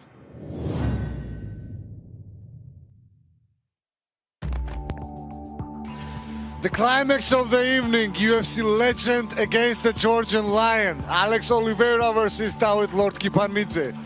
Known for his aggressive style and spectacular finishes, Alex Cowboy Oliveira is looking to set the octagon on fire in Tbilisi Sports Palace. Coisa que as pessoas poucas sabem de mim, que eu sou cara gente boa, entendeu? Que eu sou cara carismático, entendeu? E sou cara que eu sou pau pra toda obra. E sistema de luta, pode me chamar que eu tô pronto pra guerra. The Brazilian veteran has shared the cage with numerous elite opponents during his 22-fight UFC career, but today he enters the cage with the Lion for the first time. Following a brilliant knockout, Rkena won the undefeated Davit Lordkipanidze will headline the main event for the second time in a row. მე როცა გალიაში შევდივარ, ჩემთვის მნიშვნელობა არ აქვს, კოვბოი იქნება თუ ვინ იქნება. ჩემთვის ყველა ერთია. Warrior from Ajara, known for his devastating pressure and attacks, enters the most important fight of his career in peak condition as always and plans to dominate his opponent. ეს ბრძოლა გადამწყვეტი იქნება. იმიტომ ამ ბრძოლის შემდეგ დიდი გზა გამოჩნდება. Main event of the evening, Alex Cowboy Oliveira versus Davit the Lion Lordkipanidze. Oh, Andy, we're here. We're here. This is what the night has been building towards. And what a night it's been. Fight after fight delivering. I got a feeling this one will be no different.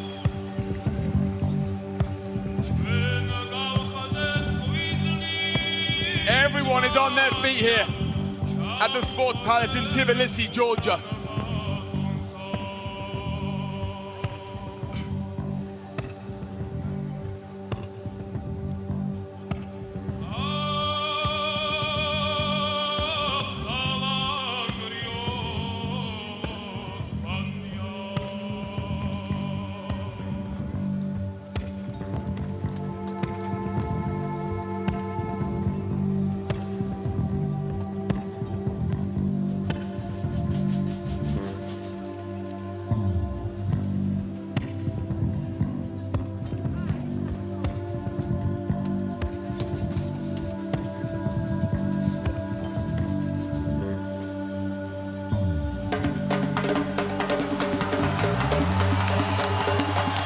When he was 7 years old, Tbilisi used to walk 8 kilometers to train wrestling and then 8 kilometers home.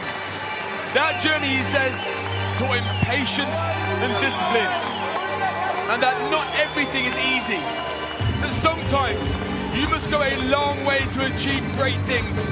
18 years later, Tbilisi is making the walk towards the biggest fight of his life here at Rkena 2 against a man who is nothing short of an icon in mixed martial arts. But Georgi, we have to address the elephant in the room. It's the second time that David has missed weight. If he is to compete at the highest levels, that is a must. That is a must, and they say weight cuts get much easier once you have the money in this. So let's see. He might move up later, he might stay here, but the man is undefeated, and it's undeniable that he's one of the top rising prospects here in Georgia. You mentioned the fight of his life. He is expecting a child either tonight or tomorrow. He has 2 fights, today or tomorrow. He's expecting a child right now, his first child. This is a historic day, historic weekend for him. He's fighting Alex Oliveira and he's expecting a baby. I tell you what, my missus would not be happy with me taking a fight the day my baby is due. And if anything is going to bring labour on, it's the anticipation around seeing the father of your unborn child stepping in with just an icon in mixed martial arts. I mean, if you bring the cash home, let's just hope he makes the birth. The lion is in the cage. Is he ready for what's to come? We are about to find out here in the main event of Rkena 2.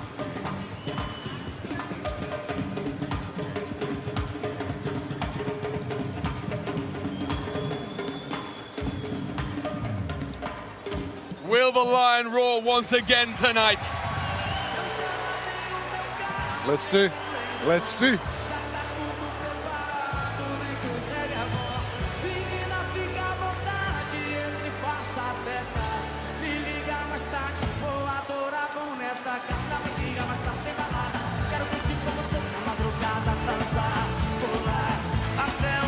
A Brazilian MMA legend, Alex Cowboy Oliveira, a man who has shared the cage with a litany of world-class talents and earned the moniker of one of the most exciting fighters on the planet.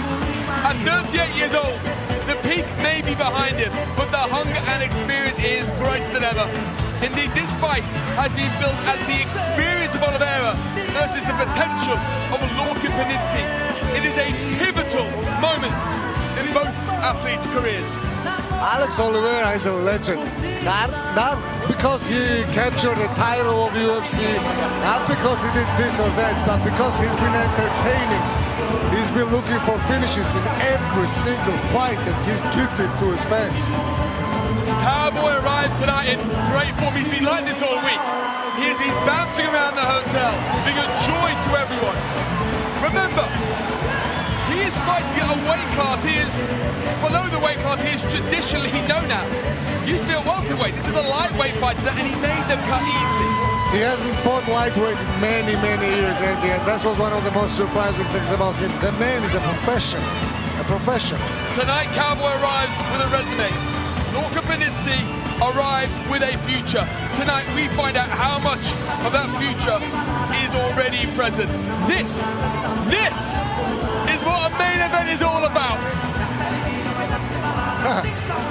He's always trying to please the fans. He just greeted young fans right there. But you cannot do that before you enter the fight. And Georgi, he told me this week several times that Alex Oliveira is the biggest name to ever compete in mixed martial arts in this country. For everyone in this building tonight, it is history-making. It's an honor to call his fight here in Tbilisi. 26 victories, 15 knockouts, 8 submissions. He's gone to decision just 9 times in his career, wins and losses together, but he has TKO as well as submission losses. Let's see. He's in a fight right now with the Lion himself. Oliveira's in the cage. This is gonna be entertaining.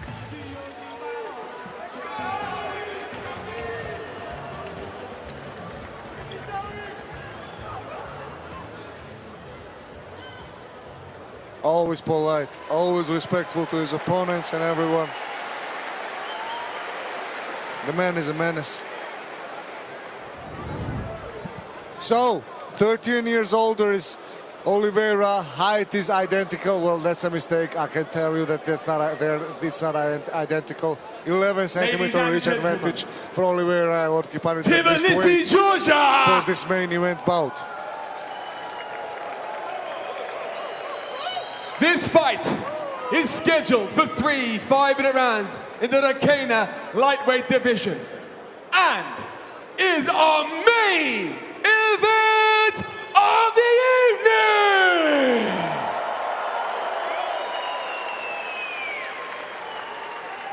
This contest is presented by BitNet, who will award the best performers here at Rkena 2 with bonuses in Tether Gold. And now, our competitors. Introducing first, fighting out of the blue corner. Here's a grappling specialist and stands 180 centimeters tall. He weighed in officially at 71.2 kilos and enters the cage tonight with a perfect, undefeated record of 8 victories and no defeats. He fights out of Batumi, Georgia.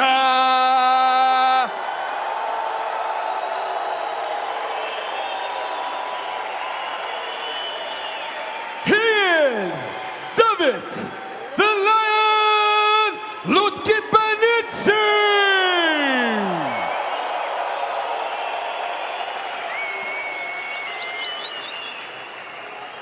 And his opponent across the cage in the red corner. He is a striking specialist and stands 180 centimeters tall. He weighed in officially at 70.5 kilos and has built an incredible record of 26 victories, 17 defeats, and 1 draw. He fights out of Três Rios, Brazil!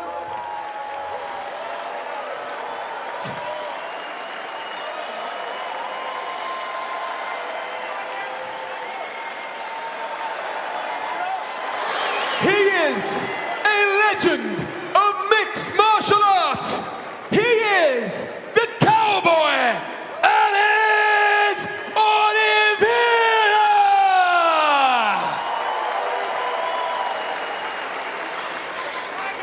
Your referee in charge, Alec Milakoni. What a day. We have an undefeated Georgian prospect against a UFC legend, Alex Cowboy Oliveira. Oliveira in the black. David Lokapanidze in the white, and you saw in the face of Cowboy the calmness, the experience.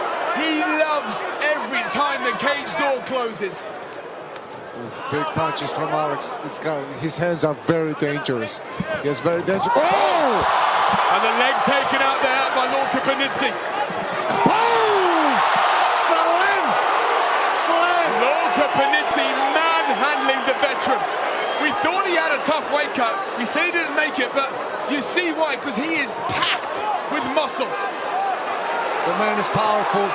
He's got the choke. Dangerous. That's it! The Lion roars as the Cowboy falls. David Lokapanidze. And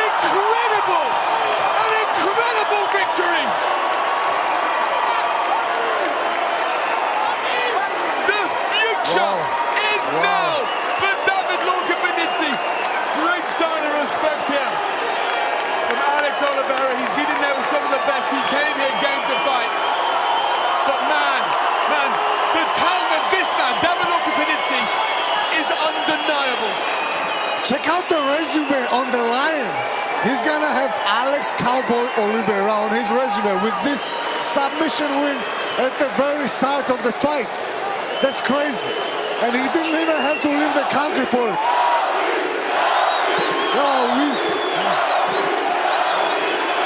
This is what Rkena was made for.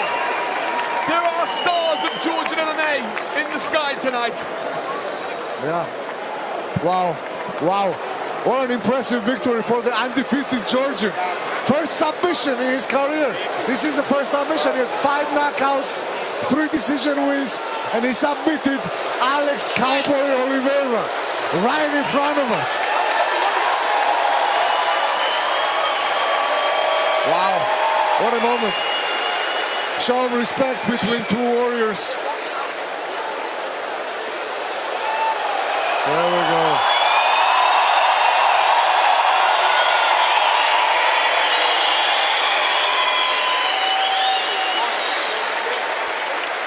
What a beautiful moment. Cowboy Oliveira sharing his wisdom with Lord Kipanidze. And now they shared a lot more than that. They shared the octagon. What a crazy man. Well, ladies and gentlemen, our referee halts the action at 41 seconds of round number 1, declaring a winner to a submission via an anaconda. And still undefeated, David the Lion Lukebenici! The man won the fight. He's gonna have a child soon. He keeps winning at life. Let's hear the interview.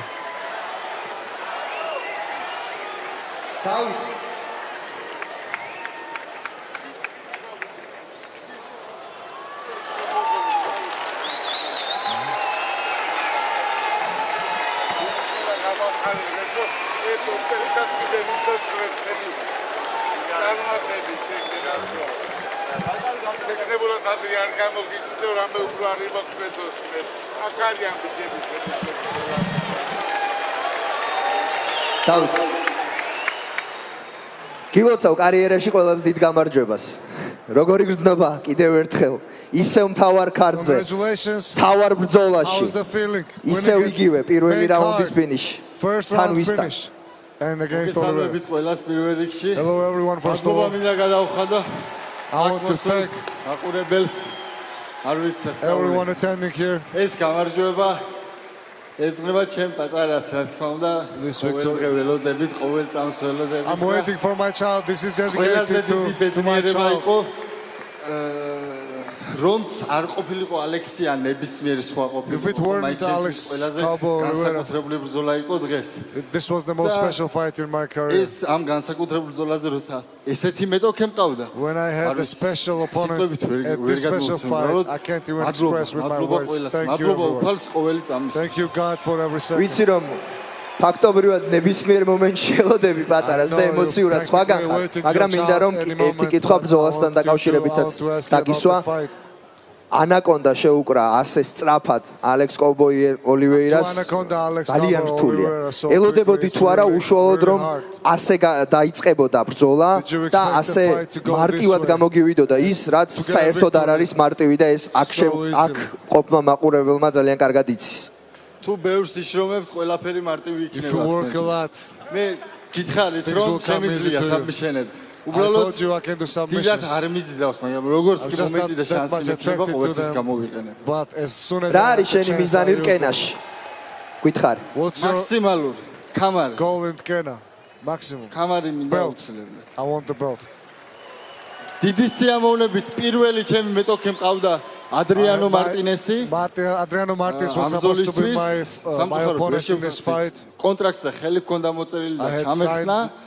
The contract he didn't show up. 72 კილოში. If he can make უნდა მას 70-ში ხო არ უნდა 72-ში ხო არ უნდა მაინც 72-ში ჰქონდა ჩვენ კონტრაქტი, მაგრამ არ დაგთანხმდა. 72 კილოში თუ დაგთანხმდება და აბსოლუტური ჩემთან ბრძოლის სიამოვნებით ვივიღებთ ბათუმში ენას ოქტაგონზე. In Batum. დიდი მადლობა დავით ასეთი ბრძოლისთვის. დავით ლორდ კიფანიძე. You impressed, Andy? We are looking at the future of Georgian MMA. What an impressive performance. It was Cowboy Oliveira.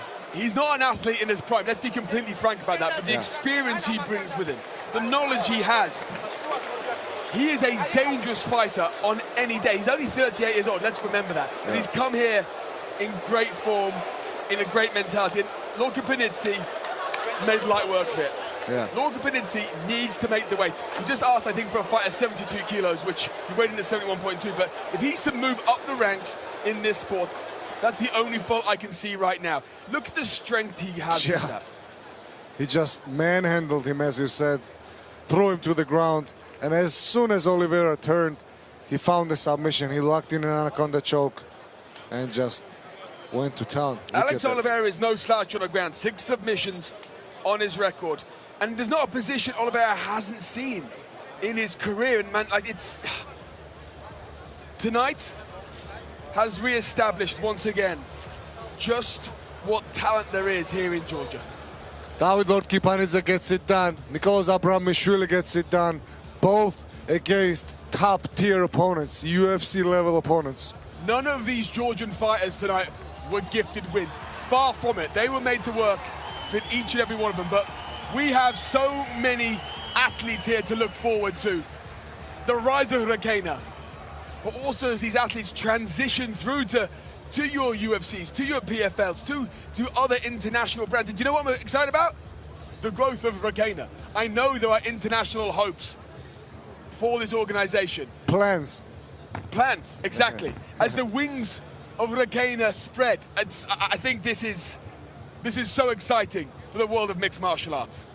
Kupravishvili got it done with ground and pound. Almost every Georgian won except for Gogachuri, right? Who do you think gets the bit net bonus? It's a hard one to talk about. Listen, man, they were all impressive. I think we should pay them all. But come on, BitNet. That's why I'm not the CEO. That's why I'm not the president of the organization. Well, I'll be bankrupt the second day. I think a lot of people tonight rose to the occasion, including this man. Oh, Primera was top level. And he was losing that fight, if you remember. He was losing the fight. He turned things around in the 3rd round. All the fighters that got damaged in this at this event have been transferred. 2 fighters have been transferred to the hospital. Everything is okay. They've been checked by our partners. Again, just another great thing about Rkena.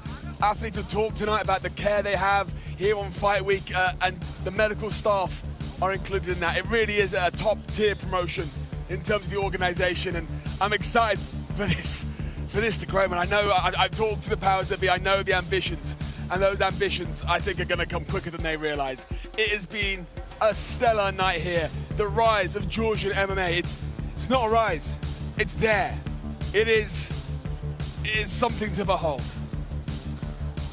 Nicolas Abramishvili had a very tough fight. He got the W in a very close split decision.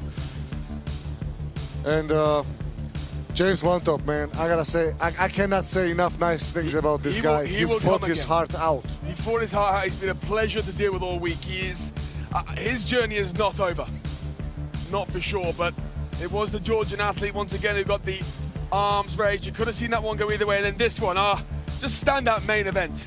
The 12-second record still does stand though, okay? That record here at Rkena for the fastest finish still stands, but man, 41 seconds there for Lorca Panizzi against just a name that if you've been a fan of mixed martial arts for more than a few years, you will certainly know of this man. It's the biggest name to ever compete in this country. Lorca Panizzi just finished him with ease. Wow. Wow. What an event. Thank you so much for being with us. This was an amazing event to remember. Rkena 2 will go down into the history books of MMA, Georgian MMA for sure. Rkena is not just the athletes, but this brand is the future of Georgian MMA. And I believe is the future, it's a future powerhouse, I believe, in mixed martial arts. It is a pleasure for me to get to travel here and to be a part of this, to witness this, to work with yourself. Thank you for having me. What a night. We love having you here, Andy. Thank you, everyone, for being with us. We hope you enjoyed the show. We will see you in a couple of months. Stay tuned to our social media so you don't miss the information about Is that spoiler? Give me the date. Give me the date, Gorgie. I'm not giving you anything. Anything. Rkena 3 is on the cards. I cannot wait. I cannot wait to be a part of that. I think, I mean, there's been some call-outs tonight. There's been some matches made inside that cage. It's, hey man, for me, good night. Andy Shepherd, Georgi Buchukuri, we out.